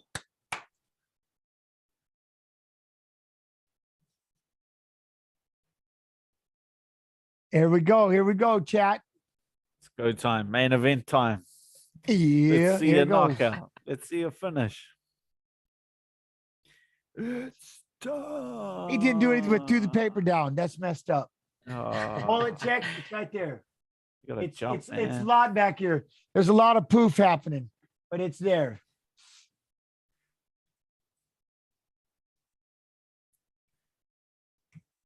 looking chill, looking relaxed. Korean Zombie. Yeah, he does.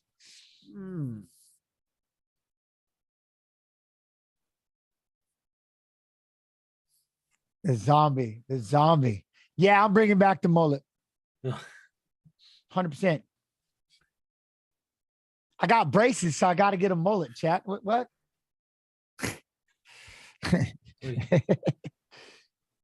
I swore I'm not leaving. Yeah, I got braces. Looking right at That makes sense. I was like, rules state. I'm getting a mullet. I just got braces, so now I need a mullet. Yes, 100%. 100%. I was like thinking, the rules of what? No, it goes here. I'll do it one time. The rules of what dictate this? I had to get braces, so then I've got the Vipers. Oh, the okay, mullet, makes sense. And that, you know, I mean, with the braces. And Now it works. I didn't see the sunglasses. I didn't see the shades. Now it works. Get Vipers. We're in. They shot down the Invisalign instantly. They're like, no can do on that business. Boom. Here we go. Oh, bald on top. We call that a skullet. A skullet. Skullet? If you're bald on top, you can't grow no hair on top, but you grow all the roundings. Oh, yeah. That's a skullet, right? Yeah. Get them, lads. Here we go.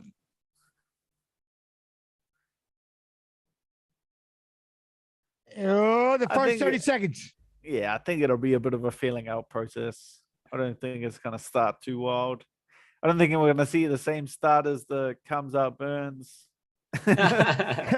Or even Sterling Yarn. Like Sterling Yarn started super fast. I feel like this will be a bit more of a feeling out process. All right. Right off the bat, we're rolling right out to the center. Zombie's kind of stalking forward. He's super heavy on that front leg. Yeah. Already.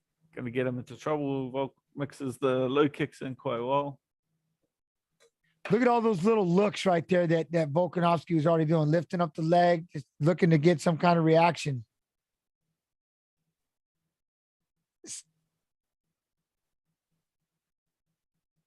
Stepping inside with that kick. Oh, that counter, the long jab by Zombie, but that counter lead hook by Volkanovsky when he threw it.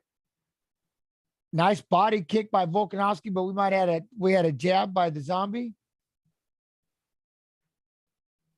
Oh, this feeling out process. You two, what are you seeing? What are you seeing? Yeah, like Adrian was saying, I think like Korean Zombie's a bit too heavy on that front leg. He's getting caught with that jab. Like it's too obvious when he's coming into attack. Whereas like Volk's a lot more harder to read, right? Like he's different looks.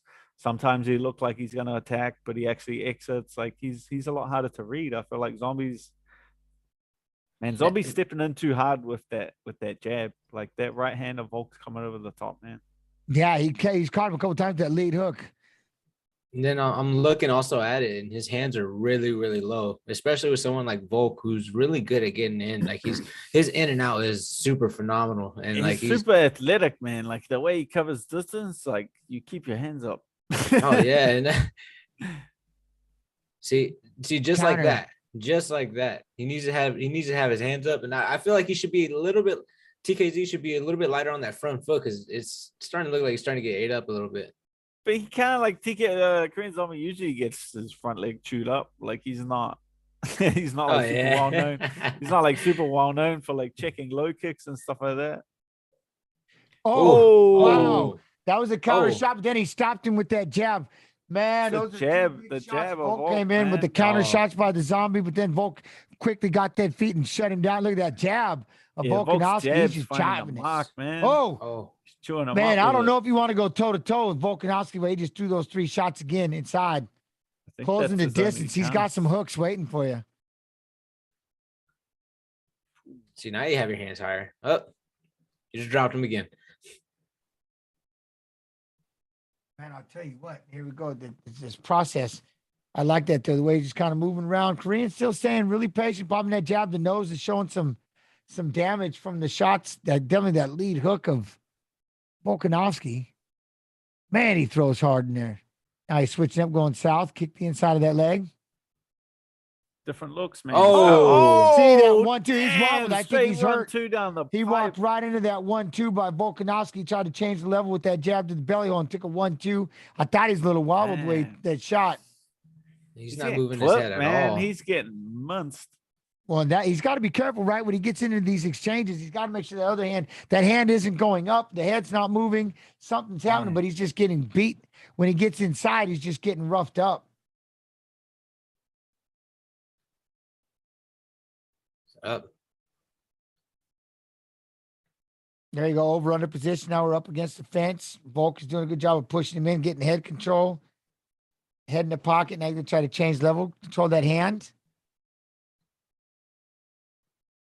Go for a trip. Nice trip. Good takedown by Volkanovsky. Here we go. Zombie gets into a butterfly for a minute-ish. He's going to try to get back up. That was a Volk heavy, perfect pushing him wall up walk. against the fence. Yeah, I was wondering how Volks was going to play that. Like, he's winning the striking, like why go into the danger zone with Korean Zombie's grappling? But that's just Volk, I guess. Like, he's so confident in his skills being so well-rounded. Like he did with Ortega, he's still not scared, even though they're like a black belt, super world-class on the ground. He's not scared to take them down.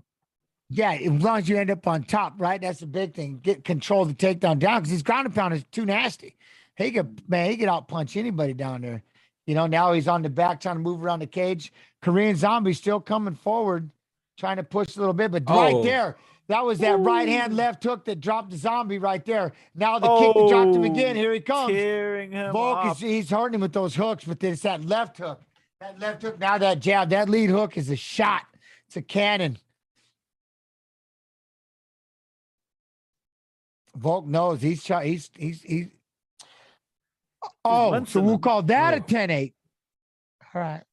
Yeah. All right. Oh. So if you punch someone, it's a 10-8. But you can't sit on their back, figure forward, working rear naked choke for 3 minutes and 20 plus seconds. If you grab them and hold them, that sucks. But look at right here. That's the thing when Zombie threw that jab extended, but those punches are coming in with business. The way that look at Volks is throwing these shots, twisting them over, just doubling them up. Boom, boom. Right in with seeing that's the problem. Every time he gets in range, those shots. All right, Zombie's getting munced. His face is already busted. Yeah, Volk is stepping inside and hurting him. Look at that. Look at the body twist on that left hook. Woo, his head is like moving straight down a center line, so it's making it super easy for Volk just to tag his face. Here we go. I would like to see more feints out of Korean Zombie. I like to see a little bit more, and then and not to keep his head in the center because man, it's getting him made up. More jab from Zombie would be good. It seems like his own face is his jab. Like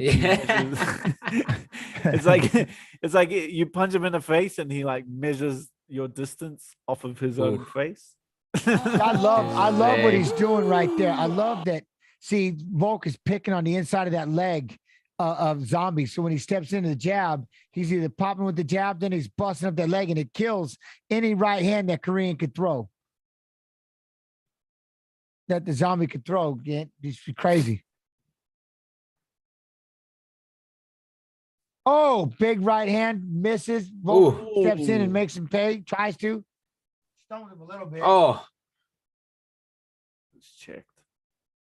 You can tell, man, Volkanovsky is dialed in right now. Korean started, Zombie's trying to, he's trying to find a rhythm, and every time he does.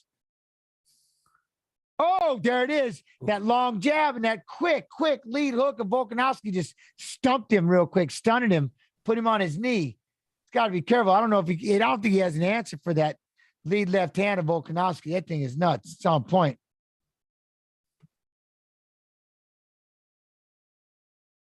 He caught the jab right there as he was backing up.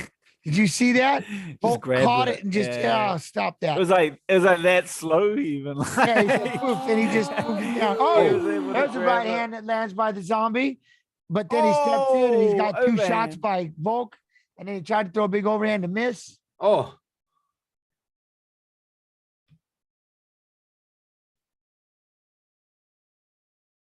Pop that jab, pop that jab. They're looking for that front kick, huh? They have to. They have to try something new, man. Like, here we go. Moving in, moving in. Still patient, both of them. Still patient. Oh, there you go. Closing and see where he slid in and threw that right hand. I like that. Off that job. There it is. Oh, he done. He stumped him. He did the brain in. He stumped Done, him, and now got he's him. trying to figure it out. But it was that delayed fall. Now he's going to try to throw it back. He's got to be careful. Volk ain't going to fall for it. He's going to go with the takedown. Nah. What a crazy man. That delayed reaction when he hits you that hard in the side. Now he's going to get into half guard. This is not where you want Volkanovsky with that ground and pound, especially when you might still be a little dizzy from that shot he hit you with. Yeah. This is not where I would want Volkanovsky to be. He will be dizzy. He did the backwards. Oh. Zombie was able to kick away right there a little bit. Yeah, the way the body stopped, right, Dan? Yeah, the way that he threw your like, shot. Yeah, I'm telling you, it's spooky when you get hit like that. Look at Joey speaking my language right now about the relentlessness of that ground and pound. Oh, man, he throws. And I'd like he tried to do it off the break, goes in on a double leg again. Zombie's going to try to peel him up. There you go. Got him pushed up against the fence. Going to peel off again. There's going to be another. He's like, I'll start the whole scenario over and see if I can land the elbow this time. Short elbow.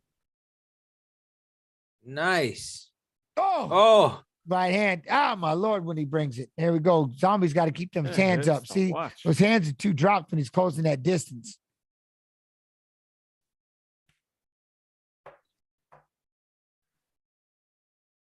Oh.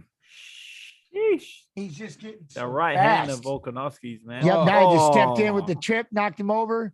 He's nice job. It was almost like that trip. Now he's going to sit on that leg, throw the shots.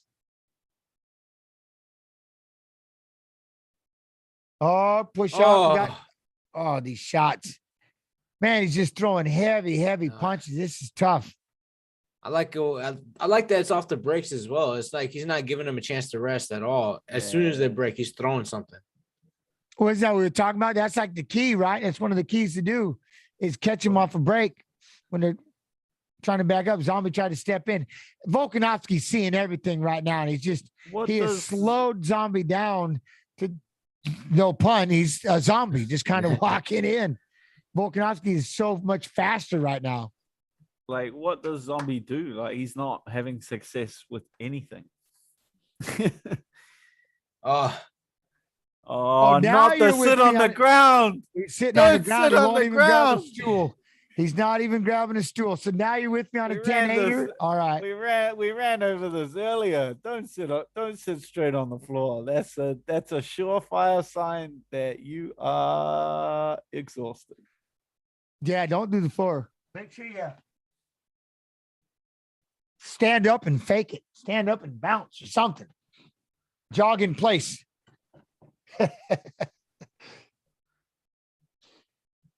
Here we go, Chad. But look at that jab. But that lead hook so fast, it just stunned him. Just quick. But that shot right here, boom. Just to the side of the ear hole. Just right in front of it. That is temple-ish. Elbow right there. Same spot. Oh, man. I'm telling you what.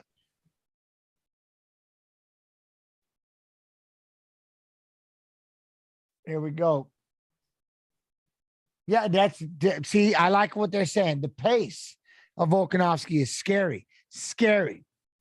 We had him hurt, looked like he had him finished, and he just kept shooting for takedowns. It's like he's in absolutely no rush to get him out of there. It's like he enjoys playing with his food more than yeah, and he is. He just landed that high kick to the head, landed that right.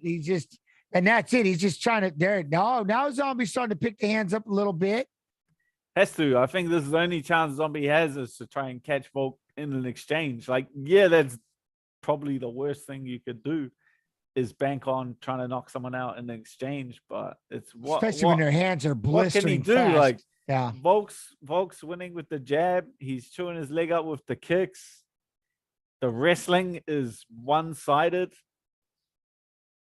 It's the only real hope he's got is to catch him in an exchange, right? Yeah. And then, but now, see, that's the one thing right there. I don't know why Volk stopped, but those calf kicks of that young man are ridiculous. Now he's coming in. Look, kick the leg out from underneath him right there. Yeah. They're trying to get in the exchange. See, Zombie's exchanging a little bit more. Here we go. See, now he's got to let him go. He cracked him with an uppercut, and that's the punch I was worried about from before. Well, not worried, but that's the one shot he got to work out. But he's got to throw punches 2, 3, 4, and it's you better find a gas tank. If you don't got it, you're gonna get pieced up on this 1-and-1 shots. Yeah.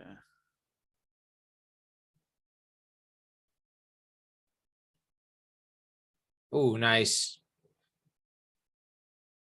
Throwing that kick. Here we go. But see, Volk doesn't do any one thing too much. Like like the legs hurt, the faces hurt, the takedowns are working, but he just constantly just keeps rotating between all of his options. Like he doesn't. Like if I hurt someone's leg, I'm like, man, I'm gonna try and smash that thing off. I'm gonna go all in on. I'm gonna go all in on something, you know. Oh, that froze him. Look at that. But Zombie's still trying to walk forward, moving backwards. Look at that, just sticking him with that jab. Because he can just pop in so quick. Look at that. He goes with the 1-2. Boom. Right nice. Double. That was right a beautiful when the level Zombie tried change. to commit. That was beautiful. Right when Zombie was trying to commit with a full shot. Timed it. Gonna take the back. Man, he's seeing everything right now. Volkanovsky. Good Lord. There we go. Zombie's fighting with him. He's keeping the head in the pocket, being nice and heavy, nice and heavy.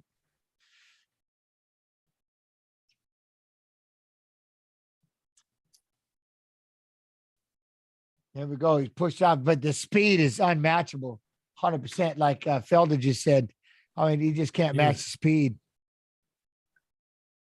Now he's just trying to walk it down again. Got to get aggressive. There we go. Double jab. Ooh.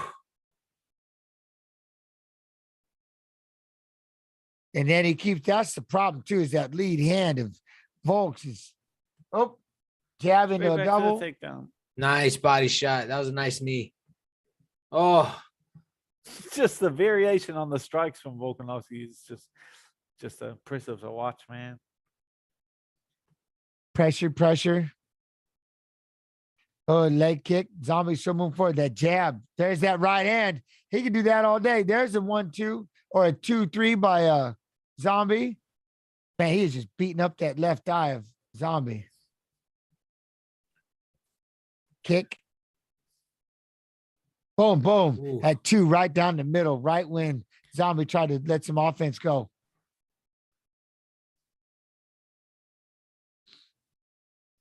Popping that jab. Man, this is crazy. See, I like that. Zombie was digging for the liver-ish right there. He tried to go in, lunge a big liver shot.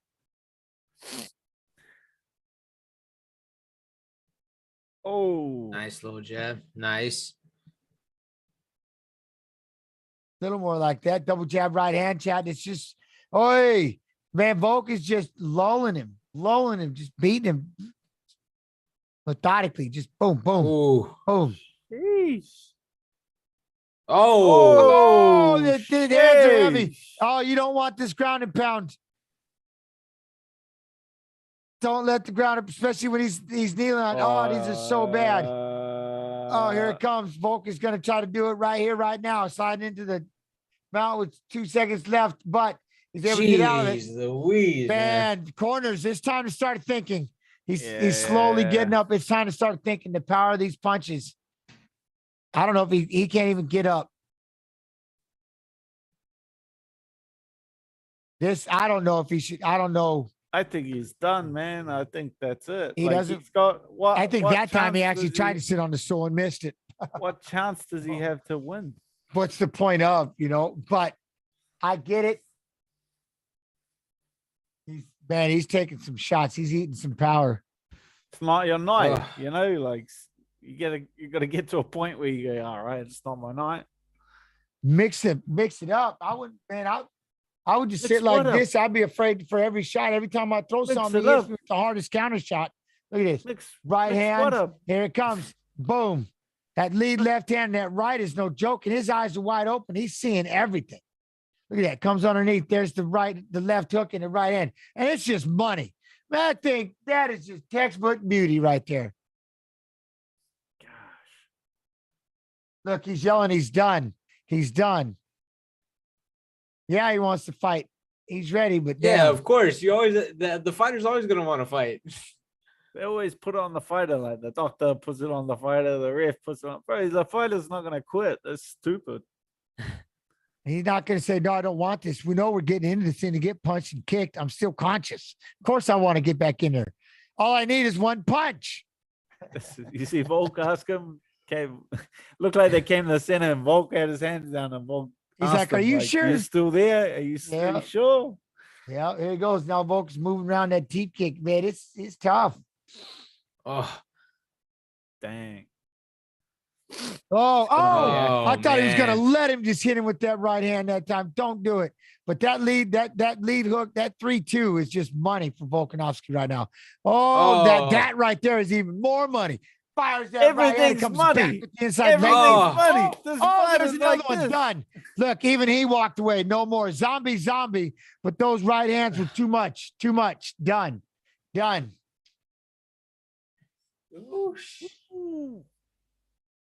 That was that was it. Money right there. We don't need to see. That was it. Those were blistering. Those are brutal. My heart goes out to you, Zombie, but that was a perfect stoppage. Perfect. Sure night. I mean, he had the doctors. He did it all. He did everything right, I believe, on that. Man, I'm telling you what, Dan, that lead hook right hand of woo, Volkanovski's no joke. Look at, wow, that right there. I And love that leg then- kick. No counters with that. And then Boom. Dude, yo. Boom. 1-2. Herb's 1-2. like, nah. Good stoppage. That's a good stoppage from Herb. Like He most was refs are just gonna getting wait till picked they go up. down or hit Pow. the deck or That something. shot, Step chat. in, man. The step in.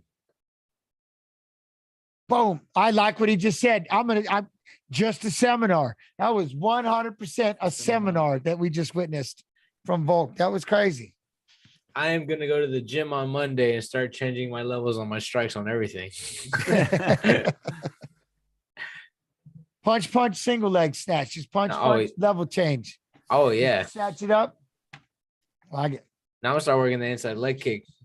Volk No, inspired me. 100%. I never like it because I always catch a knee. So yeah, he's inspired me today. Well, hey, as they look out fired up.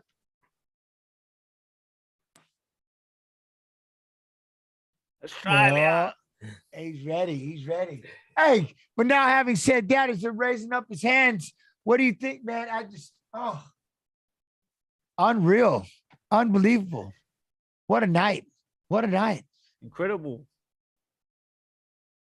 That's our 45 first seconds. stoppage of the Discord. Round 4? Was that round 4?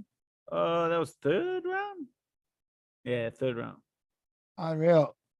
Dang. Go work, Volk. Go work. Yo, I'll tell you what, GG Volkanovsky. Hey, everybody out there again, much love and appreciation. Facebook, YouTube. Thank y'all for tuning in. Make sure you get over here to Twitch TV/UFC. Hit that follow button. We on it. I know I'm on here Monday, Wednesday, Friday, Saturday, 6 p.m. Eastern. But YouTube, real quick. Let's go over something real quick. So going back through this card, I mean, who do you have for fight of the night? Burns Chimaev. That's my fight of the night. Has not changed. I called it at the time. I called it at the moment. I said, this is going to be fight of the night. Nothing was better than that. That was fight of the night. That was incredible. Man, you know when someone steals your answer? You just got a nod, right? You just nod. You're like, that one. You're going to steal my homework? You're going to copy my homework, man. Get your own homework. All right, so here's one, though. But the question is, we all agreed. So performance of the night. I'm going Volk. Ooh, That's hard yeah. to beat, man. Like, didn't even get punched. He'd been fighting for 12 minutes. He didn't even get punched. That's incredible. Oh yeah, absolutely. It had to be Volk. Has to be Volk. Still my homework again. You've been reading my homework. Yeah, that's exactly what I'm doing, man. Look, all right, but look, yeah, you know what? I'm with you. I'm not even arguing. You're winning because I was gonna say Aljamain but then I was like, it was questionable, but he did have a good game plan. But he was so dominant. I don't care how long it's been with zombie fight, title fights up. He just looked unreal. So I guess here's the deal. So what is next for Volkanovsky? He's about to say, who do you want to fight? Holloway. There was a fight that was meant to be scheduled. Oh, that was Max Holloway. That was Max Holloway. Ooh. Oh my, wow, I love him. If you want to fight him, get your stuff together, right, man? People are gonna miss out and get that stuff together. But look at him, he's on fire. So okay, so here's another one. Do we see a rematch with Aljo and Piotr? Or I believe so. I believe so. I reckon they'll do the Dillashaw fight, and then maybe after that, I think Jan's gonna have to beat someone. I think he's gonna have to beat someone. I don't think it was like that controversial, right? No, because he beat Sandhagen, and Sandhagen's right up there too. Yeah. I feel like Jan's still gonna have to go away and beat someone. I feel like Dillashaw will walk into a title. Like that fight sells itself. He's got an opponent. Like Sterling's willing to call him out on the drug thing. That'll be like the talking point. Like that fight sells itself. I feel like that's like a big pay-per-view fight. Okay. Yeah, same. If it makes money, it makes sense. That's what the UFC says. Oh yeah. I mean, I like it. So with that so here's the last question real quick. But so who do you guys see winning with this Hamzat Covington fight? Ooh, right? Man, like Gilbert did well with the striking, but wasn't really able to get in with the takedowns. So I really want to see a fighter that's gonna make him wrestle. Like Covington's gonna come out there and make Chimaev wrestle. Like that's an interesting fight to watch. Yeah, I definitely would like to see that fight. It just honestly too, man, the striking that Colby has is very wide, it's very looping, and Khamzat looks like he throws his punches very, very straight. And he can go southpaw, he can be orthodox. So I would like to see that fight. I 100% would pay pay-per-view for that, but I don't mind that being on the fight night. Just because I would love to see just the build-up, because anytime Colby Covington's on the mic, he's going to talk all the shit he wants. And then Khamzat too is not afraid to talk shit on the mic as well. So I would be 100% down, to pay for that pay-per-view as well. I got you. I love it. Hey, speaking of chat, Mr. Yanez, and don't pull the Robbie Lawler because it's coming first. So socials, promote the Twitch pages, promote the socials. How do we get a hold of Adrian Yanez? All right, guys. So I do have my own Twitch. You can follow me at Ninja Yanez MMA. On Twitter, Yanez MMA, Adrian Yanez 93 on Instagram. Facebook, you can friend request me, but I'm not sure if I'm going to accept it, but I do have Adrian Yanez fan page up too. Just putting that out there? Put it out there. Probably not going to be friends with you. But Mr. Dan Hooker, socials. Dan Hangman on my Insta. I am only on Twitch when Jens Pulver asked me to be on Twitch. And that is it. Love it. All right, sorry, man. If you've enjoyed, here's the thing, chat. If you've enjoyed the content here on UFC's Twitch channel and you haven't hit that follow button over there on YouTube and Facebook, you got to come on over here, drop in. What are you waiting for? We are on here almost every day of the week. They are, though, truthfully, almost on here every day of the week, showing fight content on Twitch. I'm on here Monday, Wednesday, Friday, Saturday, 6 p.m. Eastern. And then I'll be over there at Twitch TV/Chance Pulver on the other days, mucking around, doing what I do. And you know what I mean? And last thing, chat, subscribing is never required. Watch the content here on Twitch, but all sub All subscription proceeds go to support the American Cancer Society. So if you have that Twitch Prime available, put it to good use and hit that sub button. Smack it. You know what I mean? I want to thank the guests again, man. Much love and appreciation. You Thank two, you, thank you brother. two so much. No, I Thank the appreciate it. viewers. Thank you. Viewers, I love and appreciate each and every one of you. Know how much I love you. Thank y'all so much, man. As always, thank you for hanging out with us. It was an incredible card. You know, I'm telling you, loving it, man. Loving it. So guess what? What we're going to do now, the content ain't over. We're just going to pass it over to somebody else. We're going to be doing extra rounds with TJ DeSantis and the new kid on the block, Mr. Eves Edwards. That's right. We got Eves Edwards. All right. Extra rounds. TJ DeSantis and Eves Edwards. So y'all stick around. You're going to check them out. Tell them Jen sent you. Love and appreciation, everybody. Be real, be good, be real good. We'll talk to you later on. Flex. No, I don't know. I'm just doing it.